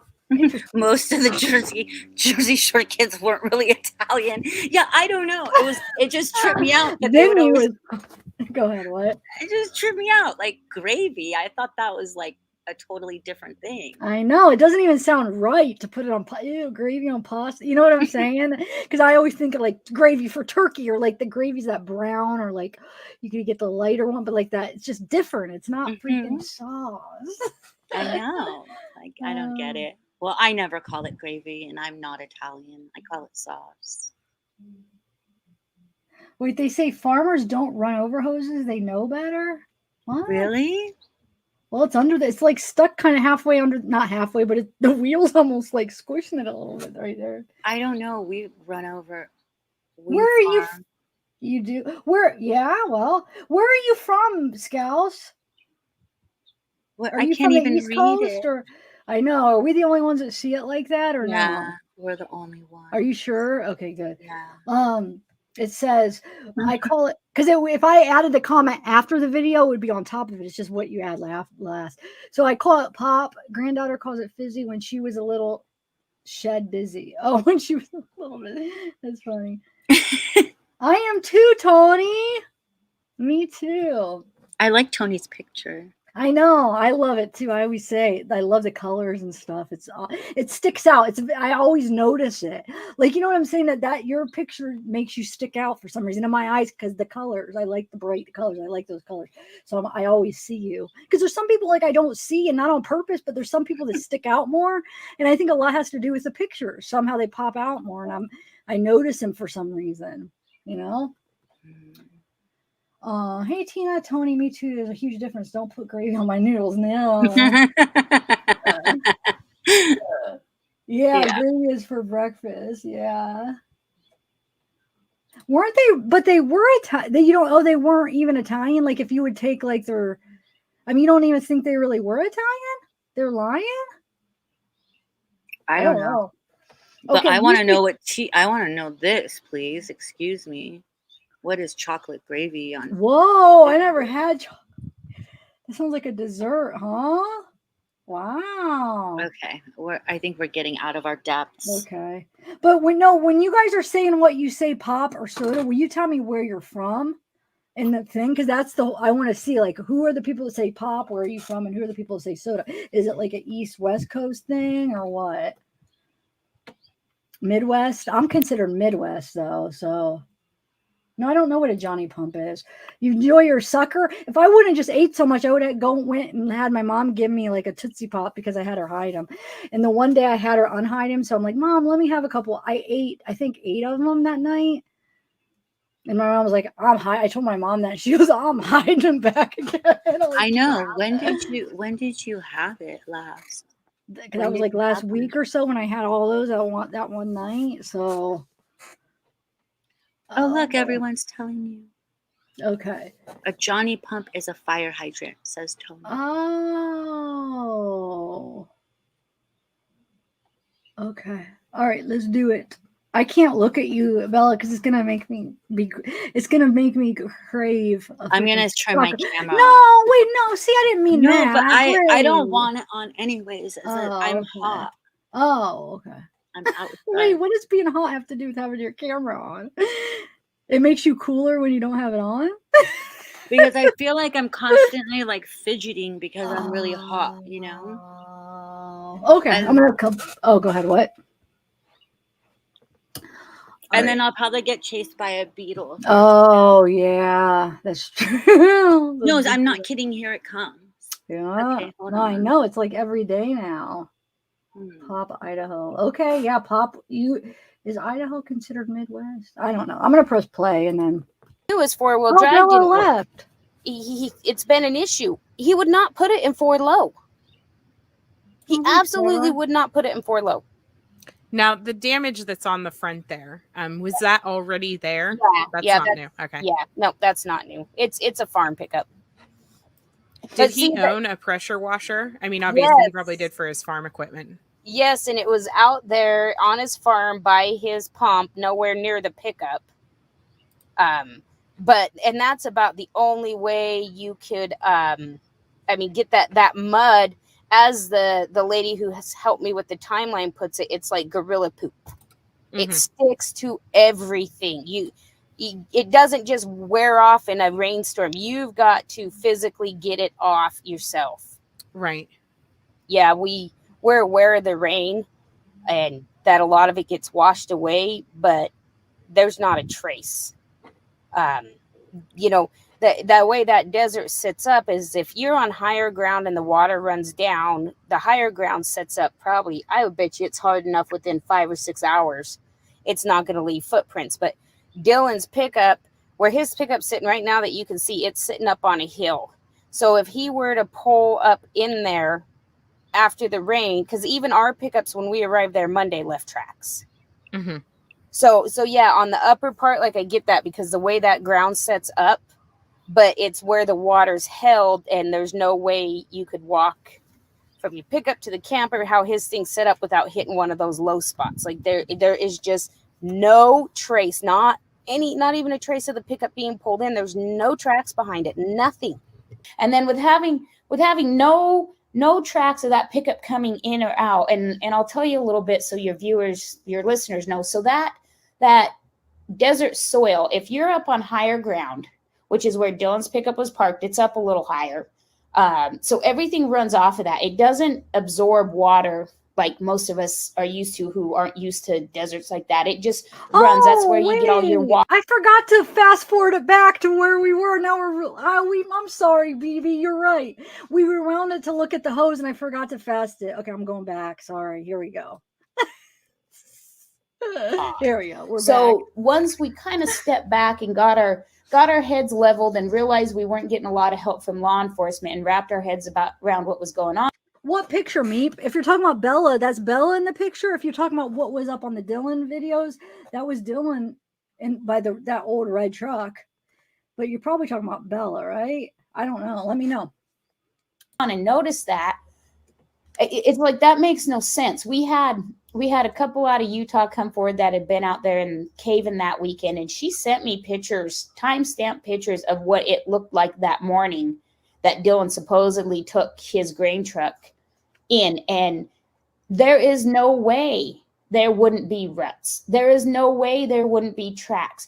No exhaust or no mud on the exhaust. When you're driving in terrain like that and it's muddy, that's one of your biggest things that gets caked up. Your exhaust, your undercarriage, it flips up on the side, it's caked in your rims, and that mud's a very sticky. Well, the couple from Utah, like how they explained it's perfect. It's like gorilla poop. Mm-hmm, It's sticks to everything. The only place there was a trace of that on his pickup was in the front wheel wells. Like they hurried up and washed it and forgot the front wheel wells. Yeah, they didn't get the undercarriage. Yeah, They got most of the undercarriage and the exhaust, but those front wheel wells they overlooked. And then with having no tracks of that pickup coming in or out, and I'll tell you a little bit so your viewers, your listeners know. So that desert soil, if you're up on higher ground, which is where Dylan's pickup was parked. See, I don't know if I accidentally put in a double clip, because there was a couple of clips I accidentally put in twice. Some I did on purpose because I really wanted to show a point and it was relevant to each subject. But either because she repeats a lot of the same stories, which is good because if true, like it's going to be the same thing, right? But is this a repeat, guys? I'm sorry. I don't know if she's saying it again or if I put it in twice. It's up a little higher. So everything runs off of that. It doesn't absorb water like most of us are used to who aren't used to deserts like that. It just runs. That's where you get all your washes and, all that because it all goes into one place. So after a rainstorm like that, where Dylan's pickup was parked, that can be dry and it's almost hardens like cement and then the ground cracks, within probably 8 hours. And you could drive up on that without leaving tracks after that rainstorm. The ground hardens that fast. But where Dylan had to pull up in, so there's no tracks behind, it would leave tracks if he pulled in and out when it was raining. But like I said, you got this short amount of period before the ground dries. But where Dylan was up on a hill, everything pulls down and you got this big puddle. Well, when myself and my husband, Justin, my other daughter, when we pulled in on Monday night. What pic, Tony? What do you mean? Use the pic she's talking about. I'd have to go find it. I mean, I can't. The thing is when I'm playing it and I go away from the screen, it cuts in and out. I hate it. So I have to stay on the screen. I can't go searching for anything. It cuts it out. It makes it skip and then it gets the audio all off. So I have to that's why I'm always asking you guys and I don't want to Google stuff because if I'm playing a video, I'm like, you guys look it up because it sucks. I don't know. I hate it. Anyway, all right. Yeah, she already did all this this editing beforehand. So yeah. She took hours and hours to do it. Okay. days. And I was like, after That's like, true, actually, days. yeah. And then I was like, oh my God. I did every interview I could find of her out there. I mean, maybe I missed some, but I think I got them all. I really do. Unless if there's something out there that I don't know about. I think you did a good job. Okay. It was Monday evening. We finally went to the camper after we dealt with search and rescue. We were still leaving tracks. That's how much it rained. We still left tracks into Dylan's place. So there's no way that pickup, unless somebody pressure washed out the tracks too, could have got up on there. Does that make sense? Like, it doesn't add up. Basically, they went behind. They went behind and covered the tracks up. That's my feeling, because they pressure washed the truck. You could see where, like, there was the drip marks from the tailgate and the fenders and stuff, you know, after you wash something where it sits and drips in the same place. But the area that they would have had to clear the tracks that didn't pool in water, I want to say it's probably about 25 feet is it. Dylan has a pressure washer on his farm. It would be nothing to take those tracks and just, you know, wash the pickup and just, there you go, because it's on the harder part. So the tracks aren't going to be deep and rutted as he comes up in. And then the rest of it where it's below, where the water more puddles, before we realized this, before we actually came, you know, started looking, there had been so many people in and out of there because they never taped it off. There was no way for us to tell if Dylan's pickup had drove through it, because there was probably 30 people, including the sheriffs and the detectives, that have drove through that spot. So when this is found out, when you see the truck, it's power washed, there's no tracks, now you have boots. What is law enforcement saying now? Like, at this point, are they like, this is suspicious, we believe foul play, or no, there's still just him missing? yeah, so the frustrating part with law enforcement is there was a lot of times we'd go 2 days without hearing from them, and then Justin and I would both call and scream and throw a fit, and then somebody'd show up and they'd try to appease us, and then it would be the same thing. I mean, you take on, let's see, the day our big search was, our first one was Saturday, June 4th. We probably had between 250 and 300 people out there. We had no assistance from Box Elder. Nothing. Dylan's pickup is a piece of farm equipment to him. Mm-hmm. So when we noticed it was washed and there was no tracks, there's no footprints around it, like, it was as if everything had just been washed away.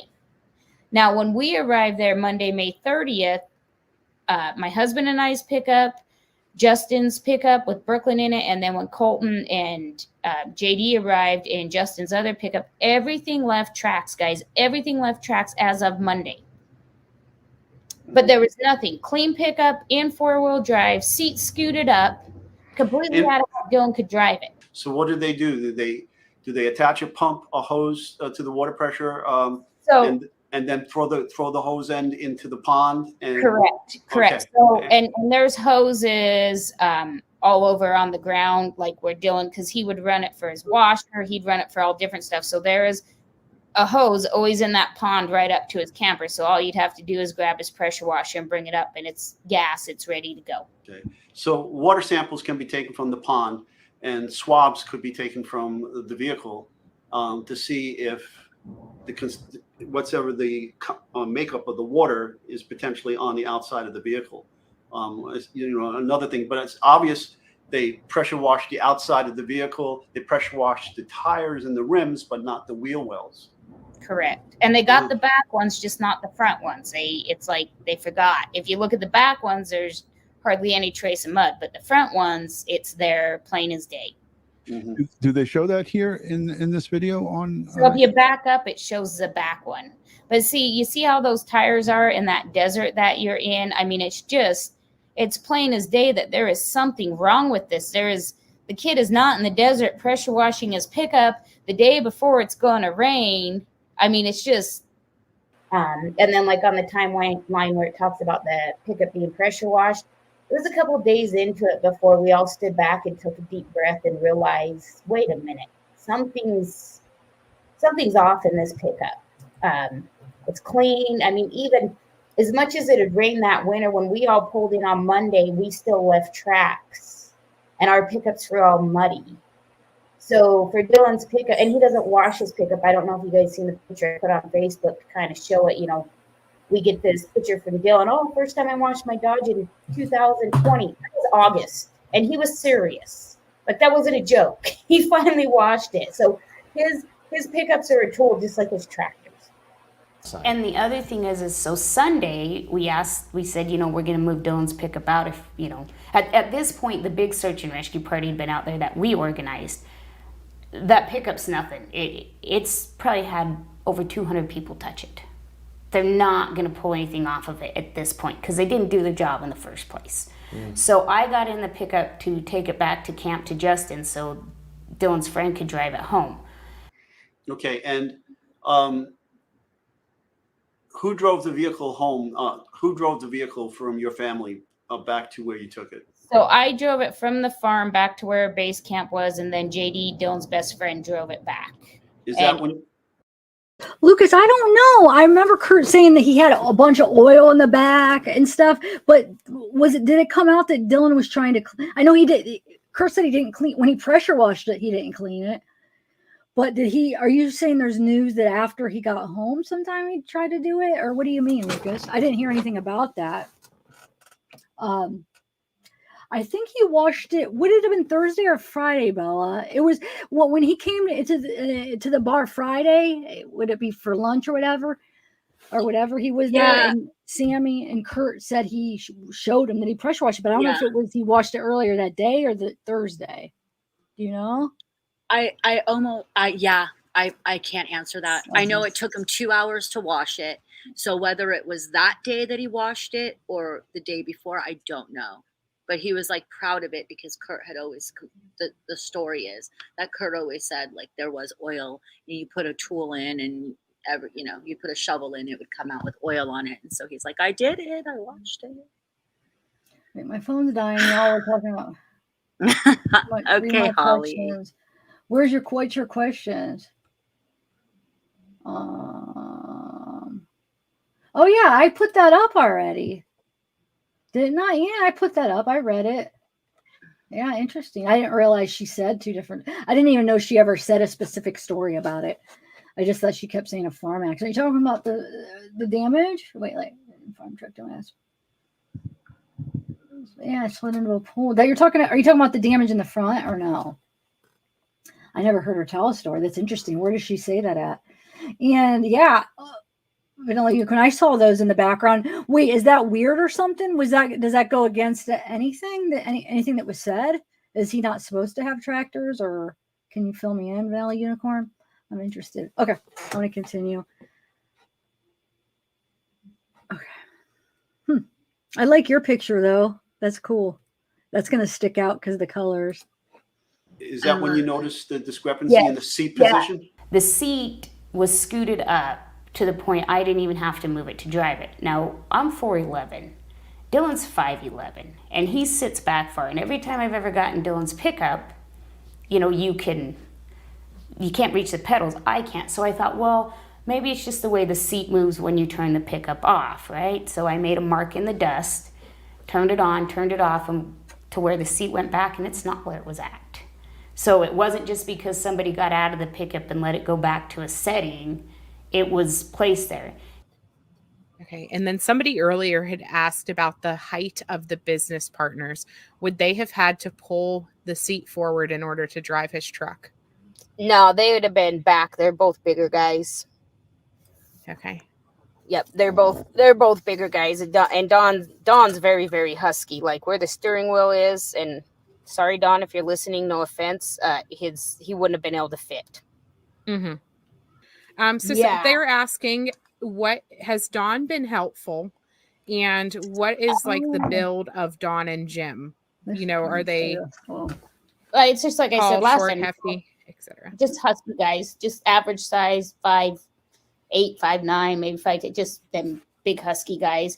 As far as helpful, I mean, I don't know. He's running the farm. He's back on the farm. He's keeping the farm going. But as far as helpful in the investigation, there hasn't been an investigation. So I don't know how he can be. I mean, I don't even think he's been interviewed. So it's a hard question to answer because he really hasn't even been looked at. Right, because they haven't interrogated anybody. You know, okay, so somebody in the questions is asking, how tall is Don? Now, we did address this in the last live. He's not a short man, is he? No, he's not tall. I mean, 5'8", 5'9", but he's a big guy. He couldn't have been driving the pickup. He couldn't have gotten into the pickup. That makes sense. It was too close to the steering wheel. Okay, so go ahead. There's a person, which is one of the only ones we've kind of held back, that we know would have been they're about my size. Let's just put it that way. Maybe an inch taller. Okay. So there we go. There it is. Who do you think she's talking about? Oh, she does say Don. Hold on. She does go to same build pretty much. Hold on. So now my question is, does that person know Don and Jim that you're talking about? Absolutely. Yes. Okay. Interesting, huh? Who is it? Yep. Who is What do you it? guys Is Gloria think? Dellen still here?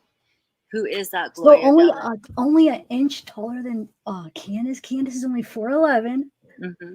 So it'd be 5 feet. And then same build. So she means same build as her. So he's little, like he could fit in that. If it is indeed that the seat was moved up because somebody was driving.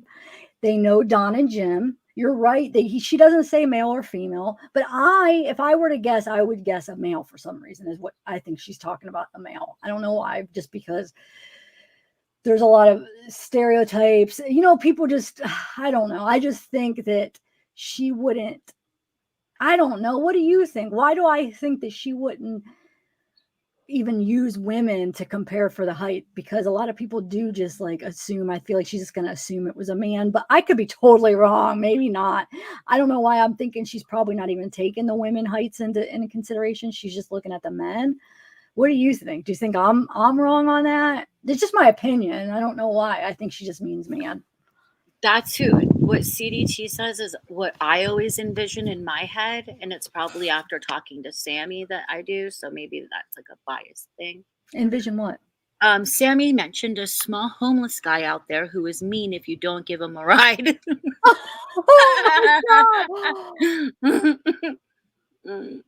You guys, the reason why we're saying Sammy is because she asked us specifically. I know you guys know what her name is, but she asked us specifically not to. And just like how a lot of us have whatever name we have on here, if you know her name, awesome. But let's just keep calling her Sammy here, please, until we get the okay. It's just, nice. Yeah, I even said, I'm like, we should just call her by her. Oh, oops, I shouldn't even. I said, we should call her by her real name because everybody knows it. They're saying it, and I don't want to confuse everybody because everybody's gonna be like, "Who the heck's Sammy?" when we're talking about it. But you said, yeah, I guess we told. But she has a reason. I'm sorry to. But it's out there already, though. That's the only thing I'm saying. No, I know what you're saying, but I'm just answering because she's hiding behind it. She's not hiding behind it. What she has is she has people reaching out to her business, people doxing her business, and it's not fair, in my opinion, for that to happen because someone doesn't like her. So if obviously everyone knows her name, so it's just a little bit of precaution. You know what her name is, so it's not like she's hiding. The thing is you guys, if you don't realize that there could be a safety issue here, and for a job, like they could ruin her career, and there could be a safety issue. And if you guys don't realize that, then you're underestimating people, because people on this, there's some crazy people out here in this YouTube community, this true crime community, that has threatened, like in different cases, has threatened people's lives, went out and harassed them. So there's safety issues too. So I do understand, like, her not wanting to even initially. It sucks that now people do know who she is, but if she could have kept that hidden completely, because there is a safety issue. There's the issue of people trying to call her and have her lose her job if she has a client. I don't know what she does, but if she has a boss, get her fired. If she has clients, people won't trust her, saying bad things. People would stop at no lengths. Like the people that are so passionate about, Kurt has something to do with it, then they think he's a murderer. You know what I'm saying? I'm not saying this is true, but this is their way of thinking. Well, if he killed somebody, nope. this is justice, you know, and they don't realize that we don't know yet. You can't just assume. So I don't know. It's a safety issue. I do understand, but what I'm saying is now everybody knows anyway. So it's not like, you know, it's out there, but I get it. Just out of respect, we'll keep it at Sammy. But it does suck. People are crazy, guys. I've heard stories, you know, in the from past cases. It's just people, they don't care. There's some bad people, mean people out there and they think they're doing it in the name of justice when it's like they try to take justice into their own hands when, I mean, they don't have the proper, you know, whatever to like decide if this, you know, oh, I mean, he hasn't been charged. She hasn't been charged. You know what I'm saying? I don't know. Anyway. No, you said it perfectly. Yeah. And I just think that if, you know, out of respect, and that's what we do for guests who do that, and until she says to us that it's okay, I'm going to continue to call her Sammy. And I would really appreciate it if in this chat you guys do the same, because, and if you know, that's awesome. But like, you know, her own mother doxed her. So, you know. I know that first that was crazy, but maybe her mother didn't even realize that. She had to, because she put a different name up there. I don't know. Anyway, all right. That the seat was scooted up. How tall was Dylan? How tall is Dylan? Sorry, Dylan is, I know it. I understand. Dylan's between 6'10" and, 5'10" and 5'11". I am 4'11" and a half. Don't forget the half. Okay. And could you sit in that truck and reach the pedal the way it was? I could have drove it clear back to Eastern Idaho and not had to have adjusted it. And there's no way that Dylan could sit like that. He wouldn't even be able to get his knees in. He's all leg. Okay. His knees wouldn't even fit in between the steering wheel and the seat the way it was positioned. Yeah, so when I got in it, so we'd have the door open and closed. You know, we'd been in and out of it trying to see if we could see anything. But when I actually got in the pickup and sat down, I thought, well, this is really weird. You know, Dylan wouldn't have the seat like this. So then you automatically go to the thought, when you shut these new pickups off and you get out, the seat goes to different settings at time, right? Mm-hmm. So I made a mark in the dust on the seat because it's dusty on the door where the seat was at. I started the pickup. That's when I noticed it was in 4-wheel drive, which was just beyond, and it was in 4 low, not just 4 high. It was in 4 low. So then when I drove the pickup, then I got back to where our camp was, and I shut the pickup off, took the keys out, opened the door, and that seat position that it automatically goes back to, if you take the keys out, if you take the key fob out, was not even close to where it was. And I'm 4'11". Dylan could not even have gotten his knees under where that steering wheel and seat was set. That the seat was scooted up. How tall was Dylan? How tall is Dylan? Sorry, Dylan is, I know it. I understand. Dylan's between 6'10" and 5'10" and 5'11". I am 4'11" and a half. Don't forget the half. Okay. And could you sit in that truck and reach the pedal the way it was? I could have drove it clear back to Eastern Idaho and not had to have adjusted it. And there's no way that Dylan could sit like that. He wouldn't even be able to get his knees in. He's all leg. Okay. His knees wouldn't even fit in between the steering wheel and the seat the way it was positioned. And like I said, that's when we stepped back, you know, a couple of days later after Box Elder left us out there on our own. That's when it's like, wait a minute, the pickup seat and being in 4-wheel drive, that's when I got in it to drive it back to where our base camp was so JD could take it home. And I got in it. I'm 4'11". Dylan's between 5'10" and 5'11". I didn't have to scoot the seat up. I didn't have to tilt the steering wheel down. Does he have any short friends that would make sense? He doesn't have a lot of, all of his friends are in Eastern Idaho where he did go to high school.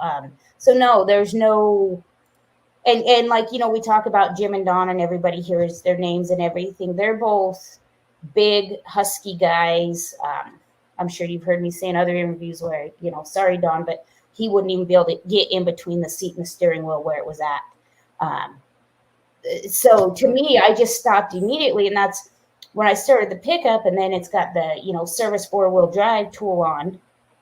And I looked down and it's in 4 low. And I was like, well, That doesn't make sense because he got his new transmission, I don't know, it was January, February, and the transfer case wasn't ever right after that. It didn't work, and he cussed it all the time. Dylan would not put his pickup in 4-low. Could that have accidentally got pushed by No, cleaning? Is it a button or a... Nope. Oh, It's a okay. turn knob. Okay. There's no accidental, and you got to take it from 2 high, and then you've got 4. That's what I don't get that, the 4-wheel drive, you know, because I could see the looking for something to move the seat up, but that 4-wheel drive, she said you actually have to do that. So like, how could, maybe somebody was driving it. And she said there was those tracks in the wash that it looks like it was like, we haven't got to that part yet, but it looks like, you know, somebody like, what is that? Where they go like, I forgot how she worded it. Oh my God. I saw like an idiot where they basically like went fat, like peeled out kind of in a way. And it's like, I don't even know how to describe it. I'm gonna let her describe it when it comes. Cause you're just staring at me like, I'm like, when you burn rubber. Well, it's in the dirt and the mud, but she's saying basically it looks like that they kind of I don't know. I'm just gonna it was like they were trying to go get somewhere quick in the mud, and they were trying to go quick, but because it was mud, you know, and it was like dirt and mud or whatever, like it made those tracks. Like, you know, you're going a little bit quicker than you should, and it's making. How does she describe it? Somebody help. Fishtail. Thank you. Ooh, oh right. my God, or skid, something like that. I think she used maybe both of those terms, but she said they're not sure if they're from Dylan's truck, but they were gonna. I don't know. FBI is gonna test it. Hopefully, they'll be able to figure out. Did anything ever come in that, guys? Did they test the track? Because it's amazing what they could do with tire tracks in testing. Like they narrow it down to the exact tire type. You know, so like, did they ever do it? Does anybody know? So what I'm thinking, if somebody, let's say somebody did take the truck, they used the truck to move the body maybe, and then brought it back. And they were hurrying up, and it was maybe when it was raining. And then when they got back, they pressure washed it, possibly, right? Could be, or they could have done whatever they wanted to do, and then the seat movement has nothing to do with it because they like got out really fast and looked behind the seat. Like there took the truck, but the seat doesn't necessarily mean somebody's short because maybe they did just move it up anyway. So there's so many different possibilities, guys. So many, yeah. So anyway, all right. Fingers guys. crossed. You know what? We'll know. Soon. Yeah. What? We're only like halfway through this, and I want to go on my walk. And you know how I've told you with my mom, I don't mind. I could go at 10 o'clock. I'm not afraid. She won't let me. She'll fight me when it gets dark. She gives me a hassle. So what I'm saying is I might end this and then do a part 2 because we're only halfway through it, guys. Are you mad? Do you think that's a bad idea? Am I mad? I'm so mad. I mean, do you think it's a bad idea? Like, do you think that's stupid of me to do it? No, because you're 5 hours in. Yeah. Yeah, I think it's actually a really good idea. So let's see. We're 2 hours and let me put where we left off because this is almost 4 hours long and we're only 2 hours and 3 minutes in to the video. So let's plan on 2 hours. Okay, I have my appointment tomorrow. Shoot, I have a couple things I have like 2 appointments I have to go to tomorrow, 2:03:23. Shoot, so I won't be able to do it in a day, and I have to do days. Well, I don't have to, I guess 2 or 3. Well, maybe Saturday in the day. What do you think? I think that's good. Okay, like around the same time, like around maybe 1. I want to do it in the afternoon because look how long it takes, you know. It'll probably take another good 5 hours to get through the rest. Maybe not that long for the rest. It depends on how much we talk in between. And like I said, then after part 2, I'm going to put together all these. There's probably like 5 or 6 main points that I found really interesting with what I found in it. So I'll put like a little compilation of just those parts in. Like I said, it's news to me. I never caught it in some of the things. I never caught in it, but maybe some of you guys already have. Well, some of you have because when we were going through it, somebody's like, yeah, I heard that. I remember hearing that. So some of you guys, of course, some of you have, duh. But like, I don't know if a lot of people miss some of the stuff. Okay, so, and then So I'm going to cancel date night. Saturday? No, don't cancel any. Wait, what do you mean it's going to be Saturday in the day? But we're probably going to go for 5 hours. but it's fine. I mean, what time do you have a plan? No, it's fine. We'll figure it out. I was kind of, no, it's fine. We'll figure it out. No, I don't want it. That's stupid. You're going to cancel a date? Well, hold on. Do you want to see my succulent babies that I'm making? Ooh. See them? Yeah. Gosh. There's some of them. Okay, anyways, moving on. Back to life. Okay, so Saturday then, not tomorrow. Not tomorrow? You don't want to do it tomorrow? I mean, if I did it tomorrow, it would have to be later, because I have a couple appointments. So, okay, so Saturday, it's a date. You guys, it's a date with you guys, okay? Yeah, thanks, guys. You guys have been awesome. Thank you, guys. Bye, everybody. It's so humid outside. Oh my God, I have to do it though. You probably have more humidity than I do, but it is like so hot. There's a breeze. See, like there's a breeze. Oh, whatever you guys can. But there's a breeze, but it's so hot. Of course we have more humidity than you. That's a guarantee. Is that what you said? Yeah, well, I've never been to Ohio in the summertime. Oh, I didn't mean to remove you. I meant to remove it. What did you say? I accidentally removed you as you were talking. I meant to remove the video. It was an accident. I'm sweating because I don't have my fan. No, we're definitely more humid than I think. Than California. Yeah, I'm sure you are. Definitely more than it is here. Look, you could see this kind of sweat on my face a little bit. Do I have chocolate on my face? What was that? I don't see it. Oh my God! Yeah, it had to be. It was because it was there, and then I wiped it off. Where did you get chocolate from? From the chocolate chip cookie? It must be. Oh my gosh! Yeah. All right, guys, look at me. Look, you could see the sweat, and I'm in air condition. Well, look what you're wearing. I know. I'm gonna take this off. Why are you wearing that? Because it's my merch. But why don't you have to wear a short sleeve shirt? I know, but I only have one short sleeve shirt with this merch, so you need to buy a tank top. I don't wear tank tops, though. I don't know. I don't know. I'm just not a big tank top wearer, but okay, guys. Bye, everybody. Saturday at 1. Thank you, guys. Thank you, Mark. Thanks, everybody, for being nice.